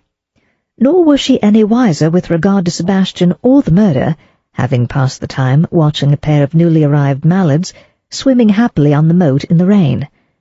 In spite of the continuing drizzle, she decided to go to meet Alec. Leaving her room, she saw Greg just going into Bobbie's room with a pile of clean laundry. "Oh, Greg, has Miss Roberta come home?" she called. The maid turned, looking flustered. "No, miss." "Do you happen to know where she went?" "I'm sure I couldn't say, miss." Her gaze dropped evasively. "You mean you don't know?" Daisy demanded. "That I don't, miss, honest." "You know something about her absence, though, don't you?" "Oh, miss, she made me swear not to tell, for fear her ladyship would find out." "You must be aware the police are in the house asking questions," Daisy said sternly. "Yes, miss, I already saw that Detective Piper, but it wasn't today he asked about. He wanted to know did I see Miss Roberta or her ladyship the evening Gracie disappeared, or anyone else come to that." "And did you?" "No, miss. I packed the ladyship's trunk, but she always takes just the same stuff every year, so she didn't have to be on the spot. And then I went to pack my own bag. They don't neither of them hardly ever need me at bedtime, so I stayed in my room resting up for the journey. Travelling with her ladyship's no picnic, miss." "The very thought boggles the mind," Daisy conceded with a shudder, and she went on her way. She couldn't see how extracting Bobbie's secret from Greg would help Alec, since all he had to do was ask Bobbie when she returned if he was interested. A secret to be kept from Lady Valeria was not necessarily of any significance to anyone else. Under her red umbrella, she set off down the path Ben had described. It took her through a copse winding between leafless oaks and ashes, and hazel bushes bright with dangling yellow catkins. She emerged from the trees to the sound of cattle lowing. A slow procession of black and white cows, followed by a matching dog and a man, was approaching a collection of low brick buildings surrounded by a wooden rail and post fence. As they entered the enclosure by a wide gate to Daisy's left, Alec came through a kissing gate straight in front of her. She wished she had arrived just a few minutes sooner. Of course, Alec was a townsman and might not know the swinging gate in the V-shaped enclosure was called the kissing gate, and even if he did... He raised in greeting the hand that wasn't holding up a huge black umbrella. "Hello, nothing the matter, I hope?" "No, I just felt like a breath of fresh air." She turned back as he joined her. Their umbrellas kept bumping, so she closed hers and moved under his. Walking became much easier when she tucked a hand through his arm. He smiled down at her. "Did Sir Reginald say anything useful?" she asked, trying to pretend they always walked arm in arm. "Not a word. Grace's disappearance and the departure next day of his wife and son altogether failed to impress December 13th on his memory. His records did confirm that it was a mild day, and revealed that a champion milker by the name of Gloriosa had a near-record percentage of butterfat in her milk." Daisy giggled. "I can't say I'm awfully surprised." "He's a nice old buffer with a one-track mind who goes to bed at 10 because his cows get up early. How did Sebastian take your confession?" "Actually, he didn't care. He really has the wind up, and he seemed to think my part in your arrival was pretty irrelevant." She decided Sebastian's troubles with his mother and her own advice were irrelevant to Alec. "Do you think he's in a flap on his own account, or because he knows or fears his mother or sister killed Grace for his sake?" "Goodness only knows. I should think that might be enough to give him the willies." "Incidentally, is Miss Parslow back yet?" Alec asked as they left the copse and approached the house. "She wasn't when I left." "I'll have to leave her until tomorrow, then. I must see what Piper has to report, and this evening we're hoping to pump the villagers." "The pump being a bear pump, no doubt," Daisy said tartly. Alec grinned. "Yes, of course. Alcohol lubricates tongues. I'll come back up here as early as is decent in the morning." "If your head allows." "Mine's a hard head. As I was saying, I'll be here early because there's the funeral later on." "I don't think I'd better go. It would look a bit pushy, as I didn't know her. Not that I'm exactly keen on funerals at the best of times." "Unfortunately, attending the funeral of murder victims is one of the inescapable duties of a detective. Someone just might break down and confess." "You're out of luck if you're hoping to catch anyone from the hall. Lady Valeria has said no one's to go, neither family nor servants. It's a bit thick, really, considering Grace worked here for several years, and the other maids were her friends." "It does seem rather harsh. Well, I'll have to go anyway. We can't be sure yet it was someone from the hall, and I want to catch Morse for a word afterwards. He sounds like a thoroughly awkward customer, a rude mechanical, you might say, but—" "A rude mechanical?" She looked at him inquiringly, her head tilted in a way that for some reason made him want to kiss the tip of her nose. "A Midsummer Night's Dream," he said briefly. "But I hope his daughter's funeral will make him anxious to cooperate in catching the murderer." Daisy took her hand from his arm as they reached the shelter of a small back porch. "I should think Morse will be overjoyed to find you suspect Lady Valeria," she observed. "I'm not," he groaned. "Why do I always end up dealing with the knobs?" "According to Piper, because you have a degree and talk posh." Laughing, Alec shook and closed the umbrella. "There are occasional compensations," he conceded with a smile. "Some of the knobs are really quite nice to know." They went into the house and made their way to the long hall. Before going to look for Piper, Alec once more warned Daisy against meddling, thus ruining the effect of his compliment. Piqued, she went off to the yellow parlor. She was glad to find Philip there. Having called to thank Lady Valeria for last night's dinner, he had been pressed to stay for afternoon tea. His presence did much to lessen the inevitable sense of constraint. Neither Bobbie nor Ben came in, but Sebastian appeared to have recovered his equanimity, at least outwardly, and Lady Valeria had donned a veneer of cordiality. As she sat there dispensing tea and cake, no one would have guessed how recently she had freely dispensed hints of an improper relationship between Daisy and Philip. Her ladyship's assumed complacency was not destined to last. Philip started talking about his motor car, always one of his favourite subjects of conversation. Stan Moss had not only tuned up the Swift so that the engine ran as smooth as silk, he had taught Philip how to do it himself. Stan Moss was a mechanical genius. Stan Moss could make a fortune if he just had a proper service station with modern equipment.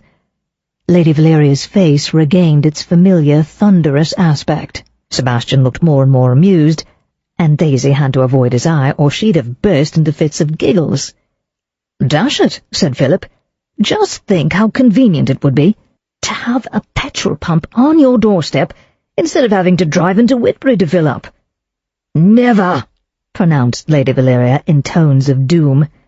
"Never shall there be a petrol pump in Ockleswich as long as that is, as long as Sir Reginald owns the village." "Righto," Philip obligingly agreed. "Smelly things, what? The whole village belongs to the estate, does it?" "Sir Reginald was unwise enough, before we married, to dispose of the leasehold of the smithy and the inn in order to finance modern equipment for his dairy. Even with a clause forbidding material alterations without permission, it has caused nothing but trouble." Philip nodded. "We lose control," he said. "The governor sold quite a bit of the freehold of Malvern Green to pay the death duties when my grandfather died." A discussion of the iniquities of death duties and the income tax so far restored him to Lady Valeria's favour that she invited him to Sunday lunch. "If you are still in the neighbourhood, Mr. Petrie," she added with a peevish glance at Daisy. Philip also looked at Daisy, but anxiously, as he answered, "Well, thanks awfully. I'll be here, and I'm happy to accept, but I'm going to have to toddle off back to town on Monday. Business, and I didn't bring my man with me. Simply can't do without him much longer, don't you know?" He was reluctant to leave her here with Alec and with the murder unsolved, Daisy guessed. However, she didn't see how she could decently prolong her own stay at the Hall beyond the weekend, whatever Sebastian and Bobbie wanted. Alec's insistence on her remaining didn't really hold water, and the dairy excuse was not simply wearing thin but already in rags. She'd had plenty of time to inspect the place, and though considerations of propriety wouldn't stop her staying at the inn, she couldn't really afford even the Cheshire Cheese's modest tariff. At least she'd be able to bag a lift with Philip and get a refund on her return ticket, she thought, brightening. Of course, she'd pay him back the difference between first and second class, but she'd still come out a few shillings ahead. A new pair of silk stockings? Philip rose to take his leave. Sebastian stopped him. "I say, won't you hang about a bit longer and give me a game of billiards?" He was like a little boy begging for a treat. "Right-ho, old man." A flush of dread crossed Lady Valeria's heavy features so quickly suppressed, Daisy wasn't sure she hadn't imagined it. Her ladyship's mouth opened, but if she meant to voice a protest, she was forestalled as Philip went on. "What do you say we make it snooker and ask Daisy to play with us? She's not bad for a girl." "Not bad," Daisy squawked. "I've jolly well trounced you more than once." Sebastian laughed. "I'd have asked you before, Daisy, as a change from backgammon, if I'd known you'd play. Come on." Could that possibly be relief on his mother's face now? Disconcerted, Daisy went off with the men, feeling thoroughly perplexed. Lady Valeria's curious reactions faded from her mind as she struggled to persuade both Sebastian and Philip not to cheat in her favour. The result of her efforts was that they continued to do so with more and more outrageous openness, until they were all so helpless with laughter they could barely hit the balls. Daisy had never seen Sebastian so relaxed and happy. She was pretty sure he rarely had the opportunity to enjoy himself with his peers. It was criminal the way his mother kept him mewed up at her side. No wonder he had turned to an unsatisfactory affair with the sympathetic parlour maid, with such disastrous results. She couldn't believe he was a murderer. He simply hadn't the spunk. Someone else had done the deed. Lady Valeria? Bobbie? The mysterious commercial traveller? Surely not Bobbie. Girls one had been to school with didn't turn out to be murderers, especially forthright, sporting types like Bobbie. Murder just wasn't cricket. Yet murder had been done, and its daunting effects settled once more on Daisy and Sebastian when Philip departed. They went up to change for dinner in dispirited silence. The grey silk frock matched Daisy's mood. Anticipating another long and uncomfortable evening, she went down to the drawing-room. As she approached the door, she heard Moody's cheerless accents within and hesitated a moment. "No, my lady. Miss Roberta hasn't come in yet. Miss Gregg asked me to give your ladyship this note she left for you." "Note? Roberta left a note? And Gregg has only just decided to give it to me?" Lady Valeria sounded astonished, indignant, and apprehensive all at once. "I understand, my lady, that such were Miss Roberta's instructions." "What does it say, Valeria?" Sir Reginald asked, mildly curious.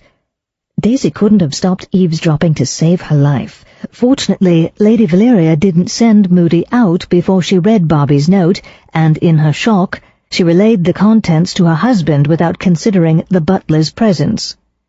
"Good heavens above! Reggie, she's staying away tonight." "Where?" "She doesn't say, and she can't say for sure when she'll be able to come home." Bobbie fleeing the police? But she had nearly fainted when Daisy told her Grace had been murdered. Or was it because Grace's body had been discovered? However treacherous she felt, Daisy had to tell Alec. 12. When Alec and Ernie Piper left the hall, the rain had stopped and a streak of red from the setting sun showed below the clouds in the west. Petrie's elderly Swift was parked beside the Austin, which looked nice and new but very staid next to the nifty two-seater. As Alec started up his practical family car, Piper pulled out his notebook. "I covered the lot, Chief," he said with satisfaction. "All them questions you had." "They actually talked to you in spite of Lady Valeria?" "Well, that butler said they was told not to talk to the police, so I up and says we're not just police, we're Scotland Yard, and we don't pay no heed to country bigwigs. So he looks gloomier than ever, and tells the rest to cooperate." Alec grinned. "A bit of an exaggeration, but well done. Just run through what you've written down, we'll sort it out later." It was no good asking Piper to pick out the relevant bits, as he would with Tring. The lad hadn't enough experience to know what might be significant. "Moody, that's a butler, after dinner he served coffee to Sir Reginald and Miss Parslow in the drawing-room, and her ladyship and Mr. Goodman in the library. Then he went to his pantry and put his aching feet up till he went round lock-up at 11:30. "He locked up at 11:30? "Yes, Chief, same as always. There's a side door with no bolt. Just the Yale lock, and the family all has keys, so I didn't reckon much to that." Except that if Grace came back into the house at all, it must have been before 11:30, unless for some reason she came in with one of the family.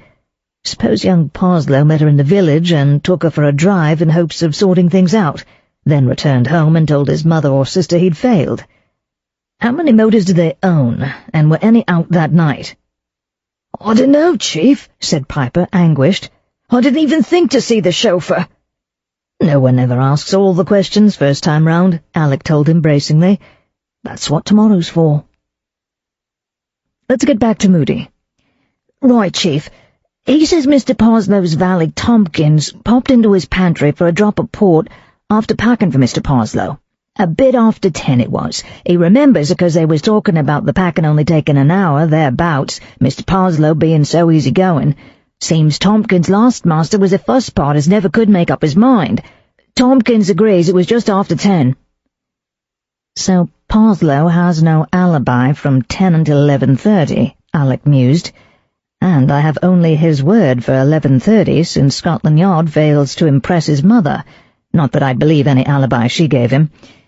If he'd been with his sister, he'd have said so, for her sake as well as his own. Did any of the servants see him during that time, Ernie?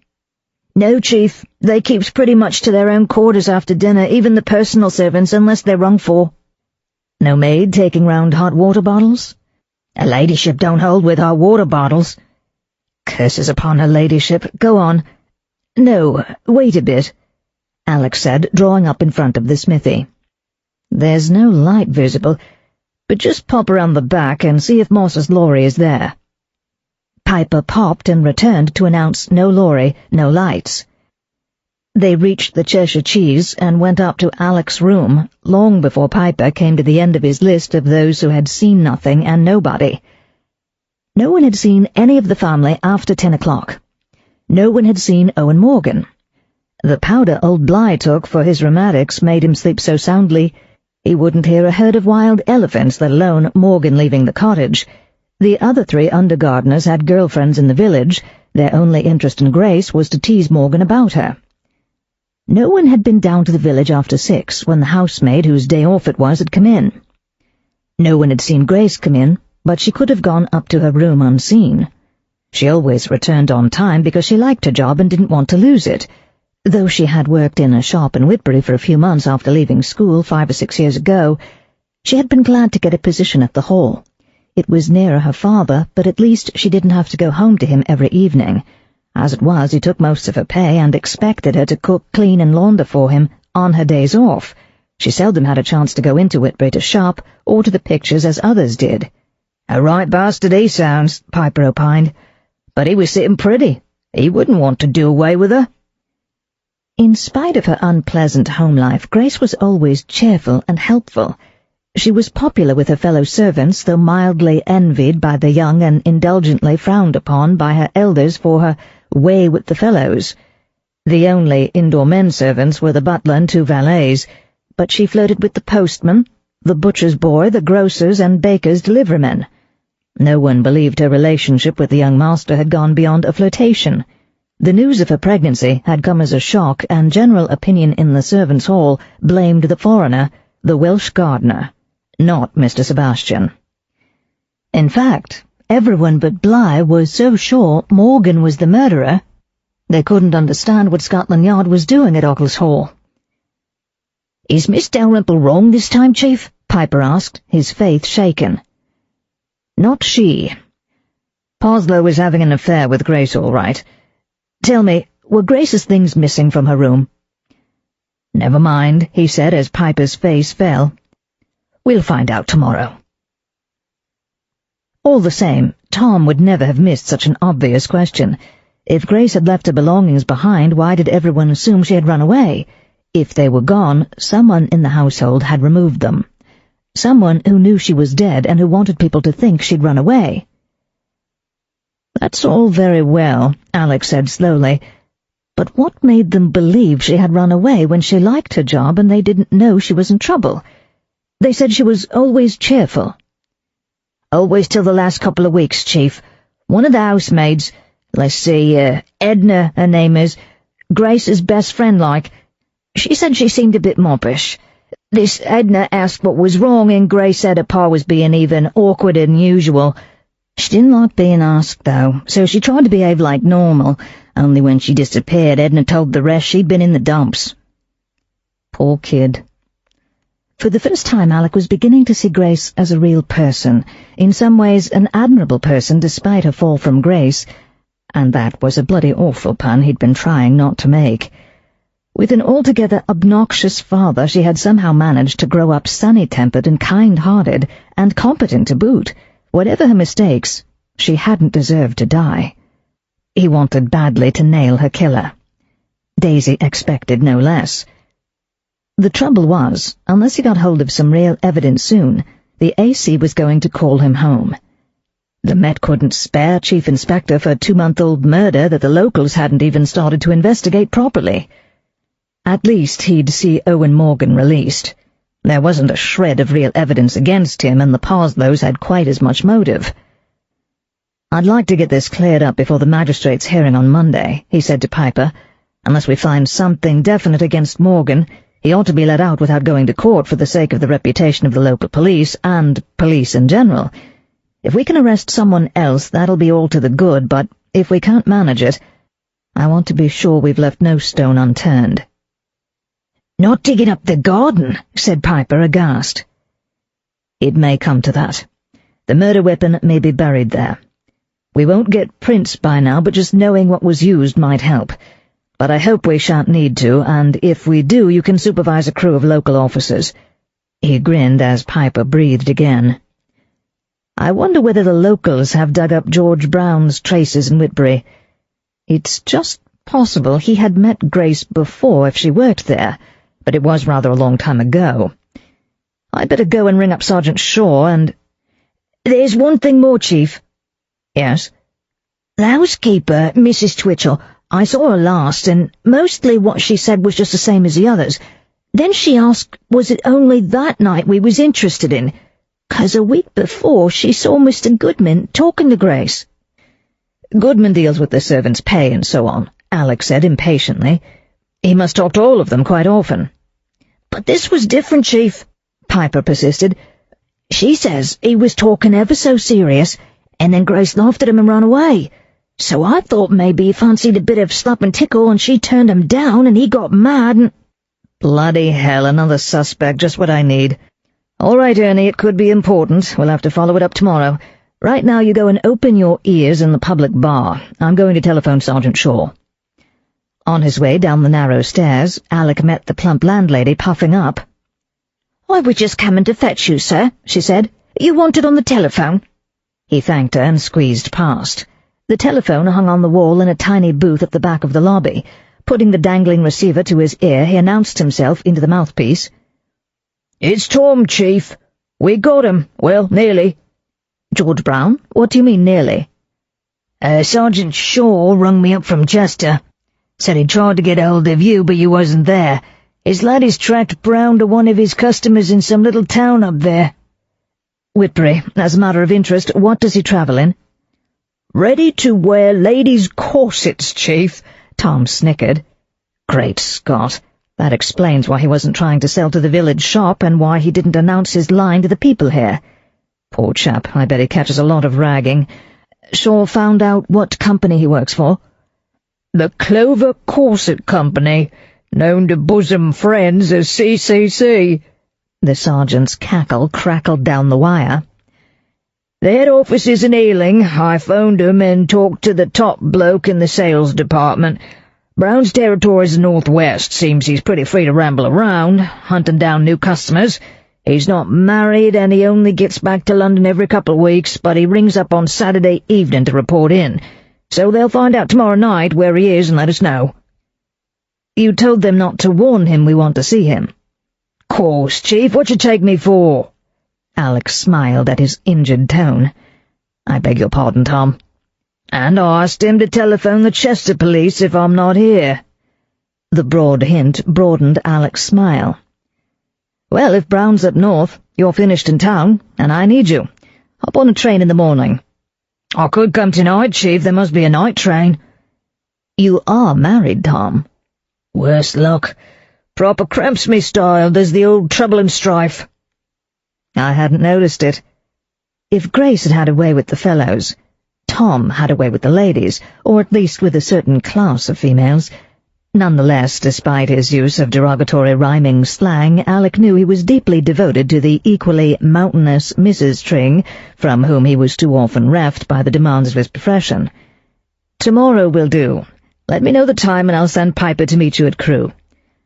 "Tor, Chief. Miss Dalrymple all right?" "Miss Dalrymple thrives on trouble and strife," Alec said acidly. Her annoyance at his repeated warning against meddling had not escaped him. He rang off. The sound of voices from the bars was increasing as men came in for a pint after work. Glancing into the public bar, Alec saw Piper sit down with a couple of farmhands. The youthful detective in his brown serge suit looked out of place among collarless, stubble-chinned labourers, and Alec doubted he'd be able to make himself at home as Tom would. He shrugged. He himself would be still less welcome there. He went into the bar parlour next door, which was where Grace and George Brown had had their tete-a-tete. The small cosy room, all polished wood and brass, fell silent as he entered.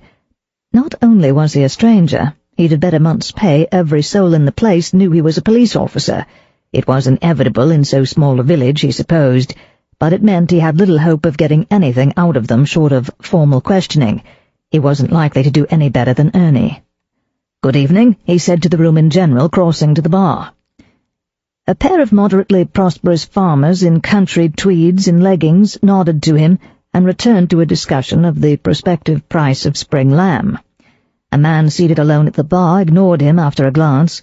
A middle-aged couple sitting by the fire answered his greeting. He recognized them as the Taylors, proprietors of the village store, where he had replenished his tobacco pouch. "What will you have?" he asked them genially. After consulting her husband with a doubtful look, Mrs. Taylor said, "I wouldn't say no to a sherry, Chief Inspector. Just a small one, mind, and thank you kindly." "The name's Fletcher. What's yours?" "Half a bidder, thanks, Mr. Fletcher." The improbably blonde barmaid came through from the public which shared the long bar counter. He gave his order and carried the 2 tankards and a glass over to the Taylor's table. They proved friendly, perfectly willing to talk about the murder, but quite unable to help. Their custom was to call in at the Cheshire Cheese for a drop before dinner. No proletarian tea for the Taylors. They very seldom came back later, preferring to listen to the wireless when there was not stock-taking or accounts to be dealt with. On the evening of December 13, as usual on a Wednesday, they had been in the shop restocking shelves, but the blinds had been down, and they had seen nothing in the street. "It's no picnic run in the only shop in the village," said Mr. Taylor impressively. "People expect to find everything under the sun, and then there's the post office too. Well, we'd best be off, Doreen. Take my word for it, Mr. Fletcher, you're wasting your time. It was the Welshman did it." Alec had much the same result from the less amicable farmers and the solitary fellow at the bar, a clerk who worked at Whitbury and lived with his parents in Occleswich. 3 or 4 others came and went without adding to his store of information. "Likely you'll do better after you've ate, sir," the barmaid told him when she summoned him to dinner. "There's them as comes in early and them as comes in late." "And never the twain shall meet," Alec said resignedly. "Perhaps you can help me with a couple more points, Rita. I know you wouldn't have seen anything outside, but did you notice whether anyone left at the same time as Grace or thereabouts?" "I couldn't say, sir, I'm sure. There was people coming and going, same as usual, and I only noticed Grace 'cause she generally stayed till closing." "Did her father come in at all?" "Don't think so, sir, though I wouldn't swear to it." That agreed with the local police report. Morse told Dunnett he came home late, Grace had left his tea in the oven, and he did not see her. "What about the commercial traveller? He was a stranger and supposed to be staying here, so you might have been aware of his movements. When did he leave the bar?" "Oh, yes, he did stay till closing, I remember that. He were knocking back the whiskey like water. After Grace went off, he talked to some others, but he kept taking out his watch. It seemed a bit odd to me, seeing he booked a room. Must have been after the bars closed, he picked up his bags and scarpered. I were cleaning up, and I didn't see him again." "Do you by any chance recall who else he talked to?" Rita's eyes went blank as she thought. "No, sir, I'm that sorry." "Never mind, you've been a great help." "Well, sir, if it weren't Owen Morgan done it, I'm sure I hope she catches whoever it were, or we're none of us safe in our beds." As Alec crossed the lobby to the dining room, Petrie came down the stairs in his dinner jacket. Probably Petrie, as was rumoured of his class, would dress for dinner in a clearing in the jungle, whereas Alec hadn't even brought his dinner jacket with him to the wilds of Cheshire. He suddenly felt underdressed, but after all he was dining with Piper, who undoubtedly didn't even own such esoteric garb. "Hello, Fletcher," Petrie greeted him. "Heading for the old feeding trough? Mind if I join you?" "I'd be delighted, except that my young officer may have a report to deliver while we eat." "Righto, don't want to butt in, old man." But Petrie looked disappointed. He was a sociable chap and pleasant enough when he forgot to stand on the dignity of his father's rank. With a touch of malice, Alec decided to see whether the Honourable Philip would decline to dine with a mere constable. "Here comes Piper now," he said, turning at the sound of footsteps behind him. "If his luck was as bad as mine and he has nothing to tell me, you're welcome to sit with us." "Jolly good, I say, young fellow, anything to report?" Piper's mouth dropped open. "No, sir," he stammered, then turned gloomily to Alec. "I mean, no, sir, I didn't get nothing useful. The ones as come in early, they're the ones as is henpecked, as you might say. They stops by for their pint afore their tea, 'cause once they've gone home, they're not let out again, so they wasn't here when Grace was." Alec laughed. "I drew a blank too," he consoled. "With luck we'll do better after dinner. I'd really rather not have to do a house-to-house." They went into the dining room. At first Piper was a bit overawed by their dinner-jacketed companion, but when Petrie started talking about football and cricket, he joined in eagerly. In fact, he knew far more about the sport than did Alec, who was left to enjoy his meal in peace. Afterwards Petrie accompanied Alec to the bar parlour. "A sound chap, that constable of yours," he said as they made their way to the bar. The room was now too full for their arrival to create a hush. "What are you drinking, old man?" "Allow me," Alec said. "Tonight's on expenses. All I have to do is point out to my super that a few rounds came cheaper than overtime for a horde of uniformed locals knocking on doors." "B&S, then. Thanks, old chap. Don't worry, I shan't get in the way of your enquiries." But Alex's enquiries, though watered by several rounds, still failed to bear fruit. Everyone denied having noticed the movements of either Grace or George Brown, let alone having spoken with the traveller, nor had they seen anyone in the street other than the cronies with whom they had left the pub. None of them even claimed to have seen the despised Welshman. By 9:30, Alec was resigned to a wasted evening. Having made a pint of stout last till then, he ordered a whisky from the landlord, as unobservant as any of his customers, who had joined Rita behind the bar. Glass in hand, he turned to survey the room, hoping to spot someone he hadn't yet spoken to. Then Daisy walked in, with Ben Goodman limping after her. From her face, Alec knew at once that she had news, and that from her point of view it was bad news. And what the deuce did she mean by going out alone with one of the suspects? Had she no common sense whatsoever? Throughout a sombre dinner at the Hall, Daisy had been wondering how to convey her news to Alec without broadcasting it via the telephone operator. She suspected he'd be less than pleased if she delayed until the morning. Of course, having proclaimed her right to stay unaccompanied at the inn, she could hardly cavil at entering the place alone. It was the walk down to the village in the dark she didn't look forward to. After all, a girl had been killed out there quite recently. Bobbie's unexplained absence didn't prove Bobbie had done the foul deed. Some maniac might be lying in wait for another victim. Alec himself had warned her to be careful. She was still trying to decide whether to telephone or risk the walk when Ben announced his need for exercise. "I've been cooped up all day," he said. "Do you want to pop down to the Cheese with me for half an hour, Sebastian?" "How thoughtless of you," said Lady Valeria coldly. "You can't imagine the dear boy chooses to expose himself to the vulgar curiosity of the yokels. Sebastian, why don't you put a record on the gramophone? We haven't listened to any music in a long time." "All right, Maida," Sebastian said without enthusiasm. Daisy jumped up. "I'll go with you, Ben. I'll just fetch my coat. I shan't be a moment. You'll excuse me, Lady Valeria." "Naturally, I cannot control your movements, Miss Dalrymple." Her ladyship's censorious voice followed Daisy to the door. "Such odd behaviour, these modern girls." Bloody cheek, thought Daisy, when her own daughter had just cleared out on the arrival of Scotland Yard. As she and Ben left the house, he smilingly apologized. "I ought to have invited you as well as Sebastian to go with me. I'd forgotten you modern girls refuse to be limited, as were the young ladies of my youth. You must think me a frightful old fogey." "Not at all. I'm afraid you'll think me a frightful traitor. You see, the reason I want to go to the inn is to tell Mr. Fletcher about Bobbie going missing." "Missing? Lady Valeria just said we wouldn't wait for her, she might be late. By Jove, you don't suppose she's been No, that wouldn't make you a traitor." "She wrote a note to her mother. She left of her own accord and couldn't say when she'd return." "So you think she's lying low, hiding from the police? You can't believe she's a murderer." "I don't want to. It's possible she knows something she doesn't want to tell, isn't it?" "Something about Sebastian," Ben said dully. "Or Lady Valeria." Daisy realized she was hurrying her pace as they passed the winter garden, and Ben was having trouble keeping up with her. She slowed down. "This whole affair is so beastly." "I imagine murder is always beastly. You're perfectly justified in telling the police anything which might help them find the killer, and Bobbie's absence would hardly be kept from them for long anyway. You need not feel treacherous."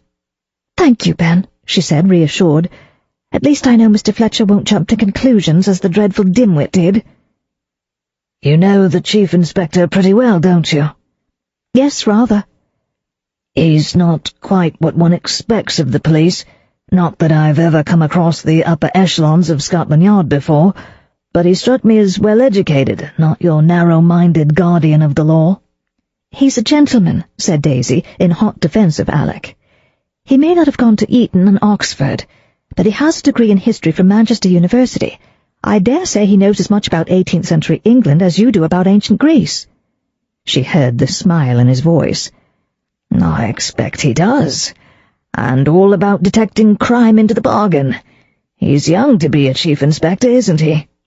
"I can't say I'm acquainted with many police officers, but he's much younger than the dimwit, who's only an inspector."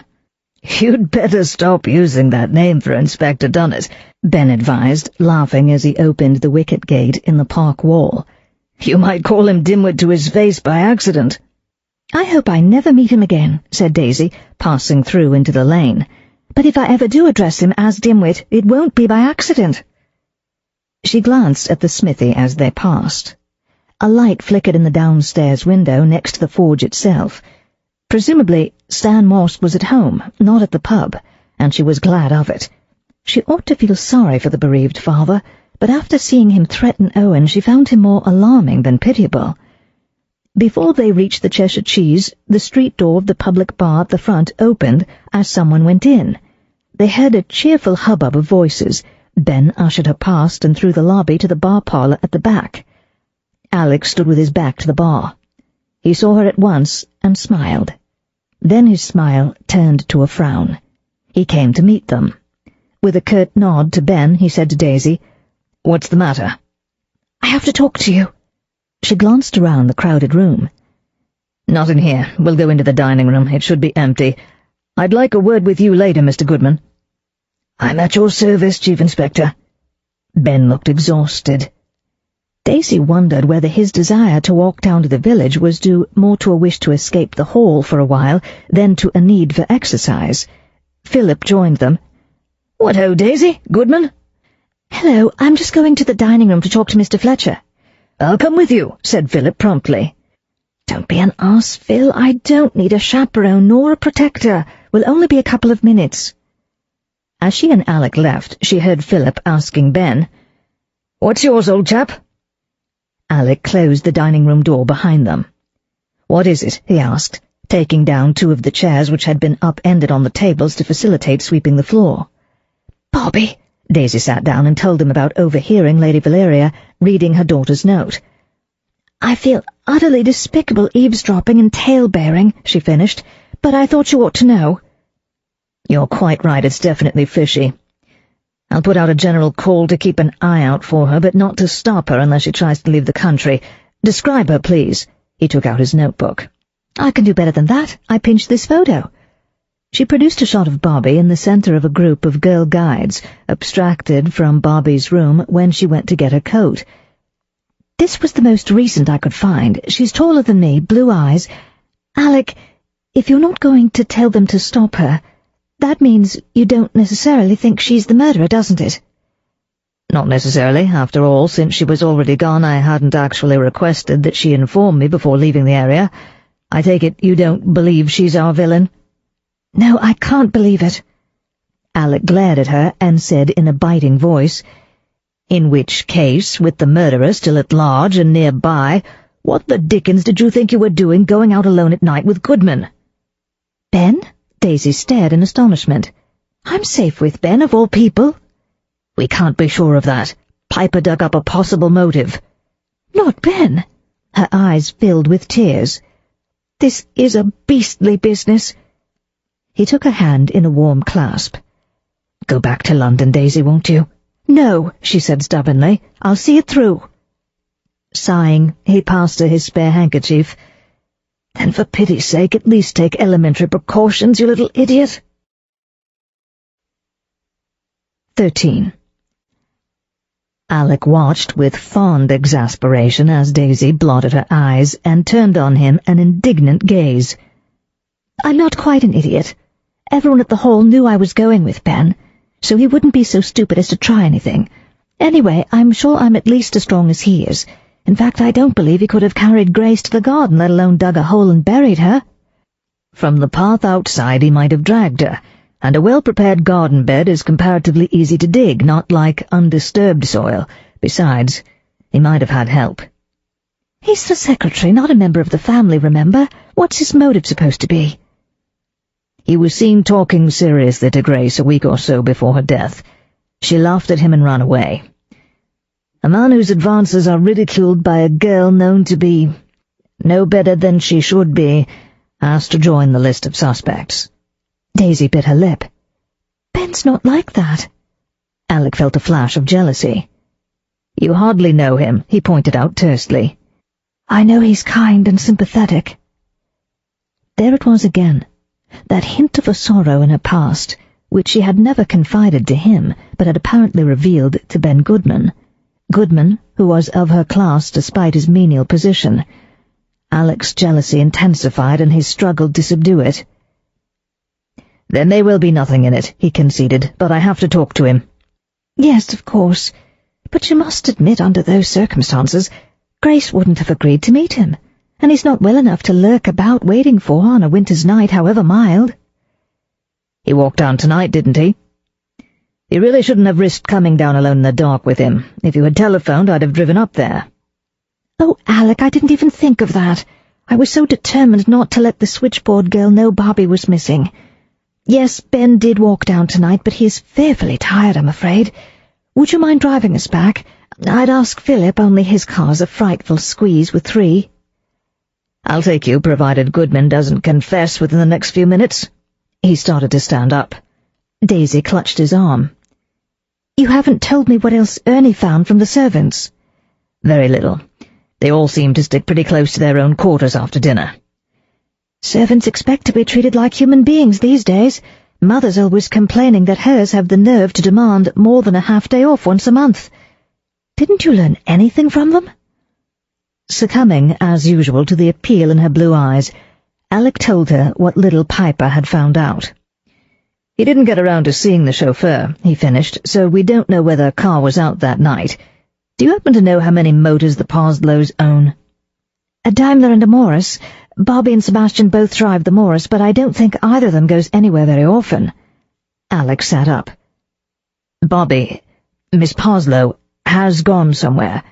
Did she take the car?" "I've not the foggiest." "Dash it. I'll have to ring up and ask the chauffeur, before I send out a description.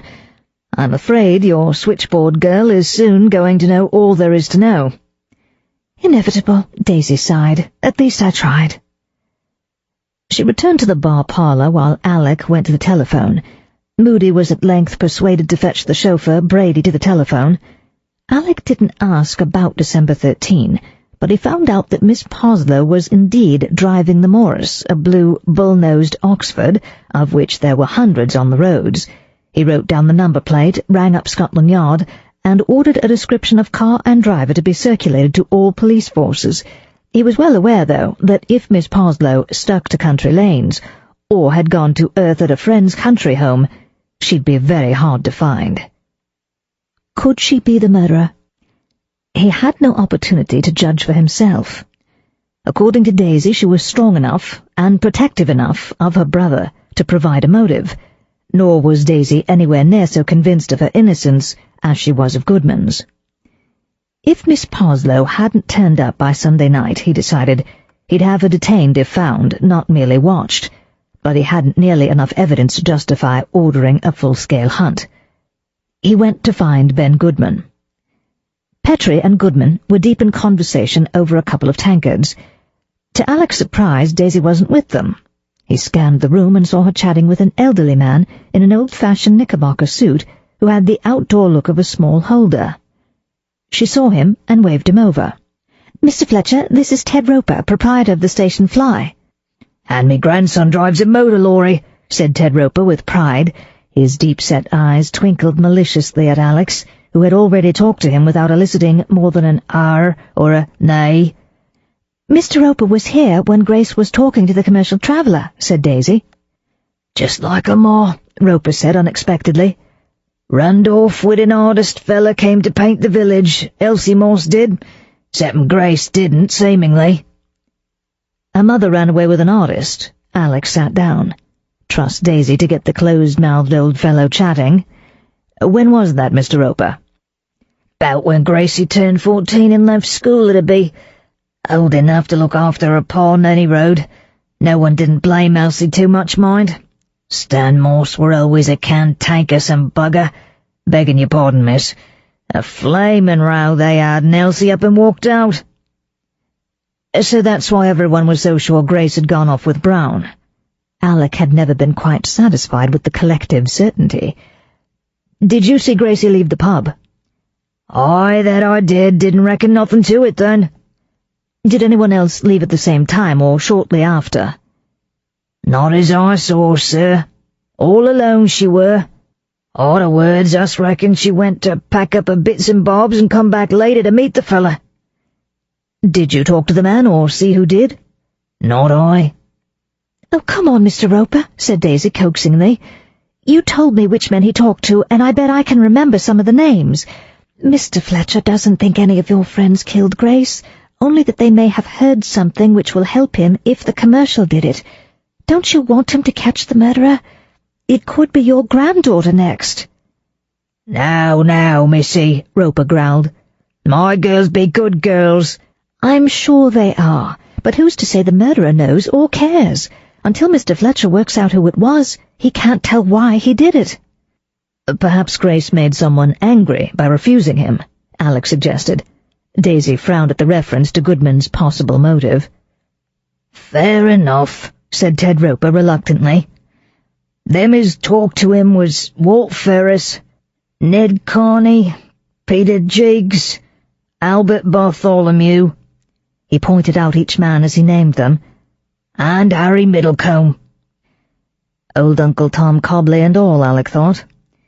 "What a memory you have, Mr. Roper," he said, slightly sceptical.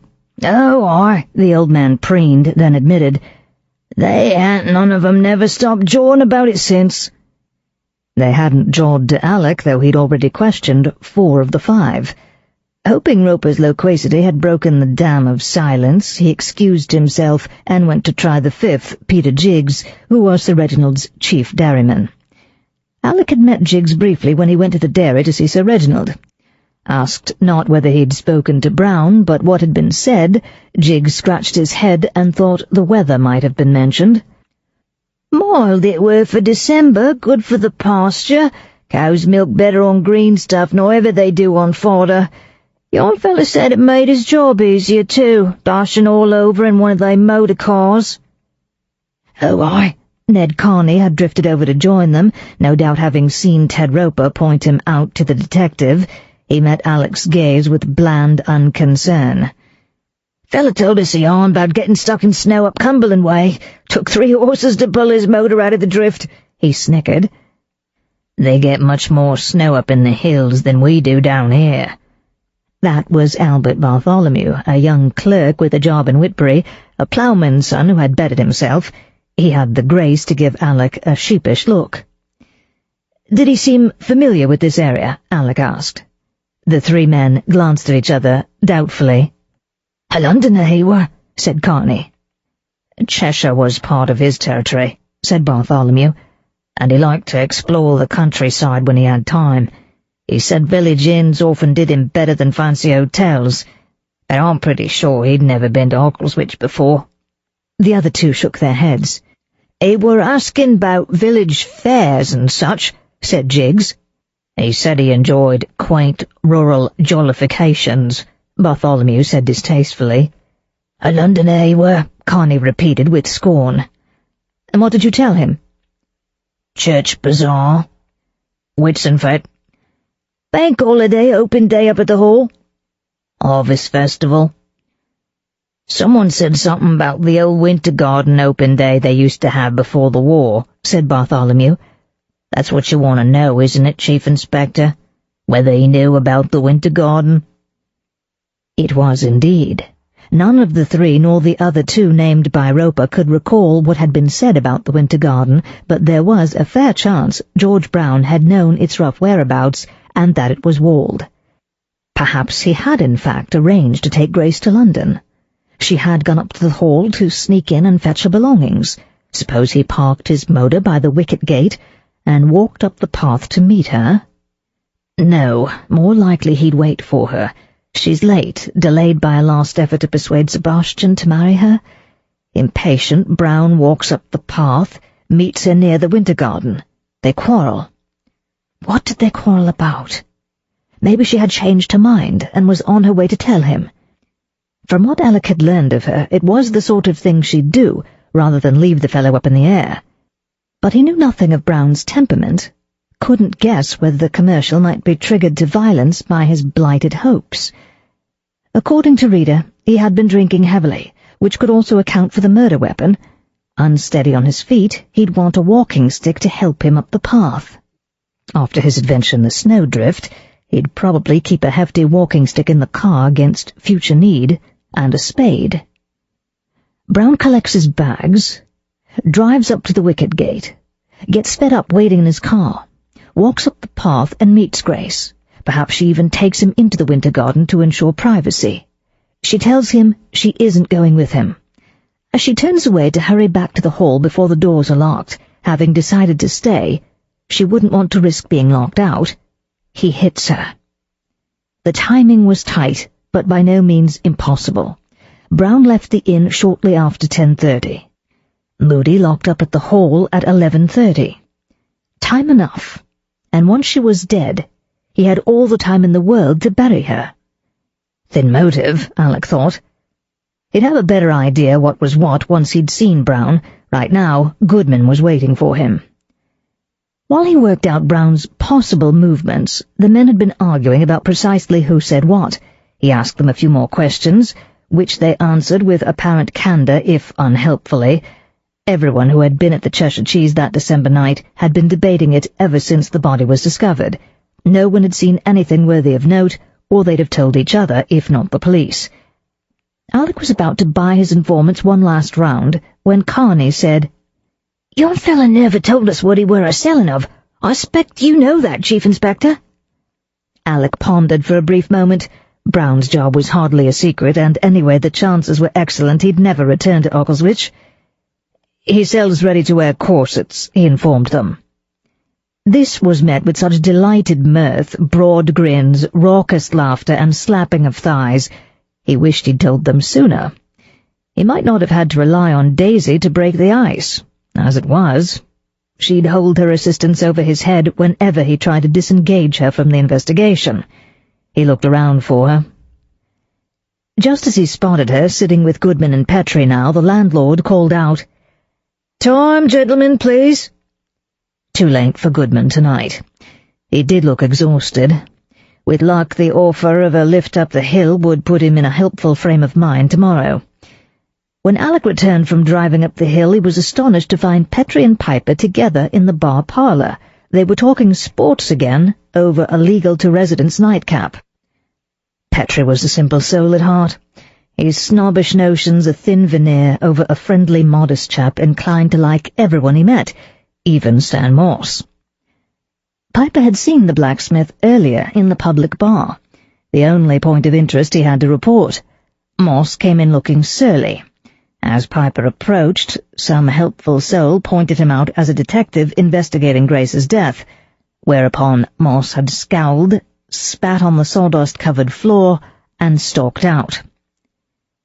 "I says to the bloke I was with, 'That's a bit odd, seeing we're trying to find the chummy that done his daughter in,' and he says his Morse don't like the police on account of her ladyship setting him on him.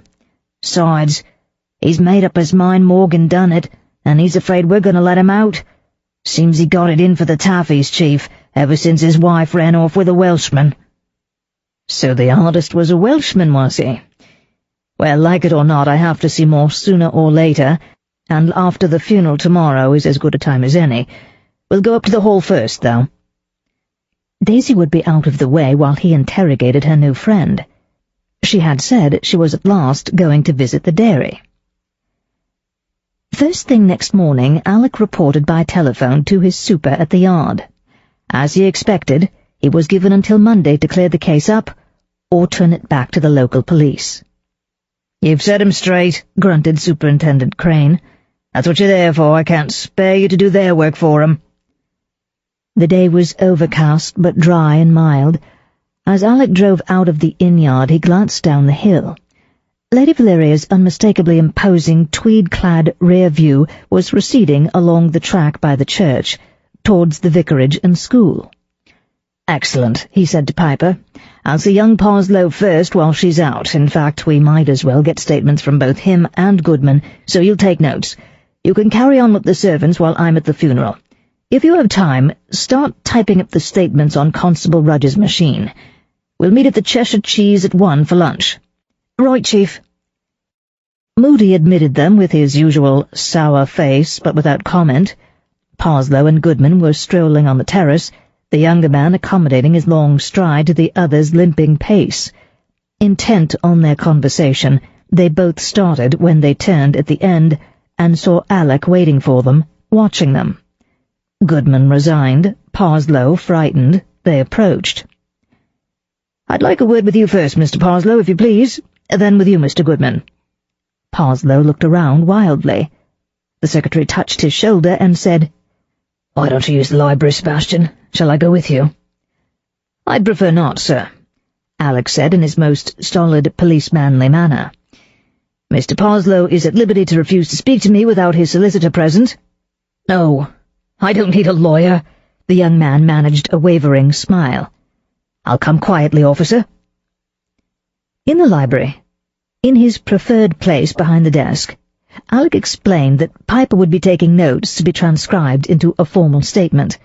Piper seated himself at the long library table behind the suspect, where his unobtrusive presence would be forgotten by all but the most self-possessed, which Parslow was not. Alec took him through the sorry story he had told the day before. The only material change was that this time he reported with attempted nonchalance his visit to Goodman's bedroom at 11:45. "Why didn't you mention that yesterday?" Parslow flushed. "It seemed irrelevant. Ben didn't need an alibi. He obviously had nothing to do with Grace's death." "I decide what is irrelevant, Mr. Parslow, and what's obvious." "Ben couldn't have done it. He's not strong." He didn't claim Goodman had no motive, Alec noted with interest. "All right, if you want to know the truth. I didn't care to tell you about the mater refusing to take him with us when another English winter would kill him." Having said this, he looked horrified, as though he had never quite put the thought into words before. The colour in his cheeks ebbed, leaving him sickly pale. "That's more like it." Alec was non-committal. The answer was reasonable, given that Parslow felt no need for an alibi for himself. Though not entirely satisfied, he had no idea in what direction to probe. "I gather it was not the first time you had approached Lady Valeria on the subject. This was a last-ditch effort, I take it, because she had unexpectedly put forward your departure for France. Why did she suddenly change the date?" Parslow shrugged his admirable shoulders. "The mater isn't in the habit of explaining herself. I assumed she wanted to get me away from Grace. She can be difficult at times," he said awkwardly, "but she's only doing what she thinks best for me." "Including dealing with Grace?" The possibility that Lady Valeria was the murderer had been broached before. This time, her son simply shook his weary head. "I don't know. It's not the sort of thing one can believe of one's mother, is it?" Alec thought of his own kind, fussy mother, who had kept house for him and Belinda since Joan died in the 19 influenza pandemic. The only way she'd ever kill anyone was by over-cosseting. Lady Valeria was another kettle of fish, but he could see Parslow's point. "How do you imagine she meant to deal with Grace?" "Oh, by paying her off, I suppose. That's what Bobbie said I should do. I didn't think it would work." "Because Grace was determined to marry you?" "Because Stan Moss was determined to cause as much trouble as he possibly could." "Ah, yes, Stan Moss." Alec was becoming more and more eager to talk to the blacksmith. He glanced at his watch, which reminded him of another question. "What were you doing between 10, when your manservant left the room, and 11:30, when you went to your mother's room?" For a question that must have been foreseen, it rattled Parslow excessively. "Nothing in particular," he stammered. "You didn't try to see Lady Valeria about taking Goodman with you?" "Oh, yes." Now, why was he relieved? "I'd forgotten. I went down to the drawing-room, but I didn't go in because the mater and Bobbie were in the middle of a row." "What about?" "I just heard raised voices. I didn't stay to listen." "And what time was that?" "Right after Tompkins left. 10, did you say?"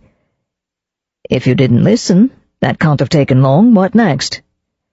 I went back upstairs and, fidgeted around. I wanted to give the mater time to cool down before I tackled her, so I listened for the creaky board outside her room.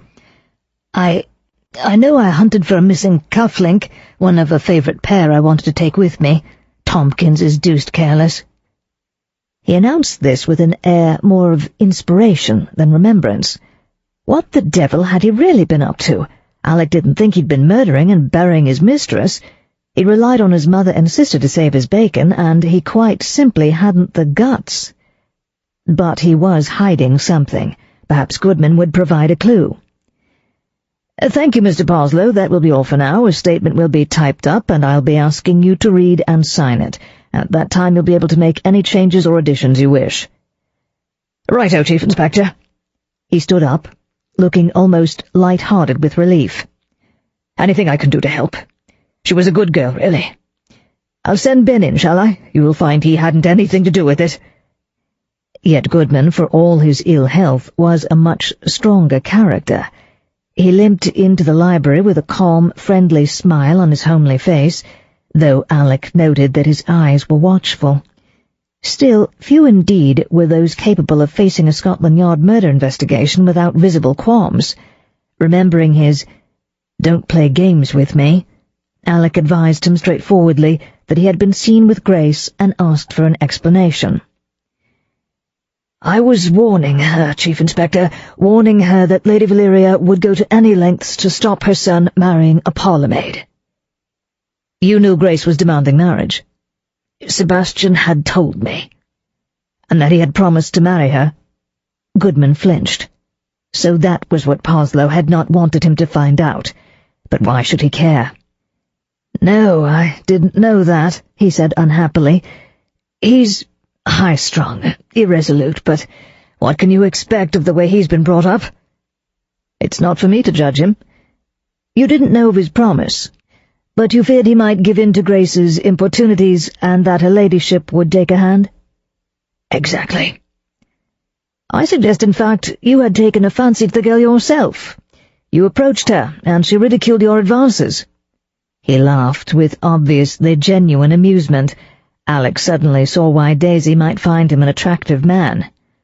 "Oh, Chief Inspector, unwilling women have never been a problem to me, I assure you. I'd have to be in dire need to pursue the mistress of my employer's son." "It does seem unlikely," Alec conceded, smiling. Damn it, he liked the chap. "You understand, we have to follow every possible lead." "I don't envy your present job any more than your stint in the RFC." "It suits me well enough. All right, let's go back. Parslow kept from you his promise to Grace. Now he's keeping something from me. Any idea what he's hiding?" "Hiding, Chief Inspector?" Goodman spoke lightly, but the wariness had returned to his eyes. "Poor Sebastian is so used to hiding minor matters from his mother. I dare say simply being questioned is enough to make him look shifty." "Perhaps it's from Lady Valeria more than from me that he's trying to conceal what he was doing between 10 and 11:30 on December 13th, Alec said, irritated. "Very likely." "You don't know?" "No." Was there the slightest hesitation before the firm denial? No doubt Goodman, too, was bent on protecting Parslow from his mother. Confound the woman. "You told Grace that Lady Valeria would go to any lengths to prevent a marriage. Did you mean it?" "Do I consider her ladyship capable of murder?" "In all honesty, I couldn't rule it out. I hope I'm not speaking from personal dislike. Lady Valeria has— virtues isn't the word— qualities one must admire. She's not capricious. She does nothing without what seems to her good and sufficient reason, and Sebastian's welfare is her prime motive, whether or not one agrees with her notion of what's best for him. If she believed Grace posed a threat to him only to be removed by her death— but I hardly think this situation had reached such an impasse. Do you know when and why she suddenly changed the date of their departure for the Riviera?" "She ordered me that afternoon to telephone Cook to change the bookings and to tell no one. Lady Valeria is not accustomed to explain her decisions to the hired help, nor, in all fairness, to her family. Miss Parslow and I assumed her aim was to remove Sebastian from a painful predicament. He was in a bad way." "Ah, yes. Miss Parslow. In your opinion, would she be capable of murder?" Bobbie? Good Lord, no. It wouldn't be playing the game. Simply not cricket. His irony was affectionate. Yet she disappeared when I arrived. I ought to have asked last night whether you know where she went.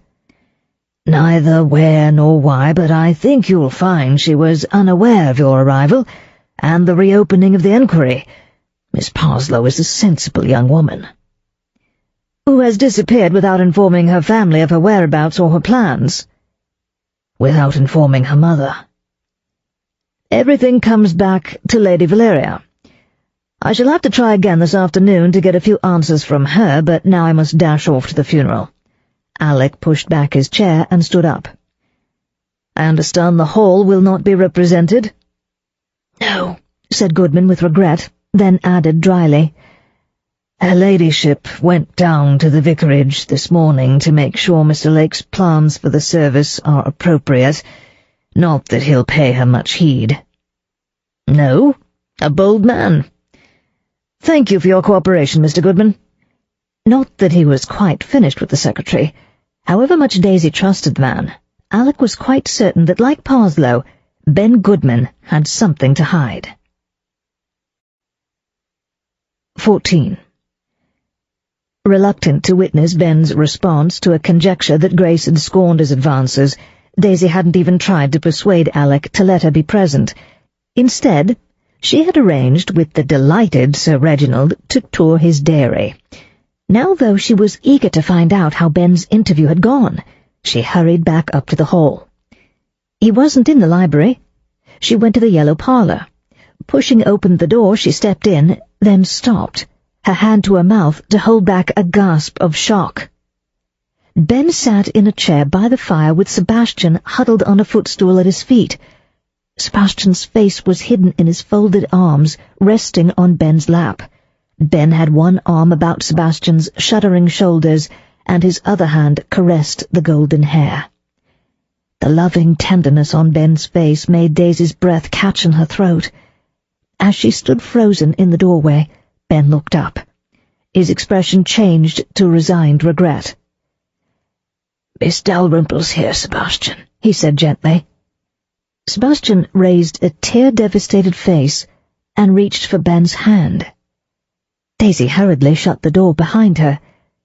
"You're—" she began, then stopped, unable to think of a polite way to phrase a question. "We're in love," said Sebastian defiantly. That explains a lot. So many little oddnesses came together in her mind. She crossed the room to drop, weak-kneed, onto the sofa opposite them. It must be absolutely frightful trying to keep it hidden. "I've grown accustomed to concealment," Ben said wryly. "It's been hell for Sebastian. You aren't beating a horrified retreat?" "I live in Chelsea. We have all sorts of unusual people living around us," Daisy explained. All the same, she was rather proud of her savoir. She had met 2 or 3 male couples at parties, but somehow, suddenly discovering someone one regarded as a friend to be that way inclined was rather more difficult. "Lady Valeria knows, doesn't she?" "She certainly suspects." The grim set of Ben's mouth made him plainer than ever. "She inveigled Sebastian into the affair with Grace to try to prove her suspicions were unfounded." "You can't be sure of that, Ben. In any case, it wasn't all her doing," Sebastian said with remorse. "I wanted to prove to myself that I wasn't different. It didn't work. I was more than ready to admit that to myself when Grace told me she was pregnant, and all the fuss started." "Escaping to Antibes must have been a vast relief," said Daisy. "It would have been if only Ben could have come too. I was desperately worried about him. When Bobbie wrote to say Grace had cleared out with a stranger, I wanted to come home, but—" "Bobbie wrote to tell you?" "Yes. She's not much of a letter writer, but she knew how much it meant to me." "When did she write?" "Oh, about a week after we left. It takes a couple of days for village gossip to filter up to our ears, and she waited a day or 2 longer to be sure Grace didn't reappear." Daisy noticed Ben was amused. She lifted an inquiring eyebrow at him. "Fletcher has an apt pupil," he said. She blushed furiously. I'm sorry." "It's all right, I don't mind telling you," said Sebastian. "It's an enormous relief to have it all out in the open." He leaned back against Ben's knees. "I'm glad, but, Ben, you know I have to tell Mr. Fletcher." His eyes were full of weariness and pain. "I know," he said quietly, "but he's a clever man, your detective. He'll find out anyway, and I'd rather you told him than I." "I'm sure he won't—" "No, I can't be sure," Daisy admitted, downcast. "I think Alec's broad-minded enough not to make things more difficult for you just because of that. If it weren't for Grace's murder—" Ben nodded. "As it is, you have no choice but to tell him." "I'll try to persuade him not to tell anyone else," she promised. Sebastian was in better form than Ben now. His cheeks had regained their colour, and the signs of tears were fading. "Why did you want to know about Bobbie's letter, Daisy?" he asked curiously. "Because it seems highly unlikely that if she had killed Grace, she'd write you a letter which might well bring you home into the middle of a murder investigation. She couldn't know so soon that it was safe. Therefore, she didn't kill Grace, not that I believed for a minute she did." "Anyway, the mater refused to come home." "Jove!" Sebastian clutched his dishevelled golden locks and groaned. "I suppose that makes it look even more as if she—" Heavy footsteps outside the door silenced him. In an instant he sprang to his feet and sat down again on the sofa beside Daisy. When Lady Valeria clumped in, the three were discussing Greek architecture, and Daisy had just had a brilliant idea. For the moment, she had to keep her idea to herself. Lady Valeria stayed with them until they all moved into the dining room for lunch. Besides, though, as an afterthought, Daisy decided she'd better hold her tongue until Alec was convinced of Ben and Sebastian's innocence of Grace's murder. She wondered whether he'd be frightfully shocked by her discovery about them. No, a policeman was not so easily shocked, but she hoped he wouldn't be disgusted. Slightly to her own surprise, she found she liked Ben as much as ever, and Sebastian was nice enough when he pulled himself together. They obviously cared deeply for each other. Surely Alec would not arrest them? Even if he wanted to, he'd have to have proof of misconduct, not just an admission of feelings, wouldn't he? But she refused to believe he was a bigot. It wasn't something she could discuss over the phone. If he didn't return to the hall soon, she'd walk down to the inn. Alec returned to the inn sooner than he had intended. The only remarkable thing about Grace's funeral was that her father had attended wearing greasy dungarees and a surly scowl. Stan Moss did not accompany his daughter's coffin to the graveside, as Alec realized very nearly too late. When he reached the street, the blacksmith was revving up a small, dilapidated motor lorry. Over the noise of the engine, Alec bawled, "I'd like a word with you, Mr. Moss." He reached through the glassless window to present his credentials. "Scotland Yard." Moss glowered, but he took his foot off the accelerator. The roar diminished to a loud rumble. "Ruddy lunnin' busies think you know better than the local coppers. That taffy done it." "Did you see him?" "Didn't get home till late that night, did I?" "Then what makes you think Morgan killed your daughter?" "Bloody obvious, isn't it? She could have bun in the oven, and whether 'twere his or not, he'd cause." "You knew she was having an affair with young Parslow?" "Maybe I did, and maybe I didn't." "I understand you encouraged her to seduce him." Moss's sullen face crimsoned. "It's a bloody lie," he bellowed. "Look here, mate. I can't stop here chatting all the ruddy day. I got business." He revved again and released the brake. "I'll need to see you again," Alec shouted, hastily removing his hand from the door and jumping back. The lorry roared off down the hill, leaving Alec certain the blacksmith was lying. He had pushed his daughter into the affair. However, far from making him a murderer, that gave him every motive to keep her alive for his unpleasant purposes. Annoyed, Alec walked back to the church for a word with the vicar. He felt a spark of hope when Mr. Lake told him Wednesday was choir practice night. However, the practice ended at 9, a good hour before Grace was last seen alive. Another dead end. On the point of leaving, Alec turned back. "Owen Morgan isn't in the choir. The Welsh are known for their singing." "And for their Methodism, Chief Inspector. I believe Morgan often walked into Whitbury to chapel on a Sunday. A good lad by all reports. I'm glad you have reopened the case." A charitable man as well as a bold one, Alec thought. Stan Morse, on the other hand, seemed absolutely convinced the police had already arrested his daughter's murderer. He might change his mind if he realized his enemy, Lady Valeria, was now a suspect. Alec wanted to talk to him again. Not nearly as badly, however, as he wanted to talk to Lady Valeria Parslow and Miss Roberta and George Brown. Back at the Cheshire Cheese, he reread the scanty reports of the local police. He noticed Ben Goodman had said at the inquest that Lady Valeria had told him to sack Grace if she returned. When had she so instructed him? Either her ladyship reckoned the girl's running off removed any claim against Sebastian, or she knew Grace would not be seen again. Which, Alec wondered.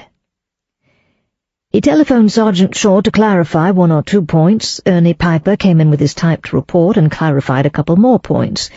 Grace's belongings were still in her bedroom at the Hall, he announced, but since they consisted only of her parlour maid's uniforms, no one had wondered at it. Something curious about that caught Alec's attention, but before he could chase down the thought, Piper continued, "And the chauffeur swears no one took a motor out the night of December 13th. "He's quite certain." "Yes, Chief. His room's right over the garage, an old hayloft it is, the garage being part of the stables. It was there all evening, having to drive to London next day." "Any witnesses? Any sign he was interested in Grace?" "No witnesses, Chief, but he's engaged to a girl in Whitbury, which he don't want her ladyship to know about. I got a name and address, case we need to check." "Well done, Ernie. Let's go and eat before you leave for Crewe. I'll go over your report later." They had the dining room to themselves. Petrie had gone off to call on a distant elderly cousin at his mother's behest. "It's odd, Chief, that long-haired bloke not being here. I mean, with Miss Parslow gone missing and all." "Great Scott, I'd forgotten you said they knew each other." "I only remembered because of typing up my notes, Chief," Piper said modestly. "Do you think he went with her?" "It's a possibility I shouldn't have overlooked. Everyone's hunting for a woman on her own, not a couple." "Mrs. Chiver," he said to the landlady, as she brought in their soup, "has our resident poet left?" "Mr. Wilkinson, sir. He's booked another 3 nights and left one of his bags. Said he might be gone a night or 2. You don't think he skipped, sir, without paying?" she asked anxiously. "I don't suppose so," he soothed her, "but I'd better take a look at that bag, make sure it's not empty." "After lunch, I hope, sir. The cutlets are browning nicely." "I wouldn't want them to spoil. The bag won't run away." And if Mr. Wilkinson had run away, he'd not get much farther in half an hour. The landlady left, and Alec said to Piper, "If the bag's empty or full of rubbish, I'll add him to the wanted notice, but all he has to do to make himself unrecognizable is cut his hair. Chances are, though, he's just dodged the bill and his departure has nothing to do with Miss Parslow." The small portmanteau turned out to be full of books, surprisingly neatly packed shirts, and a cheap but respectable lounge suit. Alec had a feeling that Wilkinson was a red herring, his acquaintance with Miss Parslow probably distant, and certainly nothing to do with Grace. Lady Valeria was sufficient reason for any air of conspiracy surrounding their meetings. He set off to walk up to the Hall, Piper having already left in the Austin, to meet Tom Tring's train at Crewe. The light overcast had taken on a yellowish tinge which, together with a distinct chill in the air, threatened snow. Alec hoped it would hold off until his precious motor car was safely back in Occleswich. Despite the chill, well-muffled children played in the front gardens of several cottages. Most ran to the fence to stare as he passed, and one bold little girl waved. He waved back, which sent her and her companions giggling and shrieking into the house. The shop and post office were closed on Saturday afternoon, so few adults were out and about. 1 or 2 of those he met nodded and smiled, others ignored him. The smithy looked deserted. and no one answered the door when he knocked. Out of curiosity, he walked right around it, picking his way between the piles of rusting junk. The yard behind the cottage was also paved, with a considerable area clear of rubbish. Morse must keep his lorry here, and perhaps do such mechanical work as he obtained. In fact, a farm trailer standing near the back door of the forge was obviously being worked on, and a decrepit harrow had a shiny, newly forged bar holding it together. No sign of the blacksmith, however. Alec walked on. By the time he reached the hall, an icy wind had sprung up and begun to disperse the clouds. He was glad to be admitted to the comparative warmth of the house. "Miss Dalrymple requests a word with you, sir," said Moody grudgingly. "Before you see anyone else, Miss is in the Red Saloon, if you'll please to come this way." Before Moody opened the door, Alec heard the rattle of typewriter keys under vigorous attack, punctuated by the ping of the carriage return warning. Daisy sat at a Regency writing table, a silhouette against the window, bashing away at her machine. She paused and peered across the gloomy room. "Alec, give me half a jiffy to finish the paragraph." The butler had vanished on silent feet. Alec dug in his pocket for a box of matches and lit a couple of gas lights. The painting above the mantelpiece sprang to life, a gruesome scene with guns blazing and the bodies of British soldiers and half-clad natives bleeding all over the place. Alec turned his back on it. "Isn't it ghastly?" Rolling the paper out of the typewriter, Daisy gave him a rather strained smile.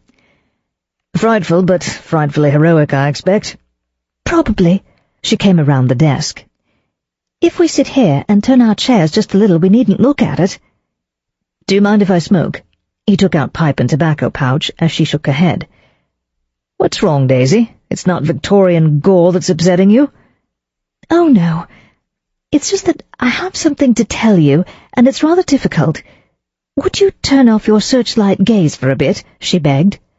"Sorry, copper's bad habit." He busied himself with filling his pipe and trying to persuade it to light. "It's Goodman, isn't it?" he asked between puffs. "How did you guess?" "Because you've taken him under your wing, as you did Lady Wentwater, and because I know he's hiding something." "It's nothing to do with the murder, Alec, honestly. He's... You know about men who don't like women?" "Great Scott, so that's it. Goodman and Parslow, of course. No wonder the poor lad's been in such a rotten funk." "They love each other. You don't have to arrest them, do you?" "People are arrested for actions, not inclinations, and I've no evidence of misbehavior. You do realize this gives them both excellent motives to get rid of Grace. Goodman must have been jealous, and Parslow wouldn't dare risk being forced to marry." "Parslow was the father, trying to prove he is what he is not?" "Yes," said Daisy mournfully. "And I know it looks bad for both of them, but I really think the only thing they were hiding was that." "Neither of them has an alibi for 10 to 11, Alec pointed out, running through their statements in his mind. "Unless... yes, that would explain quite a lot. Unless they were together. But I can't accept either's testimony about the other. If they were together, they may have been committing murder together. I must see them both together." "Let me stay, Alec, if they don't object. I'll take shorthand notes for you." He pondered a moment. "All right. Highly irregular, but they have already confided in you, and this isn't something I'd want Piper to hear unnecessarily. Anyway, he's meeting Tom at Crewe." "Sergeant Tring's coming?" She beamed. "I'm glad. I like him." As he rang the bell by the fireplace, he wondered at her ability to find pleasure in little things, even in the midst of upheaval. Joan had been the same, cheered by a daffodil in the middle of a Zeppelin raid. Moody shuffled in and was sent to fetch the two men. Daisy went to the desk to get a notebook and pencils. "Why aren't you in hysterics?" Alec inquired, following her and moving her typewriter aside. "I'd have thought most women of your class wouldn't know such unnatural tendencies existed. I'm sure the middle classes don't, my mother, for instance." He sat down behind the desk. "Well, public schools and having a brother, one can't help hearing things, and I live in Bohemia, remember." Still, I'm amazed at your calmness when you've just discovered a friend to be that way inclined." It was a bit of a shock, actually, but after all, they're still the same people they were before. I don't believe they can help it, so you can't really say it's unnatural, can you? It's like blaming someone for a squint or for going prematurely bald. She eyed him thoughtfully. "All the same, I'm glad you're not going bald yet." "Yet?" he said in mock outrage, and they were laughing when Parslow and Goodman came in. Both men looked disconcerted. Goodman limped forward, saying sardonically, "I take it you're not about to haul us off to prison, Chief His words were swallowed up in a raw, painful cough which doubled him up. Parslow hurried to him and took his arm. "It's the cold wind," he explained anxiously. "Draughts everywhere. Come and sit by the fire, Ben." "Yes, do," said Alec, regretfully abandoning his pipe, which had just caught and emitted a curl of smoke undoubtedly injurious to gas-corroded lungs. The reminder of Goodman's war service shattered the shards of contempt he had carefully hidden from Daisy. Also, he was surprised and impressed by the young Adonis's care for his crippled companion. The relationship was not at all as one-sided as he had imagined. Daisy had hurried to help Parslow settle Goodman in a chair by the fire. With dismay, Alec noted the determined light in her eye. She whispered something in Parslow's ear. He looked in turn startled, enlightened, entranced, and then her determination was reflected in his eyes. Alec nearly groaned aloud. What on earth was she up to now? He ought to send her away before whatever it was went any further. Instead, subjected to a blue, appealing gaze, he found himself saying, "You won't mind if Miss Dalrymple stays to take notes?" "Not at all," said Parslow firmly. He took a leather-covered flask from his pocket, unscrewed the top, and held it to Goodman's pale lips. A few sips brought a tinge of colour to the wan cheeks, but Goodman leaned his head back on the high back of the chair and made no attempt to speak. Pulling up a straight chair, Parslow sat down beside him, one hand laid comfortingly on his arm. Alec took a seat opposite them as Daisy retreated to the desk. "Right," he said. "We'll take what Miss Dalrymple has told me as read and go on from there. Do you wish to amend your statement in any particulars, Mr. Parslow?" "Yes. Ben and I were together most of the time between 10 and 11 o'clock on December 13th.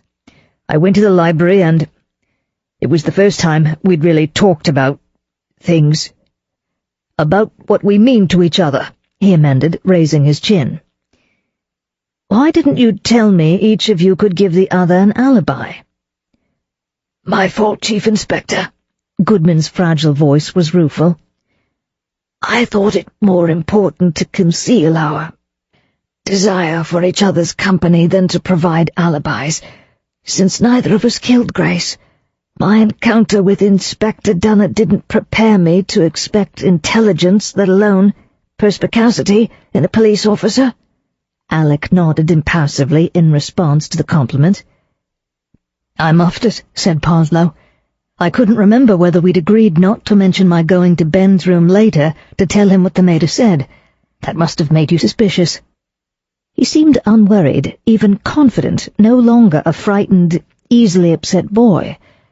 It looked to Alec as if his terrors had all been connected with the fear of exposure of his relationship with Goodman, nothing to do with Grace's death. The exposure had come, and was not half so terrible as he had expected. His present lack of fear reinforced Alec's admittedly unfounded belief in the mutual alibi. The self-confidence was another matter. That had come since Daisy's whisper. What the devil had she said? "As far as I can see," he said with a sigh, "you're both out of it. However, I must ask you not to leave Occles Hall without informing me." "We shan't go," Parslow grimaced. "One runaway in the family is more than enough. By Jove, I wish I knew where Bobbie went and why. It can't be anything to do with Grace, Chief Inspector. I'm sure it can't." "Does your sister know about you and Mr. Goodman, sir?" "No, not a thing. Bobbie's a thoroughly good sport, but she's too straightforward to see anything that's not shoved right under her nose. Like my father, only he's more so. He manages not to see things even when they are shoved under his nose. but Bobbie didn't guess about Grace until I told her. And Lady Valeria? I think she has suspected, Parslow said slowly. Even before I was sure myself. It would explain why she has hemmed me in since I left school, wouldn't it? Protecting me from myself. And Grace, I've been thinking about what you said about her bringing my nightcap and my early morning tea. Do you think my mother put her up to it to try to change me? To try to prove to herself exactly what I imagine you were trying to prove to yourself, Alec suggested gently. Grace told Morgan her ladyship encouraged her to seduce you, as did her father. Moss? Just to create trouble for us? That was too much for Parslow's newfound equanimity. Oh, Lord, he groaned, hiding his face in his hands. It was Goodman's turn to offer comfort. After a moment the younger man recovered enough to say, Poor Grace didn't stand a chance, did she? I liked her, you know, even though I didn't want her. Alec nodded. I dare say your mother's doubts explain why she refused to take Mr. Goodman with you to the south of France. She wasn't just being difficult. I'm only surprised she didn't dismiss him. Goodman said dryly. To do so would have amounted to acknowledging to herself her son's nature. Yes, of course. Did anyone else know or suspect? Tompkins, my valet, knew about Grace, not about Ben. Ernie Piper hadn't picked up on that, Alec thought. What else had he missed? Tom Tring would have to have a go at the servants. The answers to the rest of his questions tended to confirm their innocence of Grace's murder. Lastly, he asked Goodman when Lady Valeria had told him to dismiss Grace if she returned. Goodman thought. It was the next morning, he said slowly, when Grace was not there to serve breakfast before her ladyship left for France. Before she could possibly have heard the rumour of Grace running off with a commercial, another suggestive point against her ladyship. Otherwise, there was nothing new. Nothing to incriminate Lady Valeria or her daughter, equally nothing to exonerate. Those two, with George Brown, remained Alec's chief suspects. "Thank you," he said at last. "I'm not about to haul you off to prison, and I see no reason at present to reveal your secret to anyone, even my sergeant, other than Lady Valeria. I assume you're resigned to confirming her suspicions?" "It's inevitable now, and I'll be glad to have you break the news," Parslow said candidly. "However, I must warn you that if you are required to give evidence at a trial, I may not be able to keep it out of my report." "Thank you, Mr. Fletcher," said Goodman, wearily leveraging himself out of his chair with Parslow's assistance. "You have been most understanding. I know you'll do your best for us." After a moment's hesitation, he held out his hand, and Alec shook it without, he hoped, noticeable hesitation on his part. It wasn't a contagious malady the man suffered from, after all. Supporting Goodman, Parslow had no free hand to shake, but he too thanked Alec, and as they turned towards the door he winked at Daisy, who grinned back. What the exchange portended, Alec was determined to discover. But just now he urgently wanted to see to Lady Valeria. At last he had a lever which might dislodge her from her refusal to speak to him. He rang the bell. "Lady Valeria?" asked Daisy. "Yes, or at least I hope so." "She won't let me stay in the room. What a shame. I'd like to see her face when you let the cat out of the bag." She pondered a moment. "No, that's not fair. It'll be beastly for her. I'm surprised Parslow didn't go to pieces when I said I'd have to tell her. Won't she hit the roof?" "Probably, but he's used to it. That's the trouble with blowing people sky high for every little thing. When something big comes along, you have no ammunition in reserve." "True, but at the least she'll surely sack Goodman." "Oh, that doesn't matter any—" She stopped as Moody trudged in. "Please tell Lady Valeria I'd like a word," said Alec. The butler's face somehow managed to combine triumph and despondency. "Her ladyship has gone to a committee meeting, sir, in Chester. The bishop's crusade against crime, I understand." Daisy collapsed in peals of laughter. 15.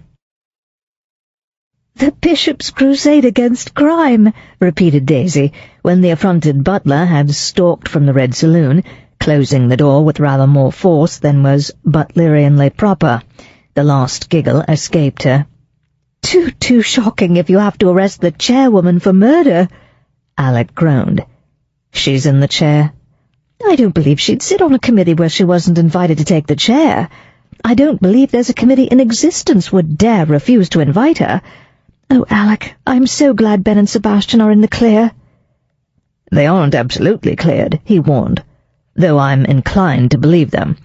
I could tell they were lying before, so I hope I'm right in thinking they're not now."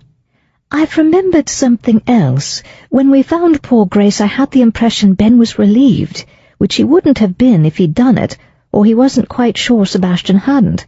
I suppose he'd been afraid Grace might come back and make more trouble." "It's another point in their favour.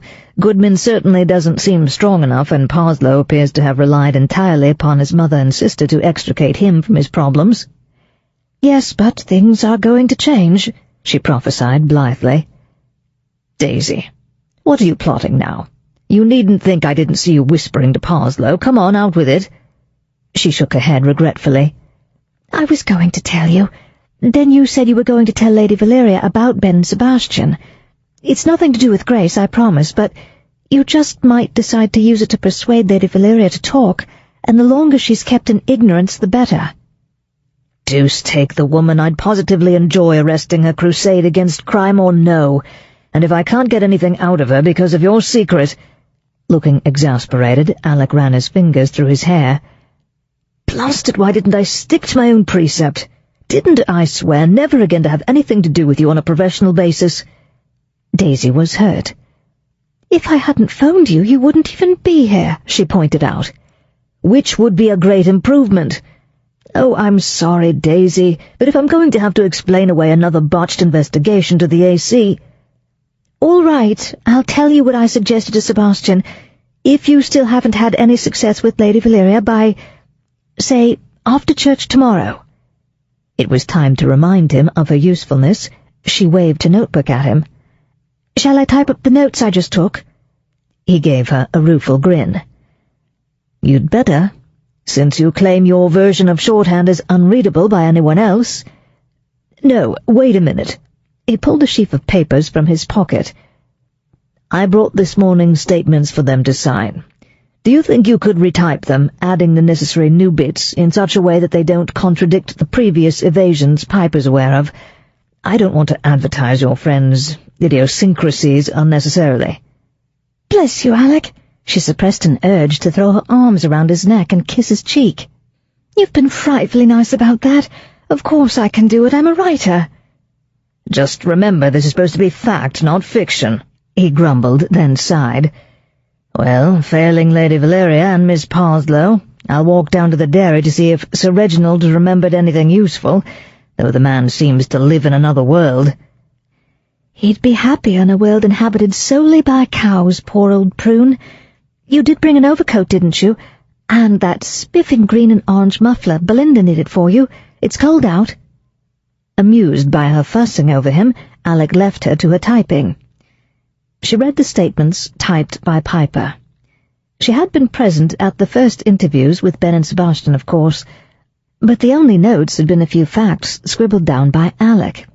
He had gone over the same ground that morning with Piper taking shorthand, and then there were the changes and additions. No wonder Alec had been suspicious. She was glad she'd been instrumental in bringing out the truth. With hindsight, she laughed at Ben's response to the accusation that he'd been chasing Grace. Naturally, unwilling women had never been a problem to him. Moving her typewriter back from where Alec had set it aside, she started typing. The second carefully edited statement was nearly done when Alec returned. "Nothing," he reported gloomily. "Sir Reginald greeted me as an old friend and remembered my name, but not my job. Lady Valeria's not back yet. I'm going down to the Cheshire Cheese. Tom may have arrived by now, and I'm hoping going over it all with him will give me some ideas."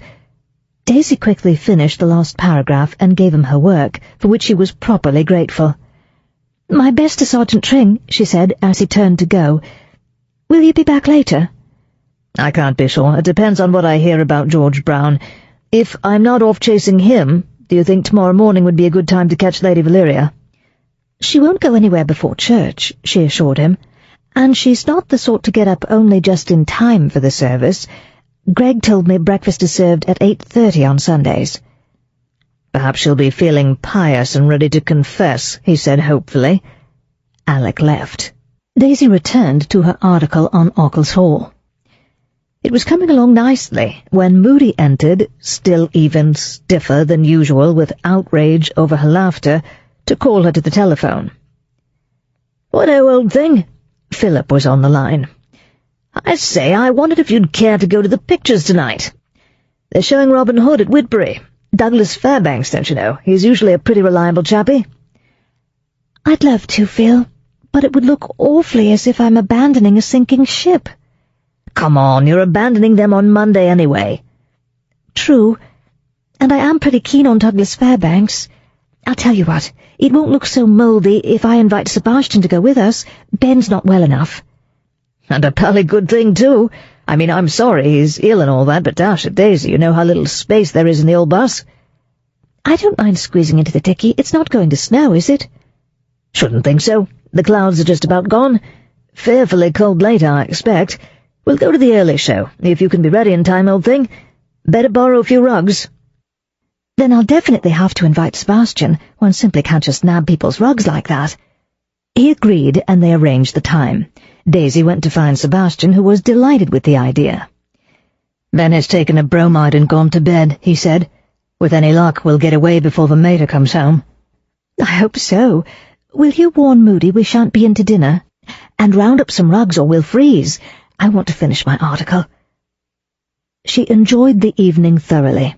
It was fun having two handsome escorts, even though one was a childhood friend and the other preferred men to women. Douglas Fairbanks was at his swashbuckling best. They bought fish and chips afterwards and ate it out of the newspaper, Philip and Daisy laughing at Sebastian's pleasure in the vulgar, forbidden treat.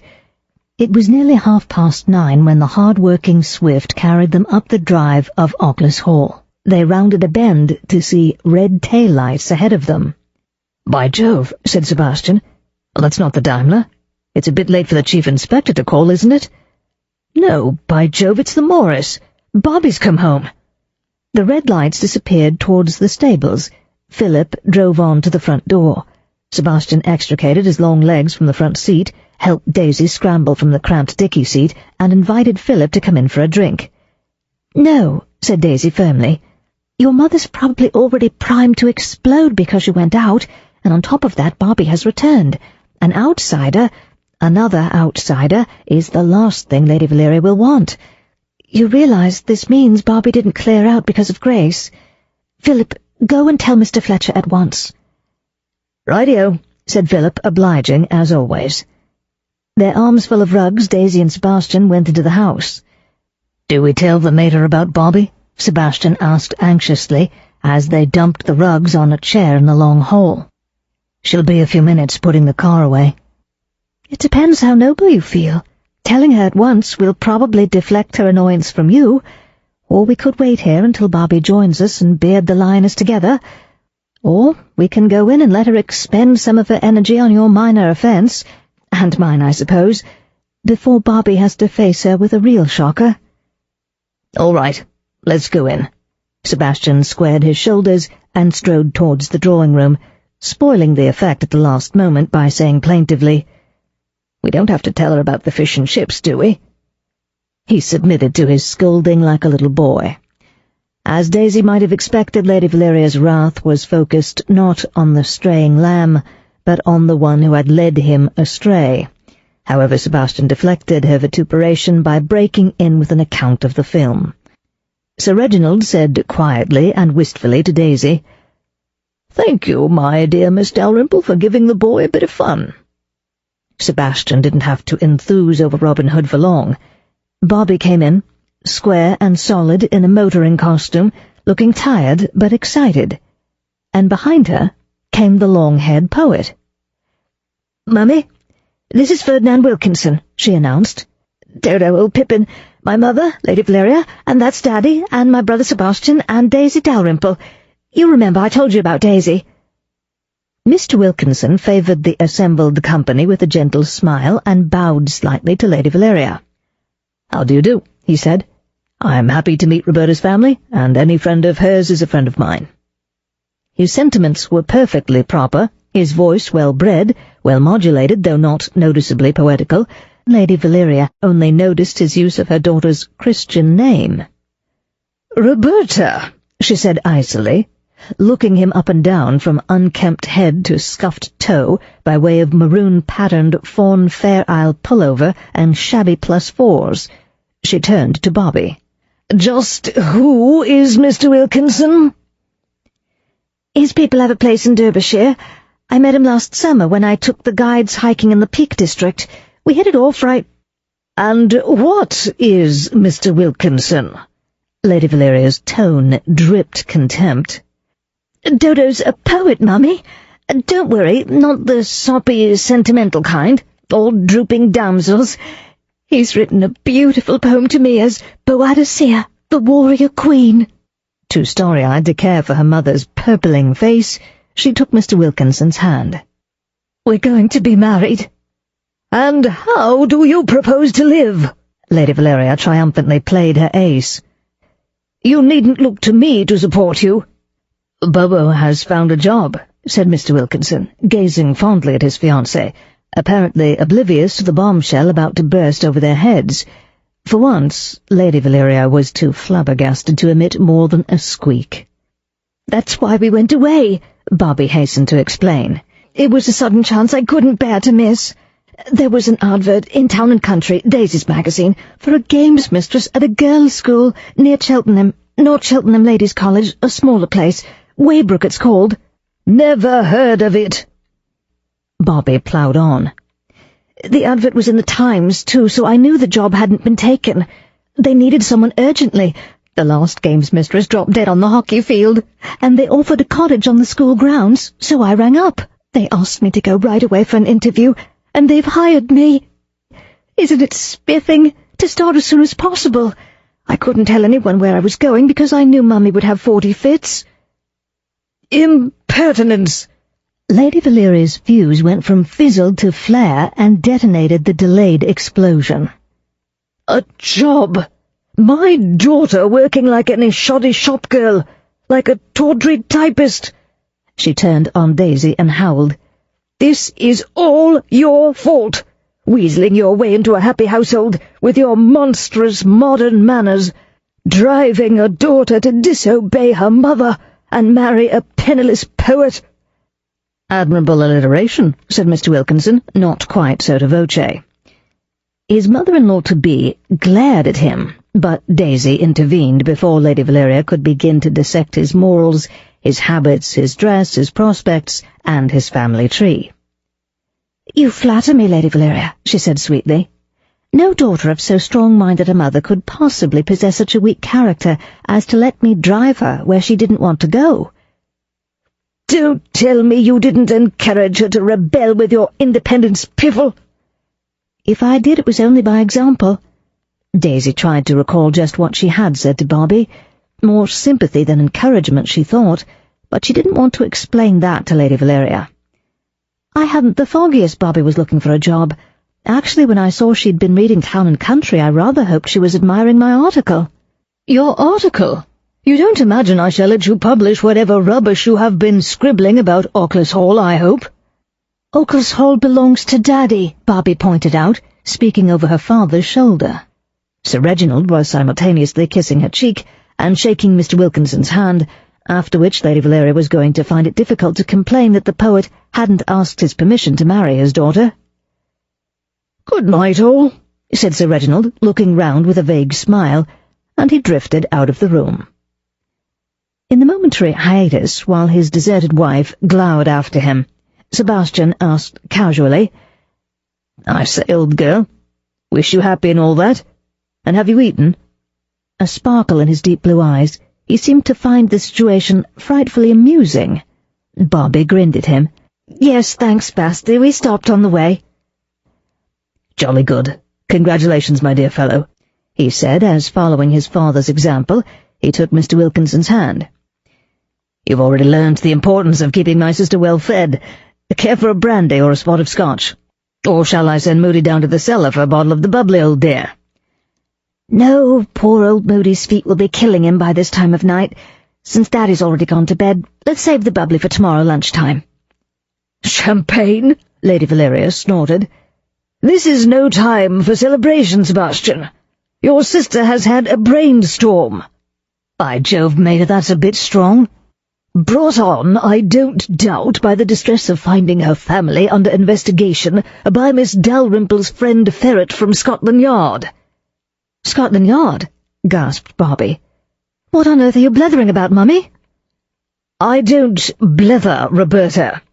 We shall discuss the matter in the morning, by which time I trust you will have come to your senses. Good night, Sebastian." Her son dutifully kissed her cheek, and ignoring the other three, she swept out. Abandoning the fight, Daisy wondered, or retreating to regroup her forces. Either was uncharacteristic. Lady Valeria wasn't mellowing. Were events beginning to overwhelm her? Sebastian dropped into the nearest chair and burst out laughing. "Boadicea," he crowed. "That's rich." "Don't be silly, Basti. Daisy, what's this about Scotland Yard?" Before Daisy could answer, Mr. Wilkinson said pensively, "You're right, not Boadicea. That ode will have to go. Atalanta, she's the one. A sonnet, perhaps. Golden apples, sunlight dapples, or free verse." "Hush." "Isn't he top hole, Daisy?" Bobbie whispered. "Who is Atalanta?" "I think she was the beautiful girl who kept winning foot races. I must say he seems to be quite soppy and sentimental about you." Bobbie blushed. "Usually he writes about steel mills and coal mines and things, frightfully modern. Men earning a living by the sweat of their brow and that sort of stuff." "He doesn't mind living by the sweat of your brow?" Daisy asked, then hoped she didn't sound critical when she was only curious. "Oh, he's had a book of poems published, which brings in a few pounds. You wouldn't recognize his name. He writes as Fred Wilkes. They've asked him to teach an English lit class at Weybrook, too. It looks good in the prospectus, having a published poet on the staff, so we'll do quite well. Daisy, what's this rot about a friend of yours from Scotland Yard?" "You didn't know. He arrived the evening before you left, and Mr. Wilkinson actually breakfasted in the same room, though he did look as if he was in the throes of composition at the time. He wouldn't have noticed then. This Ferret chap's here about Grace, but they arrested Owen Morgan." "Fletcher," said Daisy severely. "Detective Chief Inspector Fletcher," she explained the situation. "So you see, your clearing out like that looked frightfully fishy." Bobbie roared with laughter. Sebastian, who had been teasing the oblivious Mr. Wilkinson with rhymes like pies for prize, dinner for winner, and grapple for apple, came over to join them. "What's the joke?" he asked. "Daisy's Chief Inspector thinking I must have bashed poor Grace because I hopped it at the wrong moment."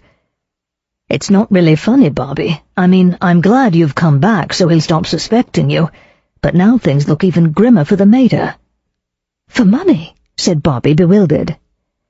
"She had the same motive as you, and then there's the way she loses her temper, and the worst of it is, she won't talk to Fletcher." "Oh, blast, it's no use trying to persuade her to be reasonable." An awful thought struck her. "Basti, you don't think—" Sebastian shrugged his shoulders helplessly. "I don't know. I just don't know." "What can we do?" "All you can do," said Daisy, "is tell Mr. Fletcher the truth and hope it was George Brown." "George Brown is in Carlisle," Alec informed Tom Tring when the Yard at last telephoned with the news from Clover Corset Company. 140 miles, Chief, if it's an inch," said the sergeant, who had come from London equipped with a map. "And you know what them Lake District roads'll be like after the winter. Between your weight and the potholes, my springs won't stand a chance. Fortunately, Brown's finished in the far north and he's driving down to Lancaster in the morning." "Not more'n 70 or 80. Tring's moustache quivered with satisfaction. Nice and flat all the way. All the same, Tom, I'm going to leave you here to have a shot at the Occles Hall servants. Ernie's done a good job, but he hasn't your experience nor your way of getting around people. We'll drive up to the hall first thing in the morning to see if we can shock her ladyship into cooperating. Then, unless she confesses on the spot, Ernie and I will go up to Lancaster. Come on, I'll buy you a pint to console you. "Tar, Chief, but later. I think I'll go have a natter with Mr. Chiver there. Landlords often see more than they think they can remember, and likely he's the sort I can get around better nor you." Very likely. Laughing, Alec watched his vast sergeant cross the bar parlour with his peculiarly soft tread and start a cosy chat with the innkeeper. However, by the time they moved to the dining room for dinner, Tring was none the wiser. Afterwards he elected to join Piper in the public bar to try his luck there. Thus, Alec, nursing a whisky in the bar parlour, was surrounded by locals, friendly and hostile, when Philip Petrie burst in. "I say, Fletcher, have I got news for you?" Every head swung towards him. "Daisy asked me to tell you—" "Not here, old chap." Forestalling the revelation in the nick of time, Alec took Petrie's arm and led him out to the lobby, followed by gazes burning with curiosity. He pulled the door to. "What's up?" "Gosh, I nearly blurted it out in front of the plebes. Sorry to be such a chump. Brace up, Fletcher. Miss Parslow's back." "Miss Parslow? Damn it, there goes another perfectly good suspect." Petrie turned out to know no more than that the Morris Oxford had returned to Occles Hall. Alec decided it was too late to do anything about it that night. Tomorrow he'd see Miss Parslow first and hope that, witting or unwitting, she'd give him further ammunition against Lady Valeria. In the morning, frost flowers bloomed on the bedroom window, sparkling in the rays of the rising sun. After breakfast, Mrs. Chiver delighted with Tom Tring's appetite, the three men motored up to the hall. Alec sent his officers straight round to the servants' entrance. He'd have preferred to have Piper take notes and Tring add his massive presence to the weight of the law, but he had promised to keep Goodman and Parslow's relationship from them if possible. When Moody opened the front door to him, he asked to see Daisy. He wanted to get what information she had about Miss Parslow's absence before he tackled the young lady. Muttering dourly about Sunday being a day of rest, the butler showed Alec to the Red Saloon. Daisy came in a few minutes later, carrying a cup of tea. "Did I interrupt your breakfast?" he asked. "Sorry." "No, I just finished except for my second cup, unless it's my third, I'm not sure. You're not going to interview Lady Valeria in here, are you? Talk about showing a red flag to a bull. And there's that picture, too, to put bloodthirsty notions into her head." Alec looked around at the burgundy walls and the gory battle scene. He grimaced. "I don't know that it'll make much difference. If you ask me, the difficulty's going to be getting her to see me at all." 16. "Daisy, do you mind taking notes for me this morning?" "Mind? Don't be an arse. Are you actually asking me to?" She could hardly believe it after all the rot he talked about her meddling. "You want me to protect you against Lady Valeria?" "Don't you be an arse," Alec retorted. "Because of young Parslow and Goodman, I did say I'd try to keep it hushed up." "Oh, yes, but you won't need to break it to Bobbie, will you? She has no idea, and I told Sebastian that, though confession might be good for his soul, she'd be happier kept in ignorance." "I'll see what I can do.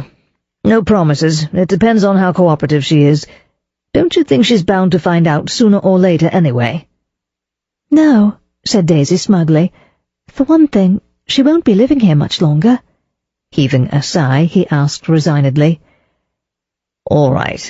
What have you done?" "I can't really take the credit, or from her mother's point of view the blame. But my brilliant career convinced Bobbie that working for a living isn't the end of the world. She's already found a job, and what's more, she's getting married. You remember the rather bohemian chap at the Cheshire Cheese?" "I do indeed. I was just wondering whether to send out a police bulletin on him when Petrie told me Miss Parslow was back. Come on, give me the dope." She told Bobbie's story, leaving the poet's inspiration till last. Alec laughed. "Boadicea or Atalanta. I can't wait to meet your friend," he said. "From what I've seen and heard of Wilkinson, the arrival of the Met may well have passed right over his head." He rang the bell. While Moody came and went, Daisy seated herself at the desk with the notebook and pencils Alec had brought in for her. Bobbie came in, rather more Boadicea than Atalanta, despite her Sunday-flowered blue silk. She marched up to Alec and shook his hand.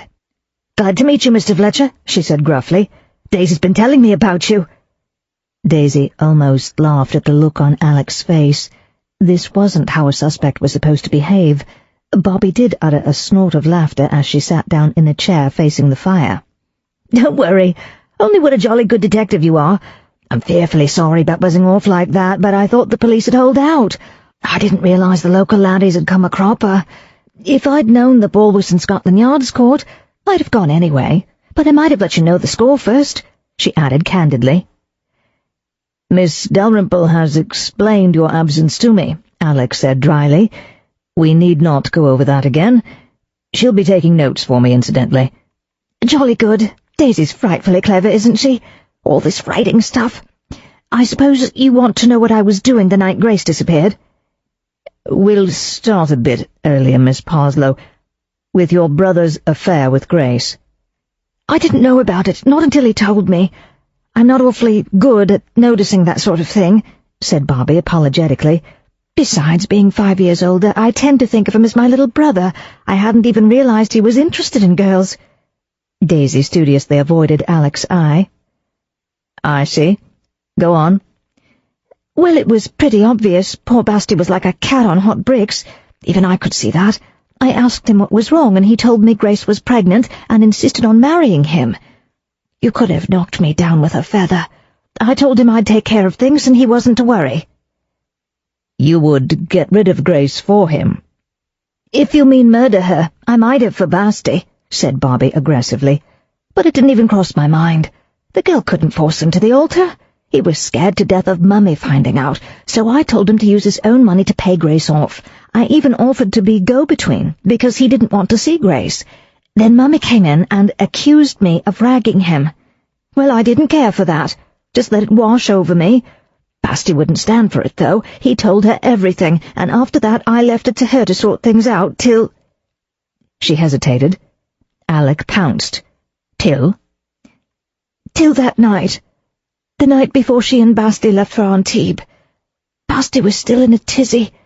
Grace had told him Stan Morse was going to make her sue for breach of promise, and Mummy didn't seem to have done anything. When she announced they were leaving a week early, I thought she'd decided it would all blow over. With Morse involved, I knew it wouldn't, so I tackled her after dinner and we had a row." "What time?" 10ish, I suppose. She'd been in the library with Ben. Daddy had just gone up to bed." "And what did she tell you?"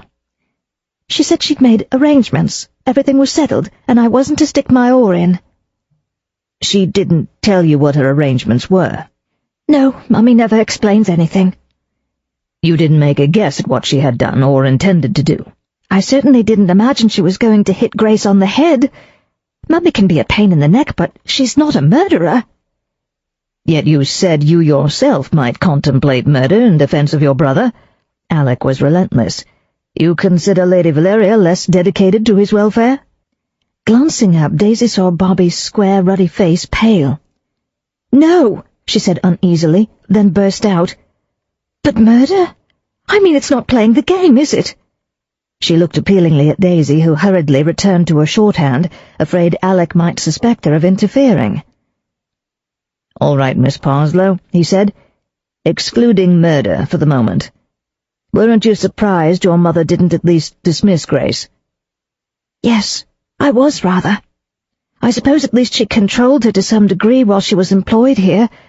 It upset Basti, of course, her being here, but then they were going away anyway. I thought Stan Morse couldn't do much while Basti was gone, so I'd leave things till he came back and see if it really was settled." "How long did your argument with Lady Valeria last?" Bobbie shrugged her shoulders. "A few minutes, 5 or 10. It's pointless arguing with Mummy. I should have known better. She always knows best, and as I said, she never explains anything." "What did you do after that?" "Well, I was pretty fed up, so I went for a walk." Daisy silently groaned. Not only had Bobbie no alibi, she actually admitted being out and about at the time when Grace had probably met her end. "In which direction?" Alec asked with apparent casualness. "Down past the dairy, across the fields towards Fox Green. There are lots of footpaths and not too many trees, so it's easy to see your way at night.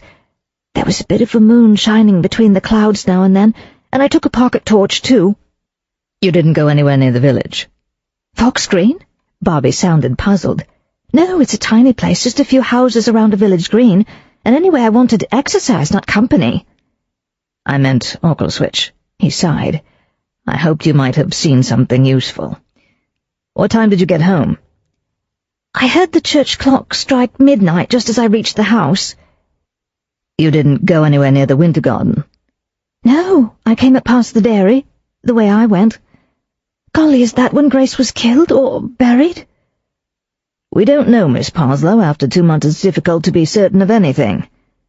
"I suppose so. Jolly hard lines for you," Bobbie said sympathetically. Alec asked her a few more questions and then said, "Thank you for your help, Miss Parslow. May I be permitted to congratulate you on your job, and to wish you every happiness." She beamed at him. "Thank you, Mr. Fletcher, that's jolly decent of you. Did you want to see my fiancé next?" "He wasn't in the area on December 13th. "No, he was at home in Derbyshire." "We may have to check on that, but I doubt it.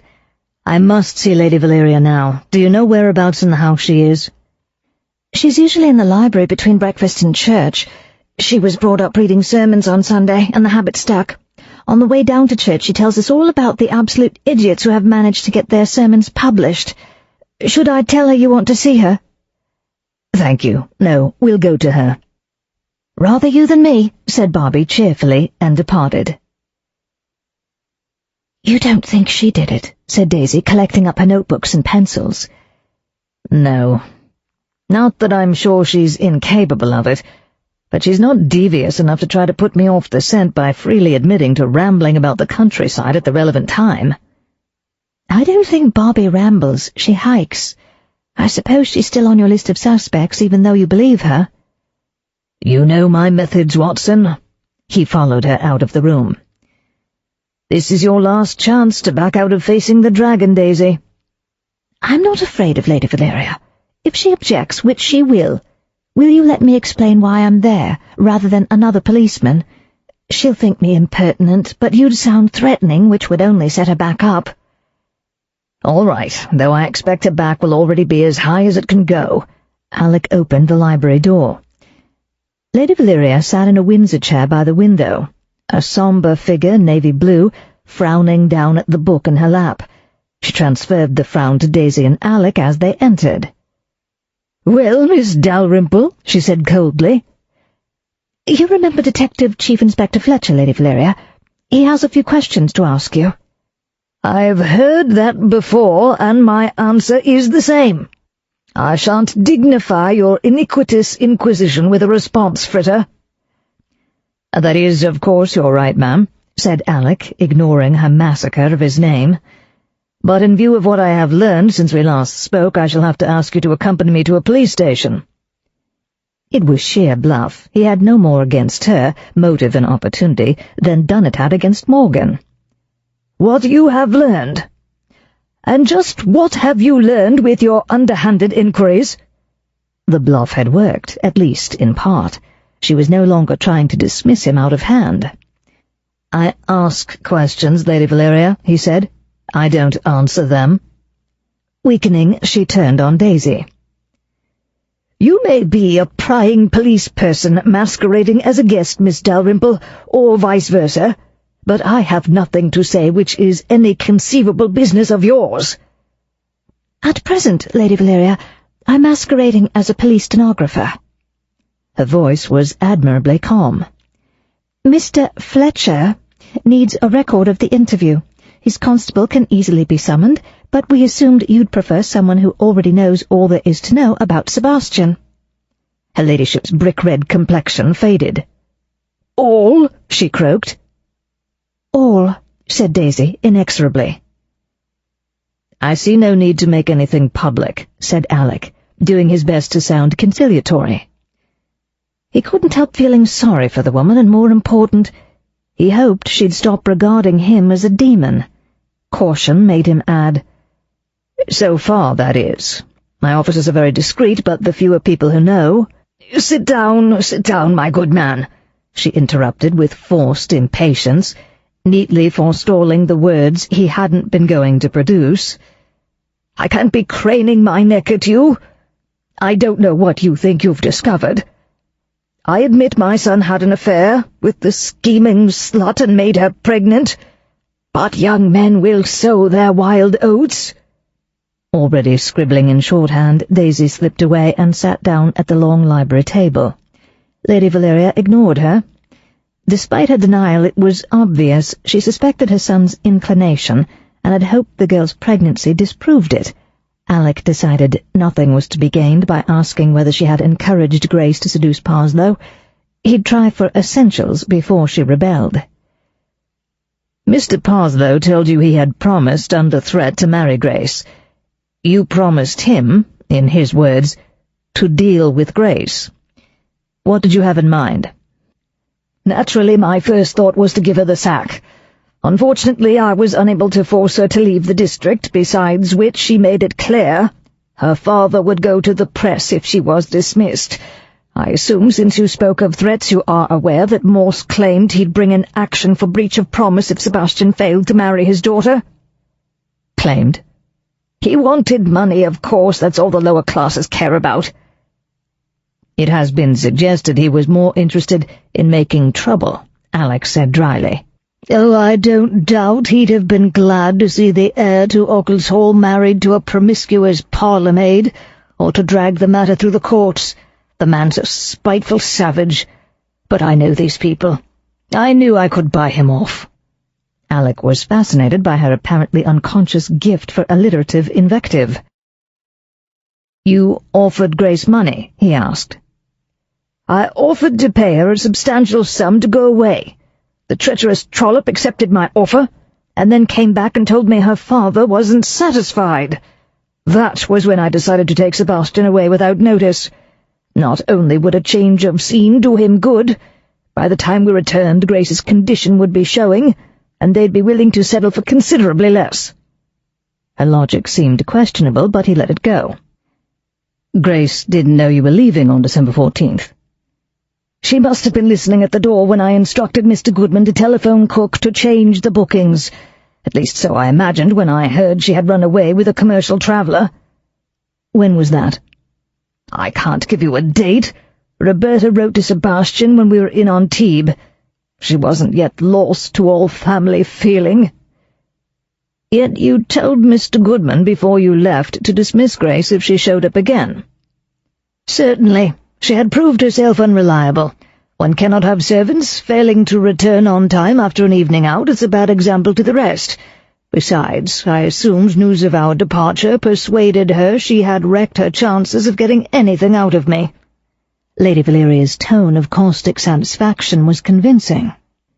"You weren't surprised she hadn't made a last effort to wring money from you once she learned you were off?" "One can't expect logic of domestic servants. I was glad to have the problem solved so easily." "By death," said Alec flatly. "My good man, I didn't know she was dead," she snapped. "Someone did." "None of my family." "That remains to be seen." Perhaps the reminder would induce her to continue to cooperate. "Tell me what you were doing the evening of the 13th. "How can I possibly remember at 2 months' remove?" "Others have. It was the night before you left for France.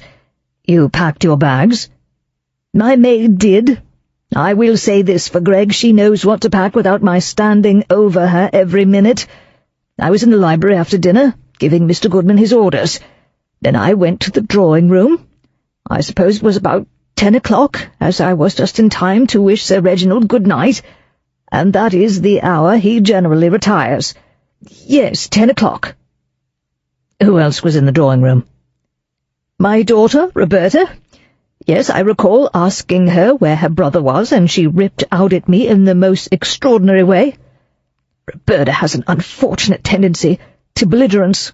to feeling she knows best, which I have done my best to eradicate."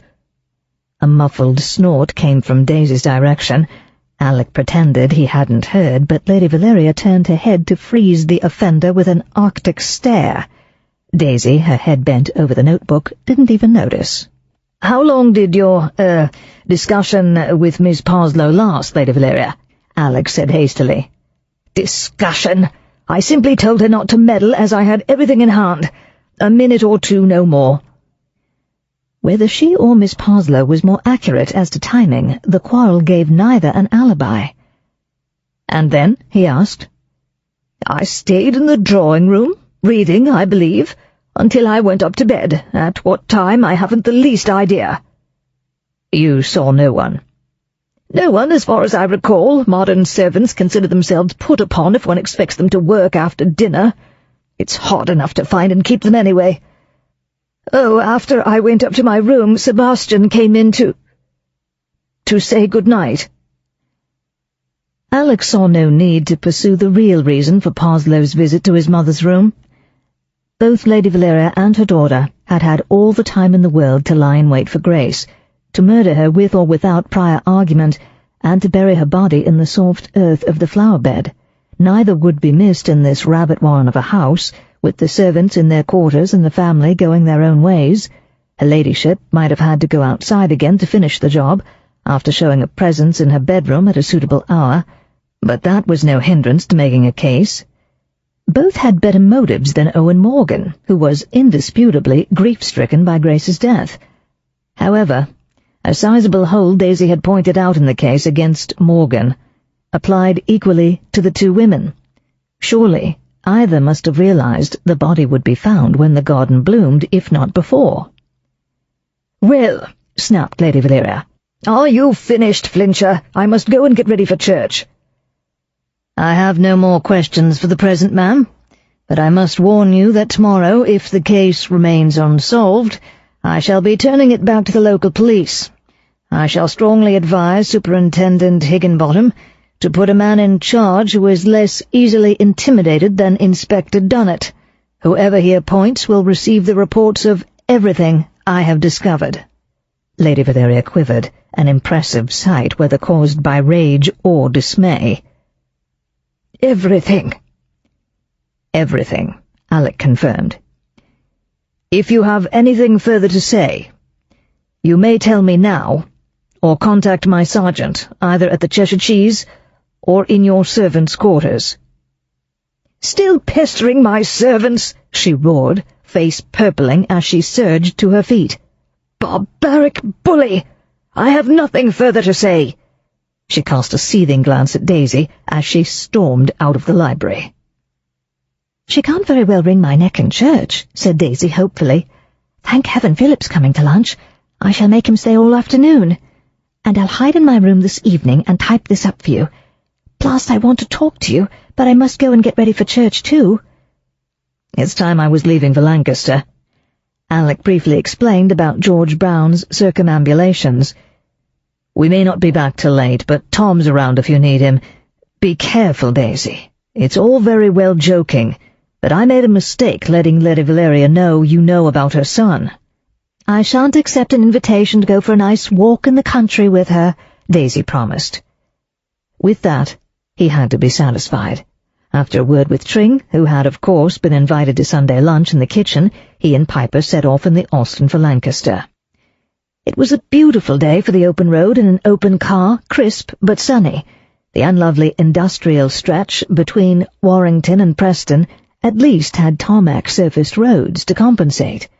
They stopped at a roadside pub for lunch and drove into Lancaster at 2:45. The Lancashire police had been notified by the Yard of their coming, so no explanations were needed when they checked in at county headquarters. Alec asked the way to Caton, the village where George Brown had said he would spend the night. A few minutes later, they pulled up before the Crook of Loon Inn. The traveller had not yet arrived. Leaving Piper to hold the fort, Alec strolled along to view the actual Crook of Loon, the bend in the river immortalized, according to the landlady, by Turner. No doubt it was lovely, with leaves on the trees and the bluebells which, she informed him, carpeted the banks in May. Brown at last turned up as the last light faded from the sky. In his mid-30s, about Alec's age, he was good-looking in a rather smarmy way, but with a pudginess which suggested coming corpulence. When the landlady pointed him out, Alec pulled in his stomach and vowed to get more exercise. Piper in tow, Alec approached him as he reached the foot of the stairs. "George Brown, of the Clover, have a heart, old chap." His voice was cockney, overlaid with refinement. "No need to broadcast it to the world. What can I do for you?" Alec flashed his identification. "Scotland Yard, we'd like a word with you, sir." A hunted look entered Brown's face, and for a moment he appeared to see a parade of past sins crossing before his eyes, yet he sounded more puzzled than alarmed when he said, "You'd better come up to my room, Chief Inspector." His driving coat tossed on the bed, Brown perched beside it, Alec sat on the room's only chair, and Piper stood by the door, notebook and pencil at the ready. "You stayed at the Cheshire Cheese in Occleswich on December 13th last, sir?" Alec asked. "December? Well, that'd be in last year's book. I don't—" "The Cheshire Cheese?" He paled. "Lummy Charlie, it's that girl. Is that what it is, Governor? The one the gardener killed?" "Grace Morse. You were seen talking to her in the bar parlor, and she was thought to have run away with you." "Grace, that's it. I remember it was some religious name, not the Bible, prudence, patience, or that." The cockney underlay became more pronounced. "Read about it in the paper, didn't I?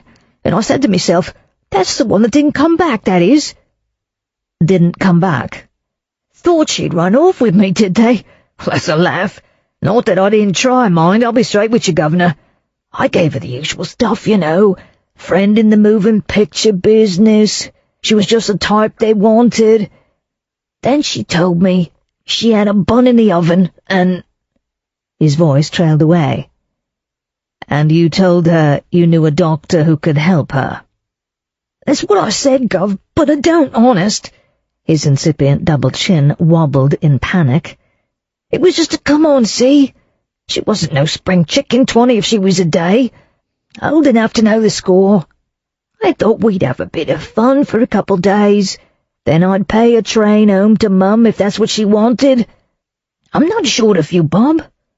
But she went off to get her things and she never came back. So I scarpered, didn't I? For all I knew, her dad or her brother was out after me blood." "You scarpered at what time?" "Closing time. She said she'd be gone 10 minutes, so after half an hour there wasn't much point sticking around. To tell the truth, I was having second thoughts about it being knocked up too. Picked up me bags and I was going to drive straight through to London. That's where I was heading, see? But I'd had a couple, see, and I passed a place with lights still on, so I stopped for the night." "Where?" "Court, loving Governor. I don't have last year's book on me." "Think, man." Breathing heavily, Brown closed his eyes and thought, then opened them in inspiration. "I've got a map in the bus, Gov." Alec sent Piper down with him to find the map. His story rang true. Where women were concerned, the man was an unprincipled cad, but not a murderer. He must have tried his come-on countless discontented village maidens and weathered countless refusals. He'd have an alibi. Something he'd said. Brown burst into the room, waving his map. "I've remembered, Chief Inspector." The acquired accent was back in place.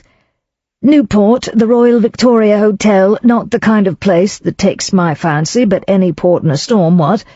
I was just in time. They had some sort of do-on, so they didn't lock up till midnight. You'll find my signature in the register."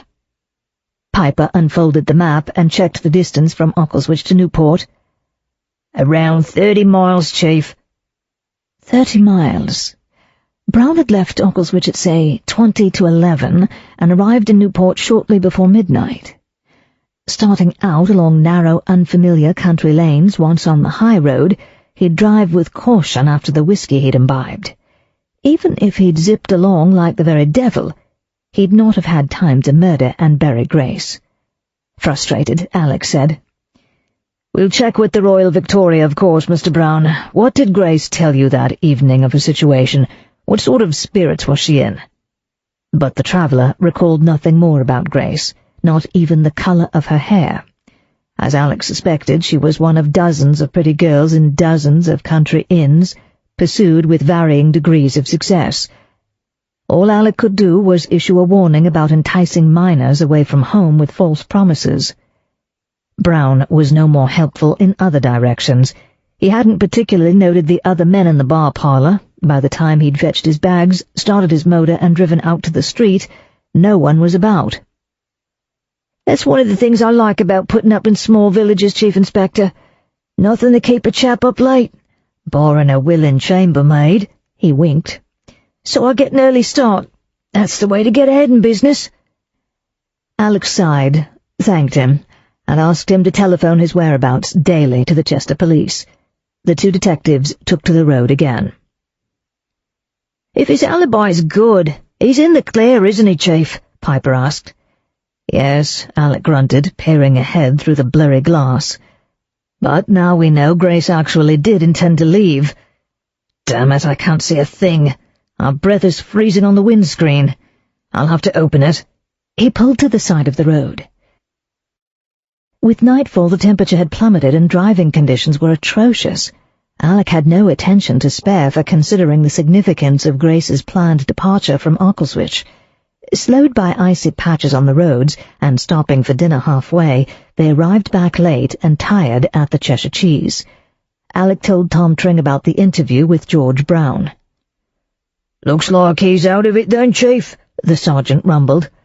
"Must admit I wondered where he'd got hold of that winding sheet without the landlady kicking up a dust." "The sheet? Great Scott, I'd forgotten it. The doctor's report mentioned it and the photograph showed it, but Dunnett's report ignored it, though that's no excuse for me." Tom tactfully refrained from agreeing. "Mrs. Twitchell, the housekeeper, swears none of her sheets is missing, and she'd know. The head gardener, Bligh, showed me Morgan's, all patches and darns, and swears they're all accounted for. Course it don't knock anyone out for sure, and I don't expect Dunnett kept the sheet, but I bloody well shouldn't have missed it. So where—" "Stan Morse. No one's checking his sheets. And there's something else. Hell, I'm too tired to think, but I must see him in the morning, even if we have to chase him all over the county." "Off to Betty, boys, Chief, and you too, young'un." Tom herded them upstairs. "All right," said Alec, "but wake us early." Sinking into bed, he was asleep within seconds. He woke in the small hours with two facts ringing in his brain. First, Grace had kept only her parlour maid's uniforms at the Hall. Second, she had promised Brown to return with her things in 10 minutes. What a complete fatuous fathead he was, not to have realized she went from the inn to the smithy, not the Hall. Stan Morse needed his daughter. As long as she turned over her pay, cooked and cleaned for him, and complied with his plot against Lady Valeria. But Grace had planned to run away. Even enlightenment failed to keep Alec awake, but a plan was ready in his head by morning. Over a hurried breakfast he explained his reasoning to the others. "So, although I'm not quite ready to let Brown or Lady Valeria off the hook," he finished, "everything points to Morse." "Phew!" Piper heaved a sigh of relief, then blushed as Alec and Tom stared. "You see, Chief, the last thing you said last night was you got to see Morse, and I couldn't go to sleep for thinking of the way he's never there. So I got up and went to Mr. Petrie's room, and for all he weren't pleased to be woke up, he listened. He's a real gent, he is. Anyways, he told me how to disable Morse's lorry without doing any real damage, and so it'd take a while to work out what's wrong. So off I went and done it." "Against all the rules?" Alec reproached him, grinning. "Well done, Ernie." "How?" asked Tom. "Mr. Petrie made me promise not to tell Sergeant," Piper said virtuously. "All right," said Alec. "Since you're now a motor expert, Ernie, you take the Austin and check Brown's alibi. If it's no good, phone the yard at once and have him stopped, then come back here. Tom, you and I will tackle Morse, but I'll have a go at him alone first. Routine enquiries. With luck, he won't get the wind up, and he may drop his guard. I want a confession, whether from him or from her ladyship. We still have no real evidence. You telephone Chester and ask them to have a police vehicle standing by. I don't want it coming yet. I may be wrong, and I don't want to look a total chump. Oh, and while you're about it, tell him to let Morgan go. Phone from Rogers Station and bring him along to the smithy about 15 minutes after I go up there." "Right, Chief," acknowledged Tring, and the disappointed Piper. Alec walked up the deserted street. Market day in Whitbury, the landlady had said. The shop was open, though, and unwisely he went in for tobacco. Mr. Taylor, his wife gone a-marketing like the rest, drew him into a chat from which he had great difficulty extricating himself without offence. He had to stop at the police station next door to tell Tom he'd been delayed. As Alec approached the smithy from the rear, came a rumble of curses. He bit back a smile. Rounding the forge, he saw the hefty blacksmith crouched by his battered lorry, siphoning petrol from the tank. The air was full of the stinking fumes. Morse was an expert mechanic indeed to have worked out already what was wrong. Alec was only just in time. "Fletcher, Scotland Yard. We've met. I have a few more routine questions to ask you about your daughter." The man froze, not even looking round. "What?" he growled. "How much money did you hope to extort from Lady Valeria by threatening a breach of promise suit?" "Money?" He turned his head and spat. "All I wanted were a bit of paper, saying I could put in a petrol pump." "Without Grace, you hadn't a hope even of that, did you?" Silence. "You said you came home late the night she disappeared. What time, and where had you been?" "What business is that of yourn? It's a free country." "Where were you, and what time did you get home?" Alec persisted. "I were over to the Dog and Bone in Whitbury," the blacksmith said sullenly. "Dunno the time. Don't ever watch, do I?" "Never mind what o'clock, then. You arrived just as your daughter—" With an inarticulate roar, Morse swung round, rising to his full height. Though not tall, he was built on the lines of a gorilla. "Yes, I killed the little bitch," he bellowed. "Gonna leave me, she were, like a bitch of a mother. But you won't hang me."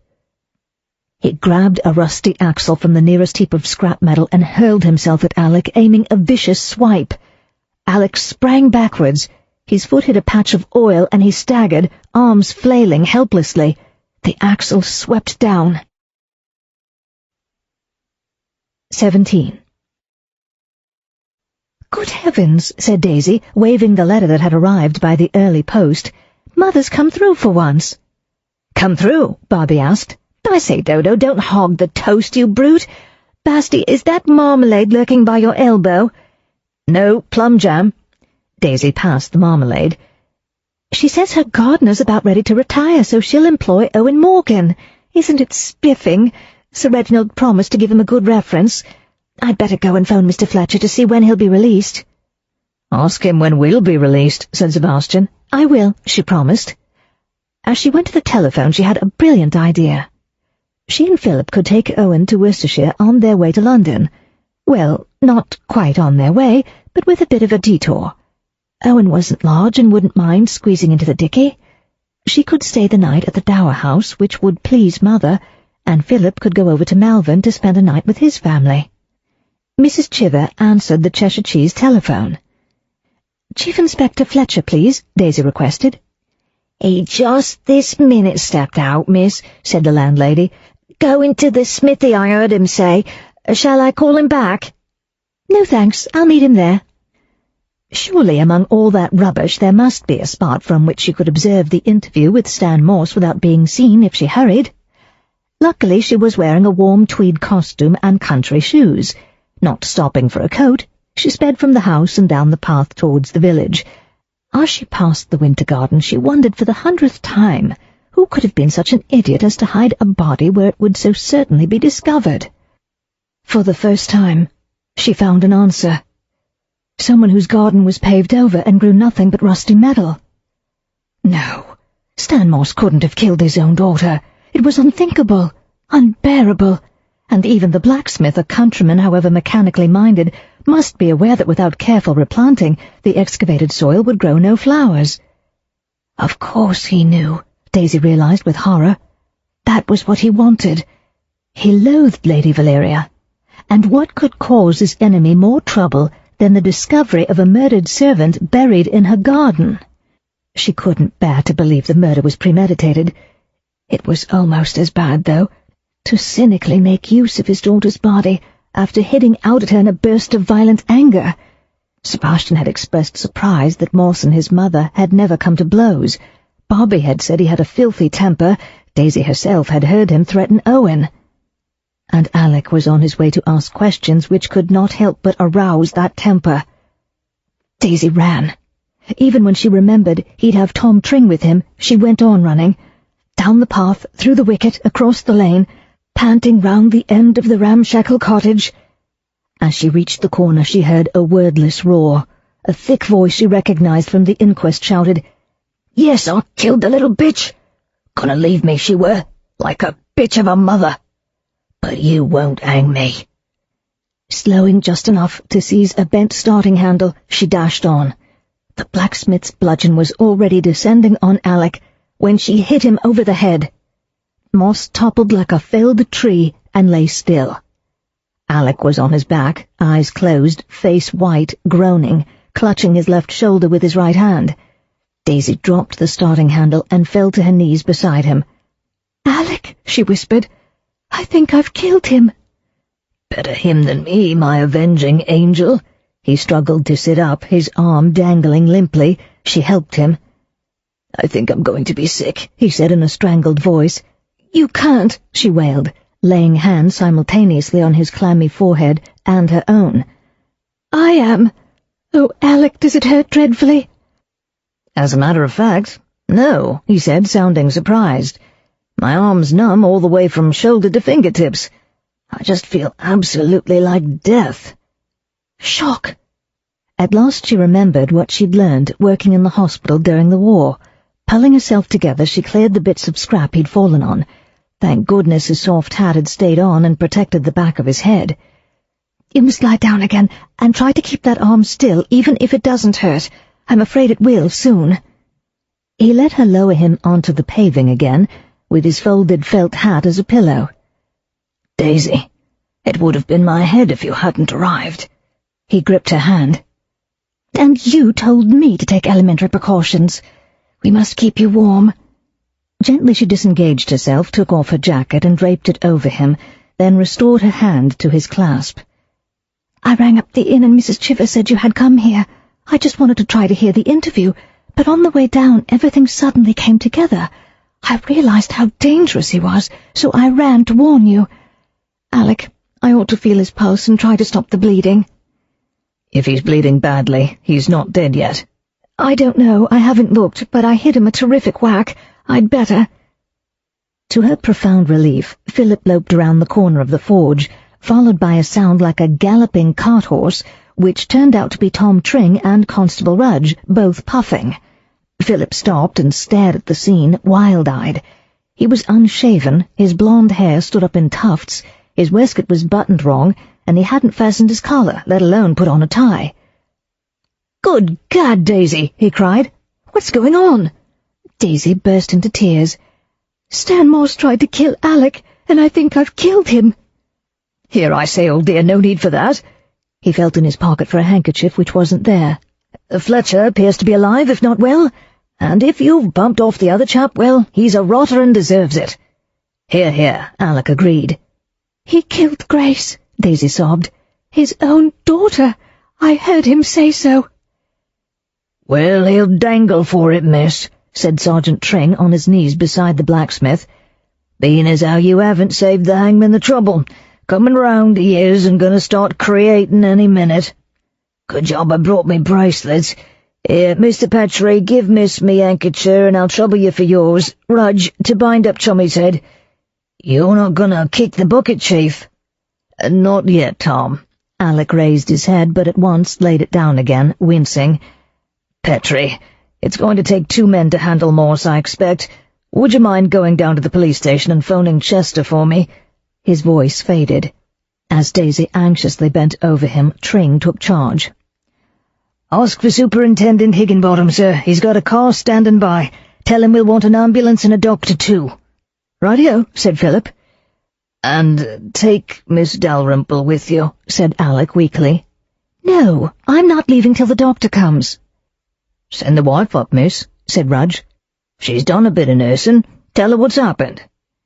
"Please, Daisy," Alec begged. "I don't want you here when Moss comes round. I promise I shan't shuffle off this mortal coil in your absence." "All right, but I'll come back with Mrs. Rudge." Alec and Philip exchanged a look. "No, you won't, Daisy," said Philip with an unwanted firmness. "Come on." He helped her up, and with an equally firm grip on her arm, removed her from the battleground. "Honestly, Daisy," he said reproachfully as they walked down the deserted street, "it's frightfully infra-dig getting mixed up in a brawl like that."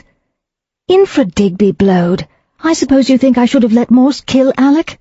"By George, no, but I could have stopped him if you just waited till I arrived." She realized his pride was hurt. "You came too late," she pointed out, "but I was jolly glad to see you. What on earth brought you to the smithy?" "Mrs. Chiver was worried when you told her you were going there, especially with the police on their way. I was drinking my tea in bed when she told me." Daisy looked at him and grinned. "I bet you've never been out in public in such disarray in your life." He glanced down at himself, raised a hand to his open collar. "I was in a hurry," he said self-consciously. "Come to that, you're not so spruce yourself. No coat, no hat, and your hair is all over the place." "It's cold." Shivering, she hugged herself, suddenly exhausted. Daisy was glad to sit in the Rudges' cosy parlour with a cup of strong, hot, over-sweetened tea, while Philip phoned and Mrs. Rudge bustled off with blankets, bandages, and a scarf for a sling. She didn't even protest much when Philip insisted on driving her up to the hall, though she made him promise he'd go straight back to the smithy to make sure nothing dreadful had happened. "I'll pick you up at 2, he said as he pulled up in the tunnel by the front door. "We won't get to town till late, but you should be feeling better by then." With a struggle, she dragged her mind from Alec's white face and Morse's still form. "Do you know, I'd forgotten we're leaving today. Phil, could we possibly go home for a night on the way?" "Of course, my dear old thing." He regarded her anxiously. "You'll want to see your mate after such a fearful shock." "It's nothing to do with Mother, or at least only that she's going to hire Owen Morgan. We can take him in the dicky." "Dash it, Daisy." "Thank you, Phil dear."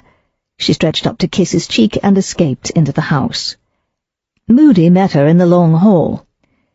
"Miss Roberta's been asking after you, miss," he said sourly. "She's in the morning room." Daisy's entrance into the morning room created a sensation. Bobbie rushed towards her. "Daisy, where on earth have you been? You went to make a telephone call, and next thing we knew, Moody said you'd rushed out of the house without a coat or hat or anything, and now you haven't even got your jacket." "I had to put it over Alec to keep him warm." She started shaking and clapped a hand to her mouth as the ghastly nausea swept over her again. "Oh, blast, come and sit down, you're white as a sheet."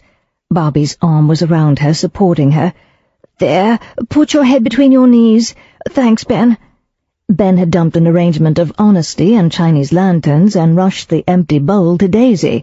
For an awful moment she thought she was going to need it to disgrace herself in public. Then her head stopped swimming.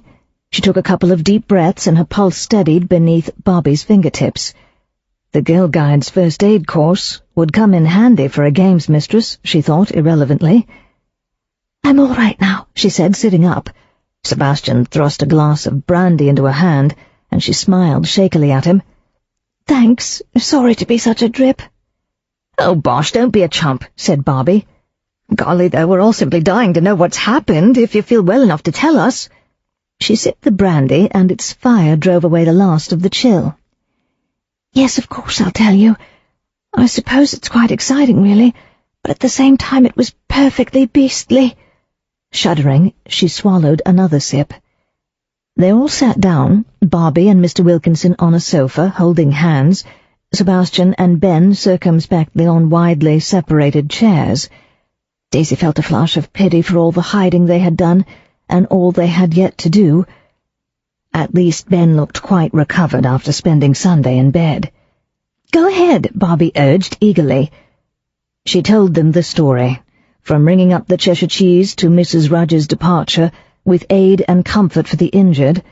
The horror dissipated as she turned it into words, though she was sure frightful memories would return to haunt her sooner or later. "Philip wouldn't let me go back to the smithy," she finished, "so I don't know what happened next." "By Jove," Sebastian said admiringly, "you're a regular heroine." "A thoroughly capable heroine," said Ben. Daisy blushed. "Oh, no, not really. There just wasn't anything else to do." "You could have fainted before instead of afterwards," Bobbie pointed out, "or have been too squeamish to biff him hard enough. I can see Dodo's already composing a poem in your honour." Her fiancé was indeed lost in a world of his own, though there was no way to be sure he was composing a paean to Daisy. It would be rather fun, she thought, as long as it was the kind of poetry she could understand. Fortunately, Bobbie didn't seem jealous. "I hope you'll send me a copy," she said diplomatically. "You must come and visit us. There's a spare room in the cottage." Bobbie's healthy pink face turned red with emotion. "If it wasn't for you, Daisy, I'd never have got up the nerve." "Oh, that reminds me. I didn't have a chance to ask Mr. Fletcher what put him on to Morse, but since he confessed, I'm sure you're all free to leave. Though perhaps you'd better wait for official notification from Mr. Fletcher," she added, recalling disagreements as to who was suspect and who was not. Then she wondered whether Alec was too badly hurt to notify anyone of anything. "Or from Sergeant Tring," she said unhappily. As if he'd read her mind, Ben said at once, "I'm sure someone will let you know as soon as a doctor has seen the Chief Inspector." "Yes, of course, Tring will, or Philip. Philip's coming to fetch me at 2, so I'd better go and pack." Yes, she'd pack, but if Alec had to stay in hospital, she'd have Phil take her to a hotel nearby. She did her best to smile. "I'm so very glad for all of you that it turned out to be Stan Morse." Warily, Daisy went up to her room to find that Greg, on instructions from Lady Valeria, had already packed her bags. She took off her shoes and lay down on top of the counterpane. The next thing she knew was Bobbie gently shaking her shoulder. "Daisy, it's lunchtime. Do you want it on a tray?" "I looked in earlier, but you were out for the count. Mr. Petrie rang to say Mr. Fletcher's arm and shoulder are just badly bruised." "Thank heaven." Swinging her legs over the edge of the bed, Daisy leaned down to put on her shoes and hide the tears in her eyes. "Oh, Bobbie, I was so afraid he might be crippled for life." "Jolly good news, isn't it?" Bobbie moved on to her own concerns. "Mr. Petrie didn't know anything about official permission to leave, but he said he'd find out before he comes for you. We're all hoping to follow you down the drive. Basti went down to the dairy to tell Daddy, and he's going to tell Mummy at lunch. Rather short notice, but who can blame the poor pet? Are you all right?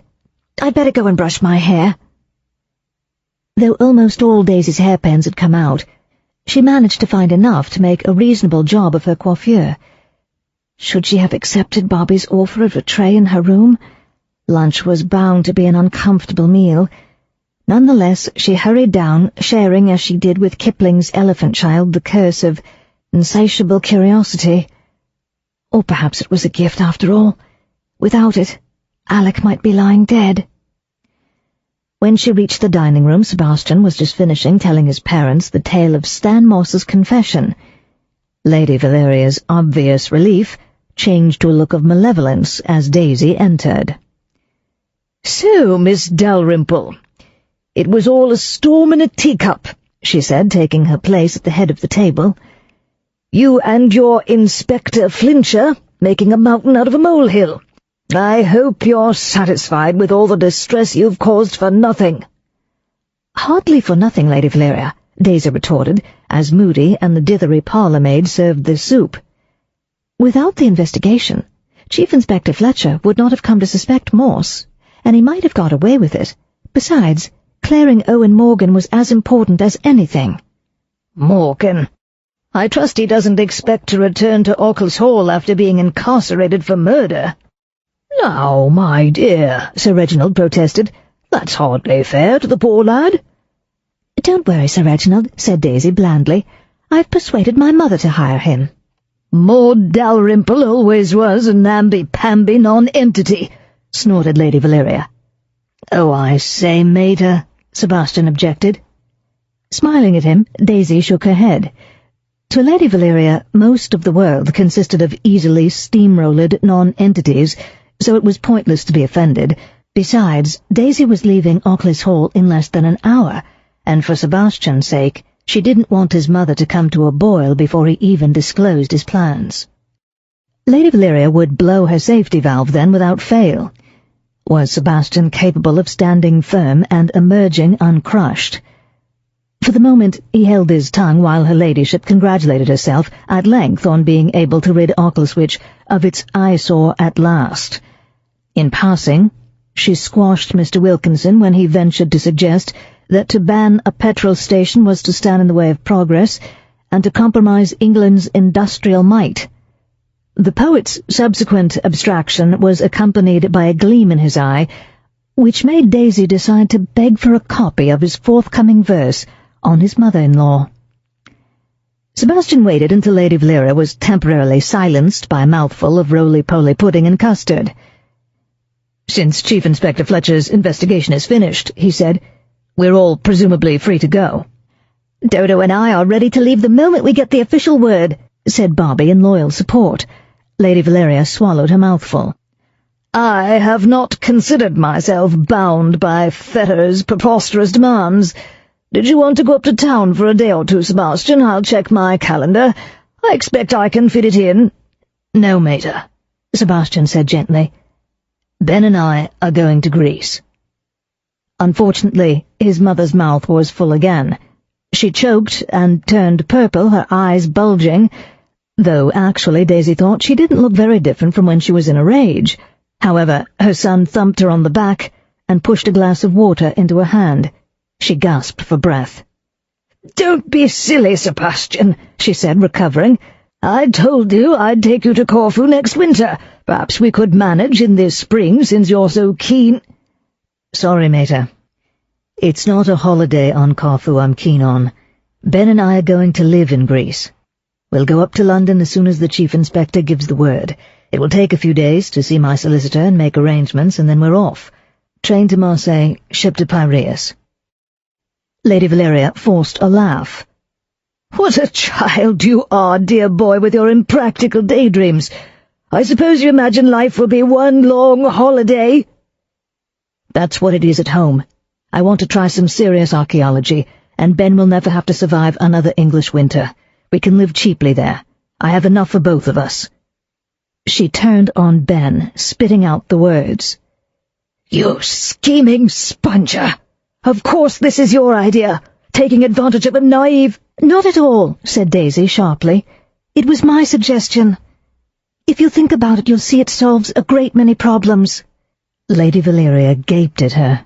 Daisy was about to excuse herself to go and put on her coat when Moody came in and announced, "Detective Chief Inspector Fletcher is here, my lady." Bobbie jumped up. "Goodo! Come on, Dodo! Excuse us, Mummy!" She dashed out, followed by her fiancé, Sebastian, Daisy, and Ben. Alec, his arm in a sling, was in the long hall, sitting on one of the chairs with painfully knobby carved backs. To Daisy, he looked awfully pale. As Bobbie rushed up to him, he stood up with a slight smile. "Miss Parslow, Mr. Parslow, Mr. Goodman, I've no doubt you have heard the whole story. I came to tell you Morse has been arrested for his daughter's murder." "Topping," said Bobbie. "Daisy said he'd more or less confessed." "Yes, and he's done a bit more ranting. Grace went home and told him she was going to London. The fury which made him strike her seems to have been chiefly because her departure would ruin his chances of forcing Lady Valeria to let him put up a petrol pump." "How frightful," said Daisy with a shudder. "He was obsessed." "So was the mater," Sebastian said soberly. "In its way, a classical tragedy," Ben observed. Mr. Wilkinson was inspired. "I shall write a verse play," he cried. "Righto," said Bobbie with a fond glance. "I take it we may leave, Mr. Fletcher?" You're all at liberty to go where you will, with my apologies for intruding in your lives." Bobbie promptly invited him to call in at the school cottage if he was in the neighbourhood. Sebastian shook his good hand. "You did rather put me through the ringer," he said, "but no hard feelings. Has Daisy told you Ben and I are following her advice and going to live in Greece?" "So that's it. I knew she was up to something." Alec sighed and shook his head at Daisy, his lips twitching. "Miss Dalrymple has a finger in every pie." "Fortunately, for the rest of us," said Ben, grinning. "I just try to help," she said with dignity. "Alec, Mr. Fletcher," she amended as Lady Valeria and Sir Reginald appeared.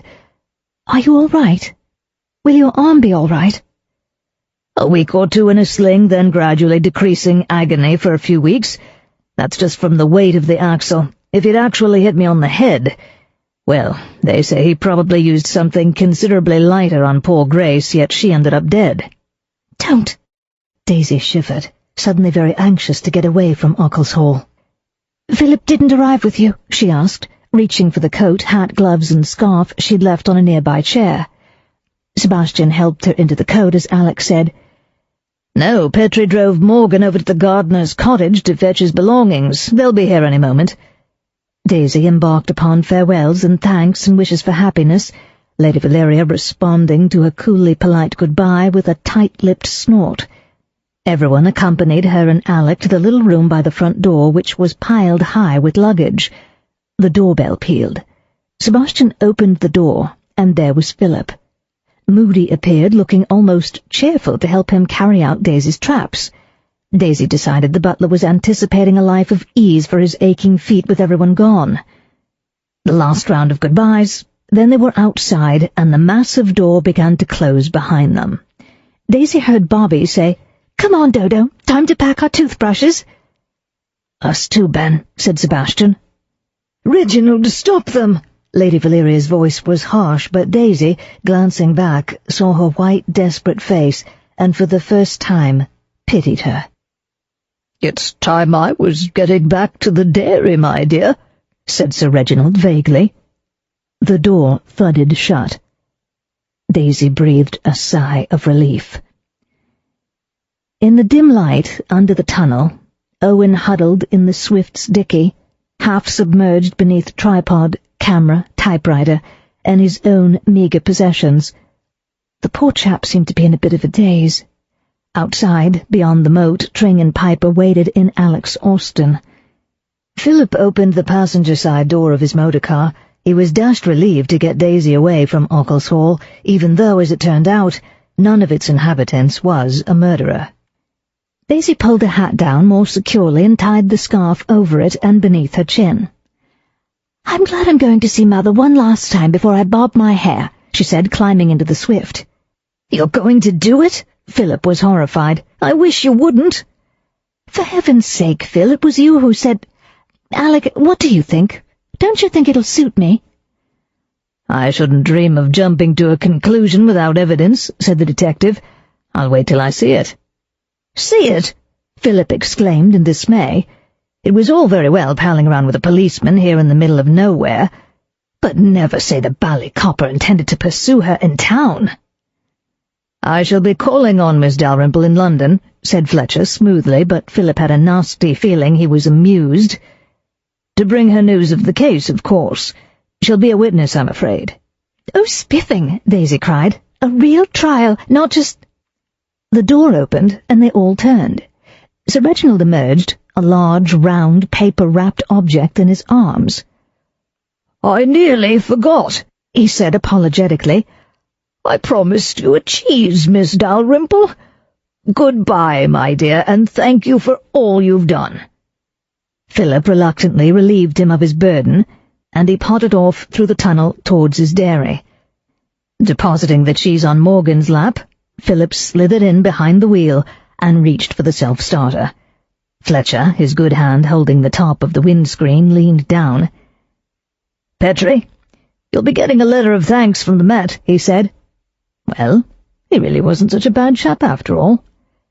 "And you, Miss Dalrymple, will receive an official citation for bravery, and an unofficial warning against—" "I know," said Daisy, grinning up at him in a confoundedly intimate way. "Against meddling."